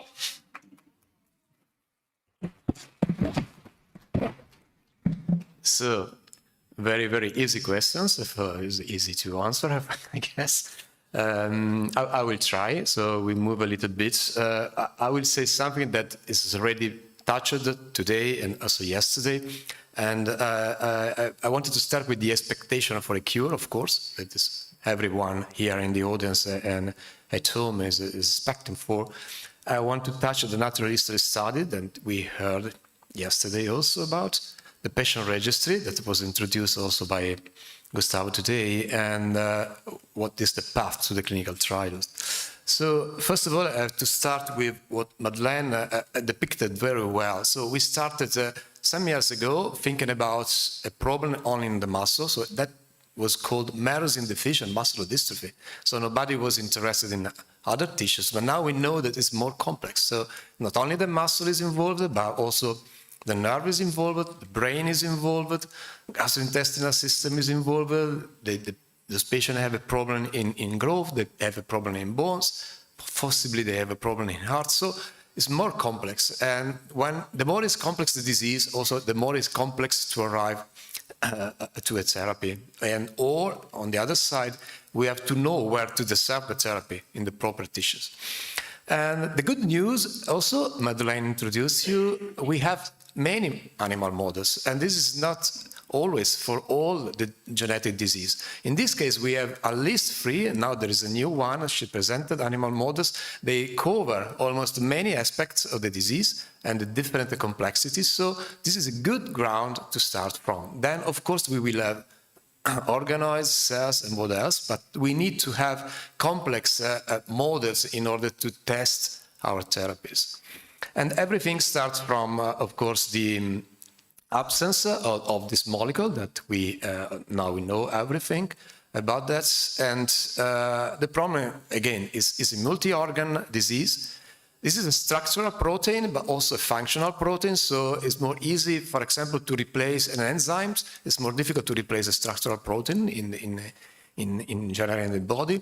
And it is also a very large gene and a large protein, and it makes many difficulties. Of course, we may replace the gene and the protein, but since it's very big, we still have a problem with tools to do it. So probably it will be solved in the future, but at the moment, this is still something which is not really possible, at least at the clinical level. We can use compensation system, and it was shown how it could be managed in previous talk, and we can modulate other pathways. So the protein has many functions, the system is disrupted, so as Madeleine says, we may modulate, for example, apoptosis or the control of cell cycle or how the metabolism works. So those are also introducing possibly a way to delay the progression of the disease. So we are cycling towards the top of the hill, but still we have many things to do. And those things really relies to the fact that even if we have a drug to test, we need to be prepared to do it. And this is not so easy. So when we start to think about a drug, we think that it's very easy. You have a drug, then you have the patients, you give the patient a drug, and that's it. You will see and you resolve everything. But this is not probably so easy as we expected. So we have many things to obtain, first of all. And one of those things is to measure what we are going to evaluate. So you see, we need a natural history study to measure what we want to see is going to change if we apply a drug. And this is extremely important because it's the only way in which we understand if the drug is working or is not working. And we've spent years trying with a drug is not working, then it's loss of time, of course. What we can measure. So we can measure many things. We can measure the strength of the muscle. It's easy. So if we know how it moves towards in the typical life of a person. So you see, if it's in this way, it's quite easy. If I know that after a certain time point he will be here or will be here, we can insert the drug and to see if it changes. But it probably is not always the same for all the patients. We have to know, for example, at which age we have a change of a specific function. Of course, ambulation is much easier to test, but also how to raise the hands could be another thing we can test, why we use the hands. So we may measure many things. In this case, we have to measure the progression of respiratory problems. We can measure the development of contractors, so the limitation of the range of motion. But we have to really understand if there is a variability between patients. Otherwise, all our measurements will fail in a certain way. So the problem is if we have high variability. And in fact, we already learned that it is. So we know there are patients with very severe form, and we know we are patients who have a milder form, but now we understood that there are patients in between. So it is heterogeneous, the number of patients that we see. They have a different mutations, so we are trying to understand if there is any correlation between the clinical phenotype and the type of mutation. You have seen yesterday that we have some hints that may suggest it is, and we have a different progression in the speed. So I may deteriorate a lot in a period of time and then being stable for another period. So if I want to test the drug, probably I have to choose the right period to test this drug. So here I'm introducing the fact that there is a heterogeneity in the patients. We have to stratify the patients. We have to define definitely a good subgroup of the patients in order to serve them the right drug. And this is possible only if we know how the disease moves, so if we know very well natural history. So let's see what we learn from other diseases. In this case, I'm talking about Duchenne muscular dystrophy. So I think you all know Duchenne muscular dystrophy. We think the patients are more or less very similar one each other. They have the progression of the disease, and the progression is more or less this one. So we expect that when they start to have the first symptoms, about 3-4 years old, and then they decline a little bit and progressively until they lose, for example, ambulation. This is what we think is the disease, but this is what is the reality. So all these lines are different patients. Here they are measuring 6-minute walking test, so how many meters they can walk in 6 minutes. And so you expect the median is this one, so it's similar what we expected to see. But you see all these patients behave in a different way. And you can subgroup these patients. And you see there are patients with a fast decline, patients with a moderate decline, patients that are stable, patients that even increase for a certain period of time the capacity, the motricity. And you may expect that it's very different if you treat patients in this group or in this group. So you may completely not understand what's going on with your drug. So if you treat patients which are ameliorating, you think your drug is always working. If you treat patients that deteriorate, you may think that your drug is not working. So you have really to choose which kind of patient to treat. And for example, if you have time, so if you are, for example, you have more than 1 year, 2-3 years of time to decide if your drug is working, you may expect to treat the patient along this line. But if you have to treat them in 1 year, you have to treat those patients exactly in this window. So because you know that in this window, they decline with a certain shape, otherwise you will lose probably the possibility to understand anything. And this is extremely important. And this is what the regulators ask to clinicians in general when they go there, or to companies when they go there and they want to have the possibility to test a new drug. So they want to have of course, validated outcome measures and when to apply those validated outcome measures. So they want to have exactly in which window those clinicians or companies want to measure that outcome measures is going to deteriorate, and if the drug is working, they are going to stop this kind of deterioration. So they also want to know if it's meaningful what they are going to measure, because of course, as I said, you may measure the decline in 6-minute walking test, and you may have a possibility to see that you change the shape. But now we know that maybe you change the shape because they deteriorate 5 meters less in 1 year. So this could be significant from the statistical point of view, but maybe have no clinical significance. So it doesn't change anything in the life of a patient. Instead, if you can change, for example, 50 meters in this test, definitely you are going to change the life of the patient. So the quality of life is getting better. So this is what we want to know. So we want to know which kind of outcome measure and how much we need to change this outcome measure in that period to have a clinical significance to your patients. This could be a 6-minute walking test, but could be, as you see, measurement of the upper limbs or the other scales that have been introduced, for example, for LAMA2 disease. So we need very sensitive scales. We need to know how they change, how it changes the measurement, and if it is meaningful.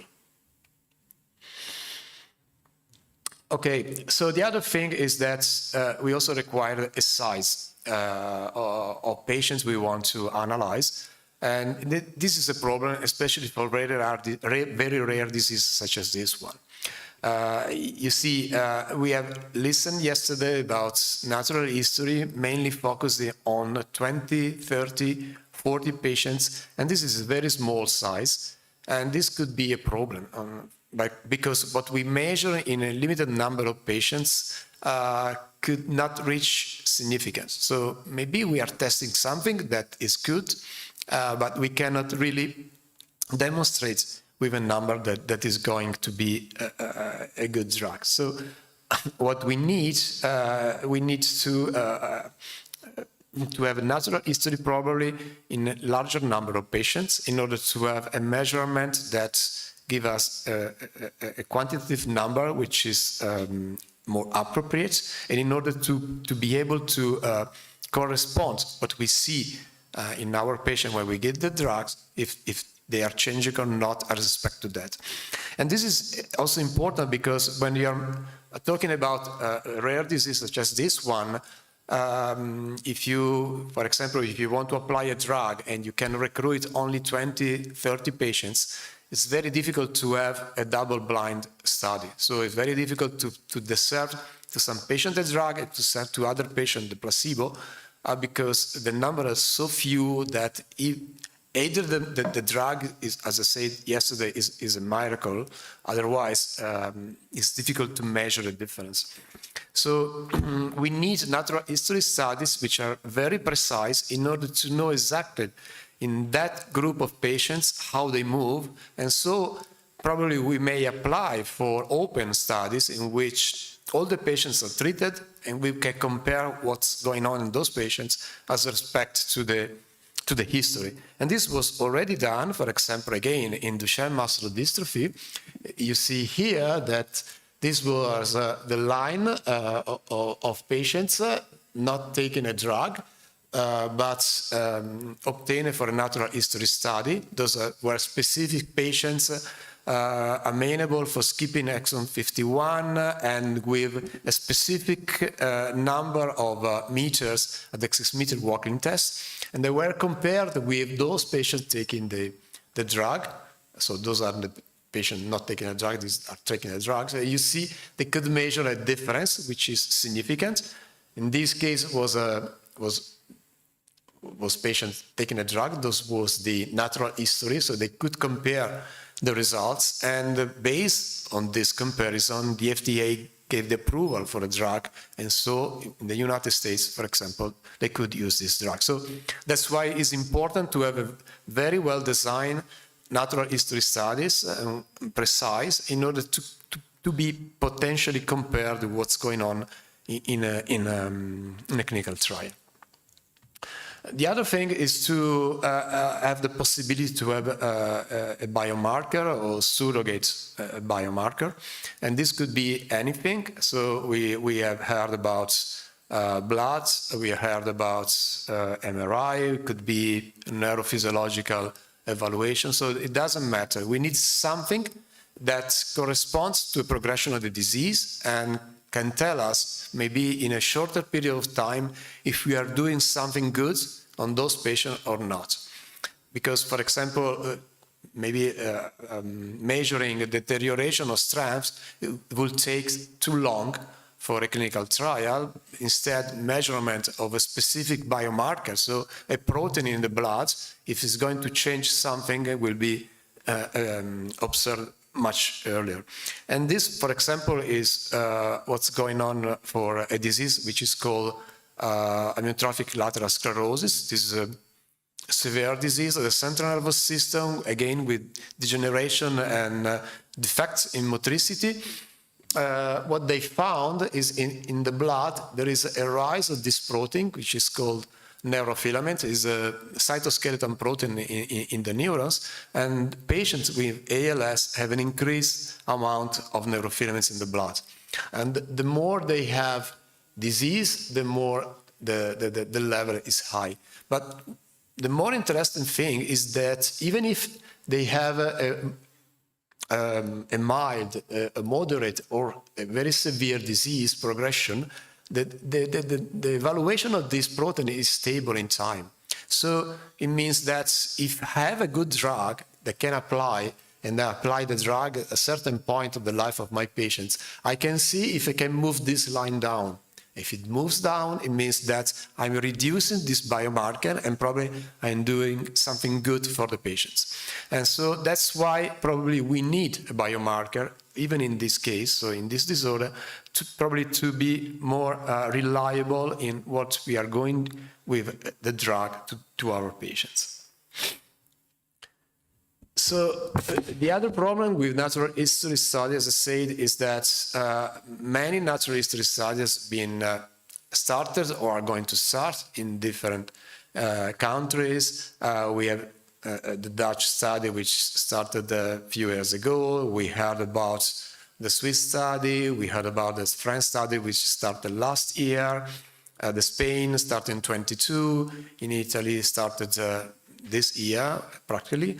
They're all going to serve us some information, but as I said before, the number of patients into those studies probably will be too small, so the size will be too small to have then very significant results. So whatever we see will be good, whatever we see will give us a hint in how to proceed, but probably we did something which is more a common ground in which to evaluate our patients. So probably we need supranational studies, and those supranational studies will give the possibility to include many patients. We have seen that there are hundreds of patients around the world. Of course, it's not easy to do, but this will be the only way probably to obtain significant results to be measured and then to be used in clinical trials. The other thing is that it's very difficult for us to share data from our studies. So the data I obtain in Italy is difficult. I can share those data with those in Spain, on the UK, for many reasons. The first one is for regulatory points of view. So all the ethical committee will stop this kind of sharing unless we have a common ethical approval and we have a common frame in which we obtain the data. So I think one of the things we have to do probably is try to build up a natural history study supranationally, so in which we can, of course, include many patients. And to do that, probably we have to introduce again the problem of the patient registry. This is still a crucial event because I think I put the registry together with a natural history study. I think they run in parallel. We need both of them to be successful in our activity. And it's the only way in which we can really identify how the disease progresses, how complicated it is, what is the safety we have to look for our patients, so how we can build all the information necessary for our study. And this is also a way to make the disease, as it is, more attractive for companies. As someone told this morning, the first thing they ask when they come to a community is how many patients do you have with these kinds of aspects we can treat. Because, of course, they invest money in a drug. They invest money not because of philanthropy, but because, of course, they want to obtain other money. And so it could be a win-win situation because they want to have money and we want to have a therapy. So it's good to collaborate with them, but we have to serve them the best as we can. So we have to be able to give them all the information. We have X number of patients at this age or at that age, X number of patients that they can ambulate or cannot ambulate, and so forth. So those number have peripheral neuropathies, those number has heart problem, and so forth. So we need to have this information, and to have this information, the good recipient is a registry. And the registry is also a way to improve the standard of care to the patients and to make them to be part of the discussion when we build up a study or when we build up anything that is devoted to you. Again, here there could be many kinds of registry. We may have a single national registry or instead a single multinational registry. There are pros and cons in all of this. To be honest, I think that single national registry, they are important in order to know where there are the patients, but they are not so much important in order to collect the data. So we need to have a registry in which we can collect the data from patients all over the world. So we can discern whenever it's possible to all the patients the possibility to participate to a clinical trial, even if they live in a country where the trial probably is not going to be started, maybe started in the country aside, so they can be alerted and come to the country in which the study is ongoing. Of course, there are complexity in doing this kind of registry because there are many regulations, different languages, different ownership of the data, but I think this is something we have to approach.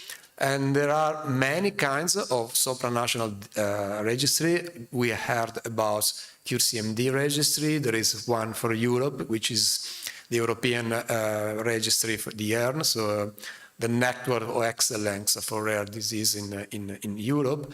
Again, there are pros and cons. It's very well done. The one from QCMD is coming from the patients, but probably the data inserted is not so precise that can be used in clinical trials. On the other side, for example, the EARN registry could be more precise because all the data will be inserted by the physicians, but for example, only some of the institutes are allowed to enter in this network, so not all the patients will be represented. So we have probably to find a registry which works in both directions. And so what is our path to clinical trials? And here I will be quite fast. So we need, again, a good natural history study and a registry. We need to decide which kind of patient we want to treat. Because it may be different for different drugs. As I said yesterday, if you want to apply gene therapy, probably you need very young patients. You cannot apply gene therapy at the moment in adult patients, but if we want to do exon skipping, maybe we can apply also to adult patients, or if we have a small molecule that interferes with apoptosis, we may apply to all the patients. So dependent on the patients and the range, we have to build up our design. We need a good preclinical safety and toxicological data coming from preclinical studies and then also in humans. You need GMP production, and which is not a trivial situation. GMP production is very expensive and could be done only in certain situations. And so this is something we have to think about, why maybe some of the trials are not so fast to arrive to patients. Then we have to be approved by the regulatory system, otherwise you cannot start a study, and then you need funding, which is another point which is extremely important because those studies are very expensive. I don't want to spend too much time then in which kind of outcome measure we have seen already today and yesterday. We have many possibilities in the ongoing clinical, natural history study. They are testing all those outcome measures. Probably we will have to match the data to see if one of these is, or which one of these is significant, and also we cannot apply all this kind of outcome measure because otherwise we have to keep the patients days in the hospital, and this is not possible. So concluding, those were the questions of Peter, and those probably are the answers. So we are not far away, but still we have some street to do, and I try to describe you all the reason why we have some things to do still, and what you can do as a patient. Definitely you have to force your clinicians to make you part of a natural history study and to belong to registries. Otherwise, you are not known, and if we don't know you and we don't know how you behave, we lost some items. And I think I stayed in time. Thank you. Thank you very much, Stefano. This was great. And we have time maybe for one question for this talk, or we can continue discussion at the round table. I cannot see any hands up, and there are no questions from the chat. There was a question for the previous talk, but we can continue later. Thank you so much, Stefano. Thank you. And then we have the last talk for this session, and I'll let Bram.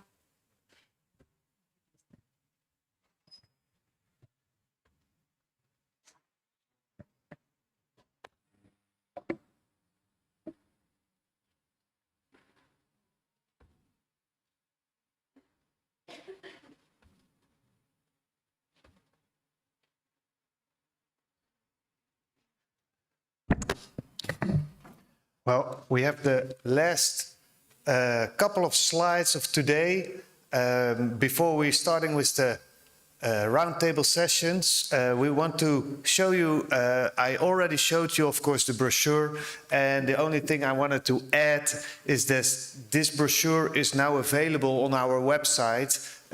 Some of you here in the audience have it already, of course, but if you're looking online, if you're watching the video online, you can order this brochure on our website.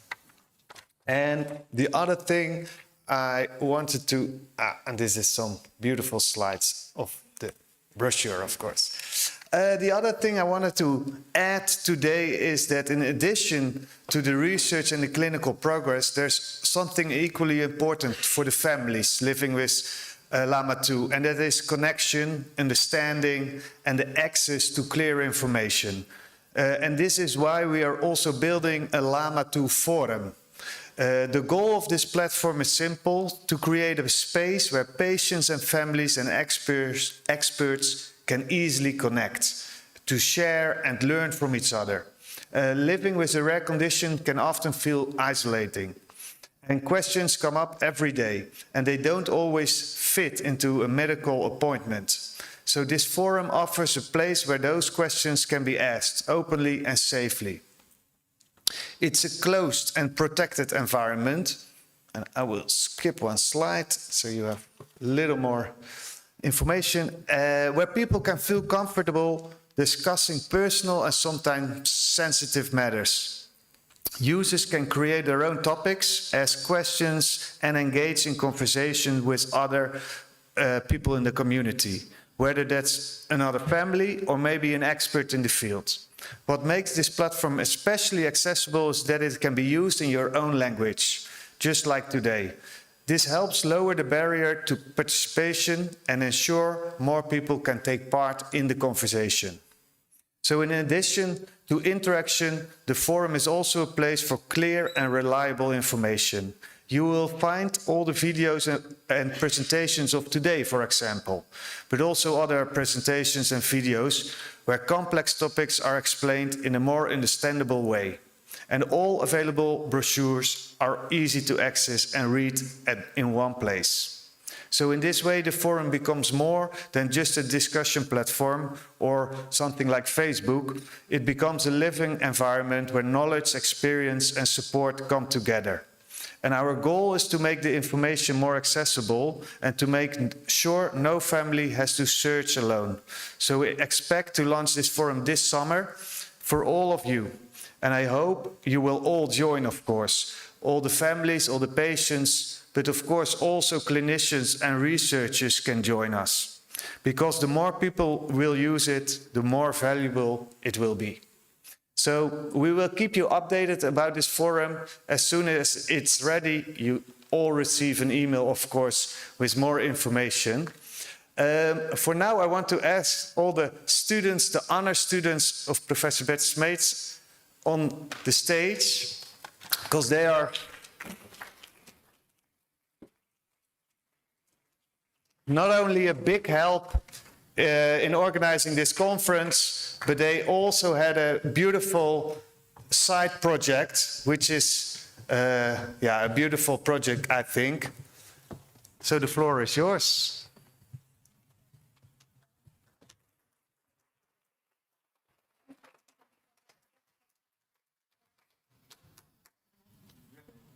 Sep, here it is. Does it work perfect? Okay, perfect. Thank you very much. Just get somewhere that I'm not in front of somebody. Hello, everybody. It's very good to see everybody here together, especially seeing like all the interdisciplinary, so all the families and the clinicians and everybody together. Where we created this little product with our team of students. So if you can go to the next slide. I'm Seb, I'm the one there. And then we have Michelle, Dide, and Daniela.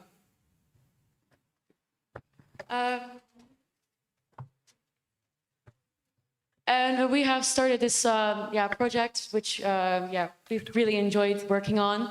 And it's going to be a podcast. What is it about exactly? Well, I think you can kind of get some sort of idea from the pictures that we've shared here on the screen. We've talked to several people who have some kind of connection to LAMA2-RD. So it could be patients themselves, but we've talked to clinicians as well and scientists who kind of all tell their story and how they are involved. And we make it accessible for anyone who wants to know a little bit more about LAMA2. So you might see some familiar faces here on the screen already. And these are also people that will come by in the podcast. Yeah. So why did we decide to do a podcast? We wanted to create a platform to spread awareness for people and parents with the disease, but also in case your family members or friends, you want to explain what it is, this will be a really accessible way of doing it, and to spread a voice from every perspective, as Dita said, from the disease. And it's a way to explain difficult terms and difficult things in a really easy way.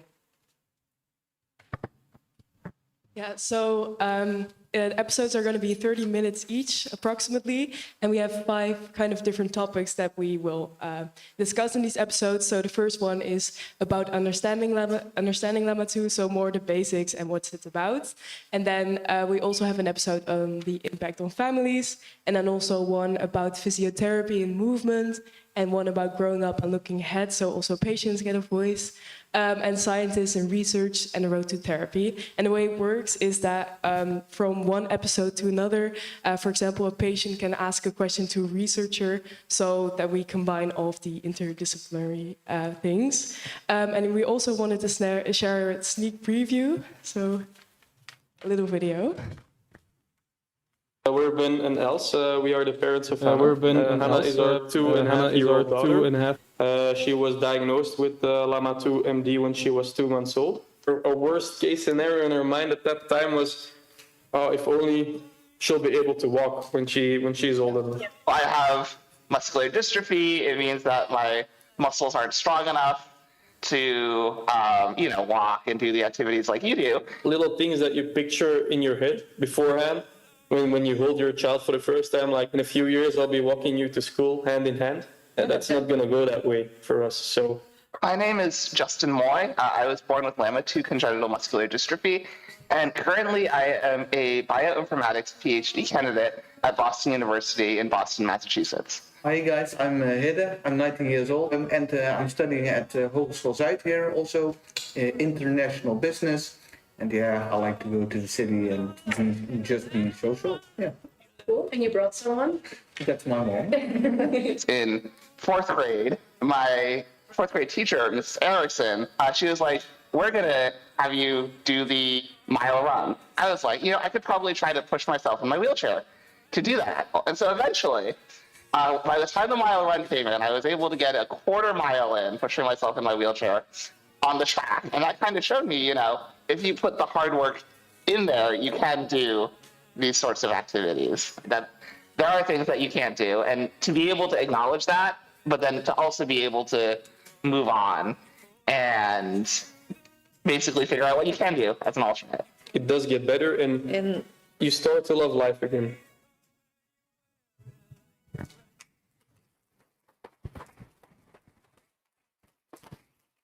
So we'd like to thank everyone who was involved in this podcast, anyone who shared their story, and we can't wait for you to tune in.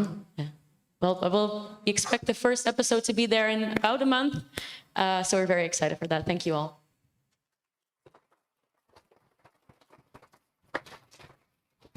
Thank you very much. We're definitely gonna listen and watch, because there is video as well, right? Yes. Before we move on to the roundtables, we have one little extra. We have a song of one of the speakers as well today. She's gonna introduce it herself, but while we're preparing that, I'm gonna talk you through the roundtable sessions. The roundtable sessions are meant to interact with whoever you want to speak to. We have 15 tables, and every table has a specific topic. So all the speakers of today have their own table. So if you, after one of the presentations, have still a question in your mind, you can go to that table and ask the speaker more about it. But we have more than, we have 15 tables, and we didn't have 15 speakers, so we have some extra tables. For example, Simon Moore from Modalis will have a table where he can tell you everything about the Modalis research. We also have Marcus Rueg and his team on a table to tell you everything about SEAL and the work that's being done in Basel. We have a table with Susanna about natural history studies. And I want to ask the other experts who didn't give a presentation today, but who are giving presentations yesterday or tomorrow, to join one of the tables. So if you gave a presentation about natural history, please join Susanna, because maybe there is a question for you as well, of course. We also have a table for the patient organizations. Celine from LAMA2 France will be on one of the tables, but I want to invite also, of course, all the other patient organizations to join. We have 2 tables for patient organizations, because otherwise it will be a bit crowded. We also have a table with Justin, of course, if you want to hear more about his incredible journey and his, he can wonderfully talk, so I bet that is also very interesting. So I think I got almost everyone, but at the tables there are, of course, also some signs where you can see your own name or the name of the speaker or the chair of that table. I also wanted to ask you to please fill in the world map. We started the day with presenting the world map. We got some beautiful wishes already, but there's a lot of room still. So please, everyone, go to the sign, go to the banner and fill in your own wish as well. Of course, beeldspraak, will be there to also do some interviews about that. So please join for that as well. Oh, you're ready, so I can stop talking. We have one more song, and Marloes van Lieshout will introduce this herself. Thank you very much. It was kind of a last-minute idea of me, so we are doing some last-minute things here. We hope it works well. I felt it was a nice idea to present a song that we have written in the Netherlands, especially for children and families with neuromuscular disorders. So there actually are two reasons that this song was written, namely families who are dealing with neuromuscular disorder like LAMA2. There was a large fundraising event in the Netherlands last December. And for that reason, I thought it would be really nice to do something special to give all the families the attention that they deserve. And I thought it would be really great if there would be some musical thing, like perhaps a song especially for those families and children, for you. But also, I'm not kind of an artist, I'm not a singer, not a songwriter. So I thought, well, okay, that's a nice idea, but that's not something I can do. And then I thought of all the stories that all of you have given to me in our clinic from our colleagues. And it inspired me very much, like, you don't give up. You always have to do things out of your comfort zone. And I thought, well, I think that attitude and the way how you deal with that kind of situations, it's so truly inspiring to me. I thought, maybe I can try, and maybe it doesn't work. And if it doesn't work, then it doesn't work. But then at least I have tried and do something which is not per se my kind of thing. So I went to two songwriters and singers in the Netherlands, Lotte Verhoeven and Roos Bluffband, and they helped me writing this song together with a lot of patient input. And I'm actually a little bit proud that we made that song, and with that song we give our attention to you, and we did help the fundraising event as well. So I would like to go to sing it. On the background you can see some translation of the song, because the song will be in Dutch. It is written in Dutch, but then you can get some idea of what the text is, and there are a lot of photos included from all children that we had in our Child Muscle Center in Nijmegen, because with them we recorded a video that is together with this song. So well, I hope you enjoy. It is for you.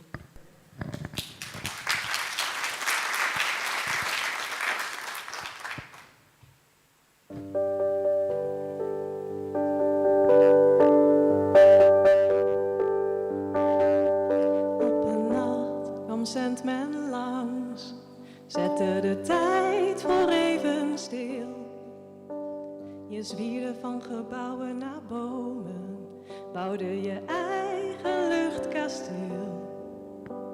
De nacht duurde uren, minuten, jaren en vloog toch ook weer voorbij.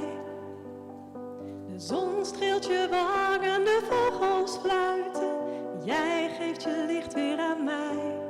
Hoe de liefde ons beweegt en ondanks diepe dalen ons hart weer een duwtje geeft. Want jij bent zo mooi, zo stoer en zo eigen. We dansen op onze eigen wijze. Met jou is het leven zo bijzonder, als niets vanzelfsprekend is alles een wonder.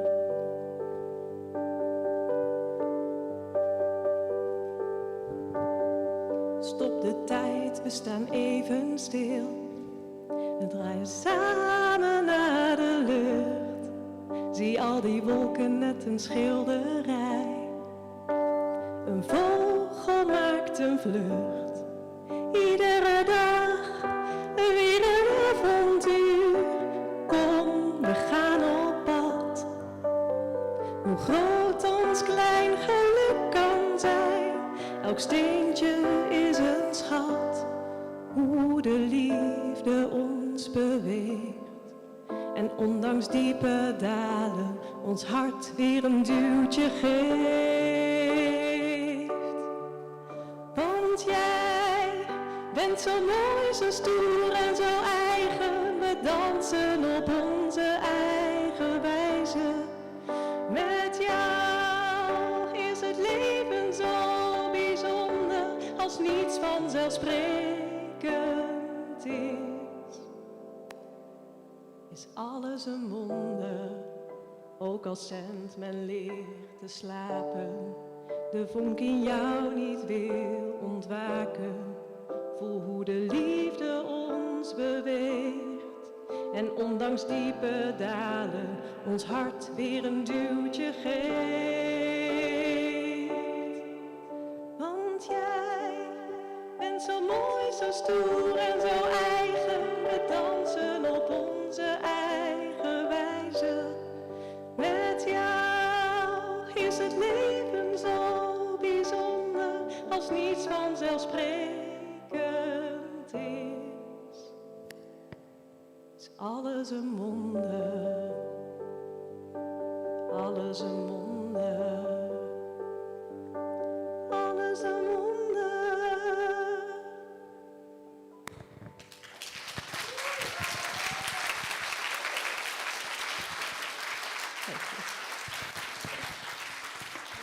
Beautiful. Thank you very much. It was a last-minute decision to add it to the program, and I'm very happy that we did. Thank you very much. Before we start the roundtables, I have one more practical thing to share. We go to the boat tonight. We have a boat tour for all of you. Everyone can join, but we go there by bus, and the bus will leave at 7:30, but the bus will leave exactly that moment. So please be in the lobby of the Somerset Hotel at 7 o'clock, so we can all go to the bus and be there in time. And for the children or for the adults as well, of course, for the people in the wheelchairs, we have separate buses. But maybe you can be a little bit more early, like 6:30, 7:15, so we have enough time to prepare and so everyone is on board and we can have a beautiful boat trip after that. After the roundtable session, please stay, because there will be another performance. The children prepared a beautiful circus act for all of you. So they will perform this circus act, and after that we have one photo moment. So we're gonna take a picture with the whole group all together to show the community. So I want to invite you to go to the roundtables now and see you all there. Thank you.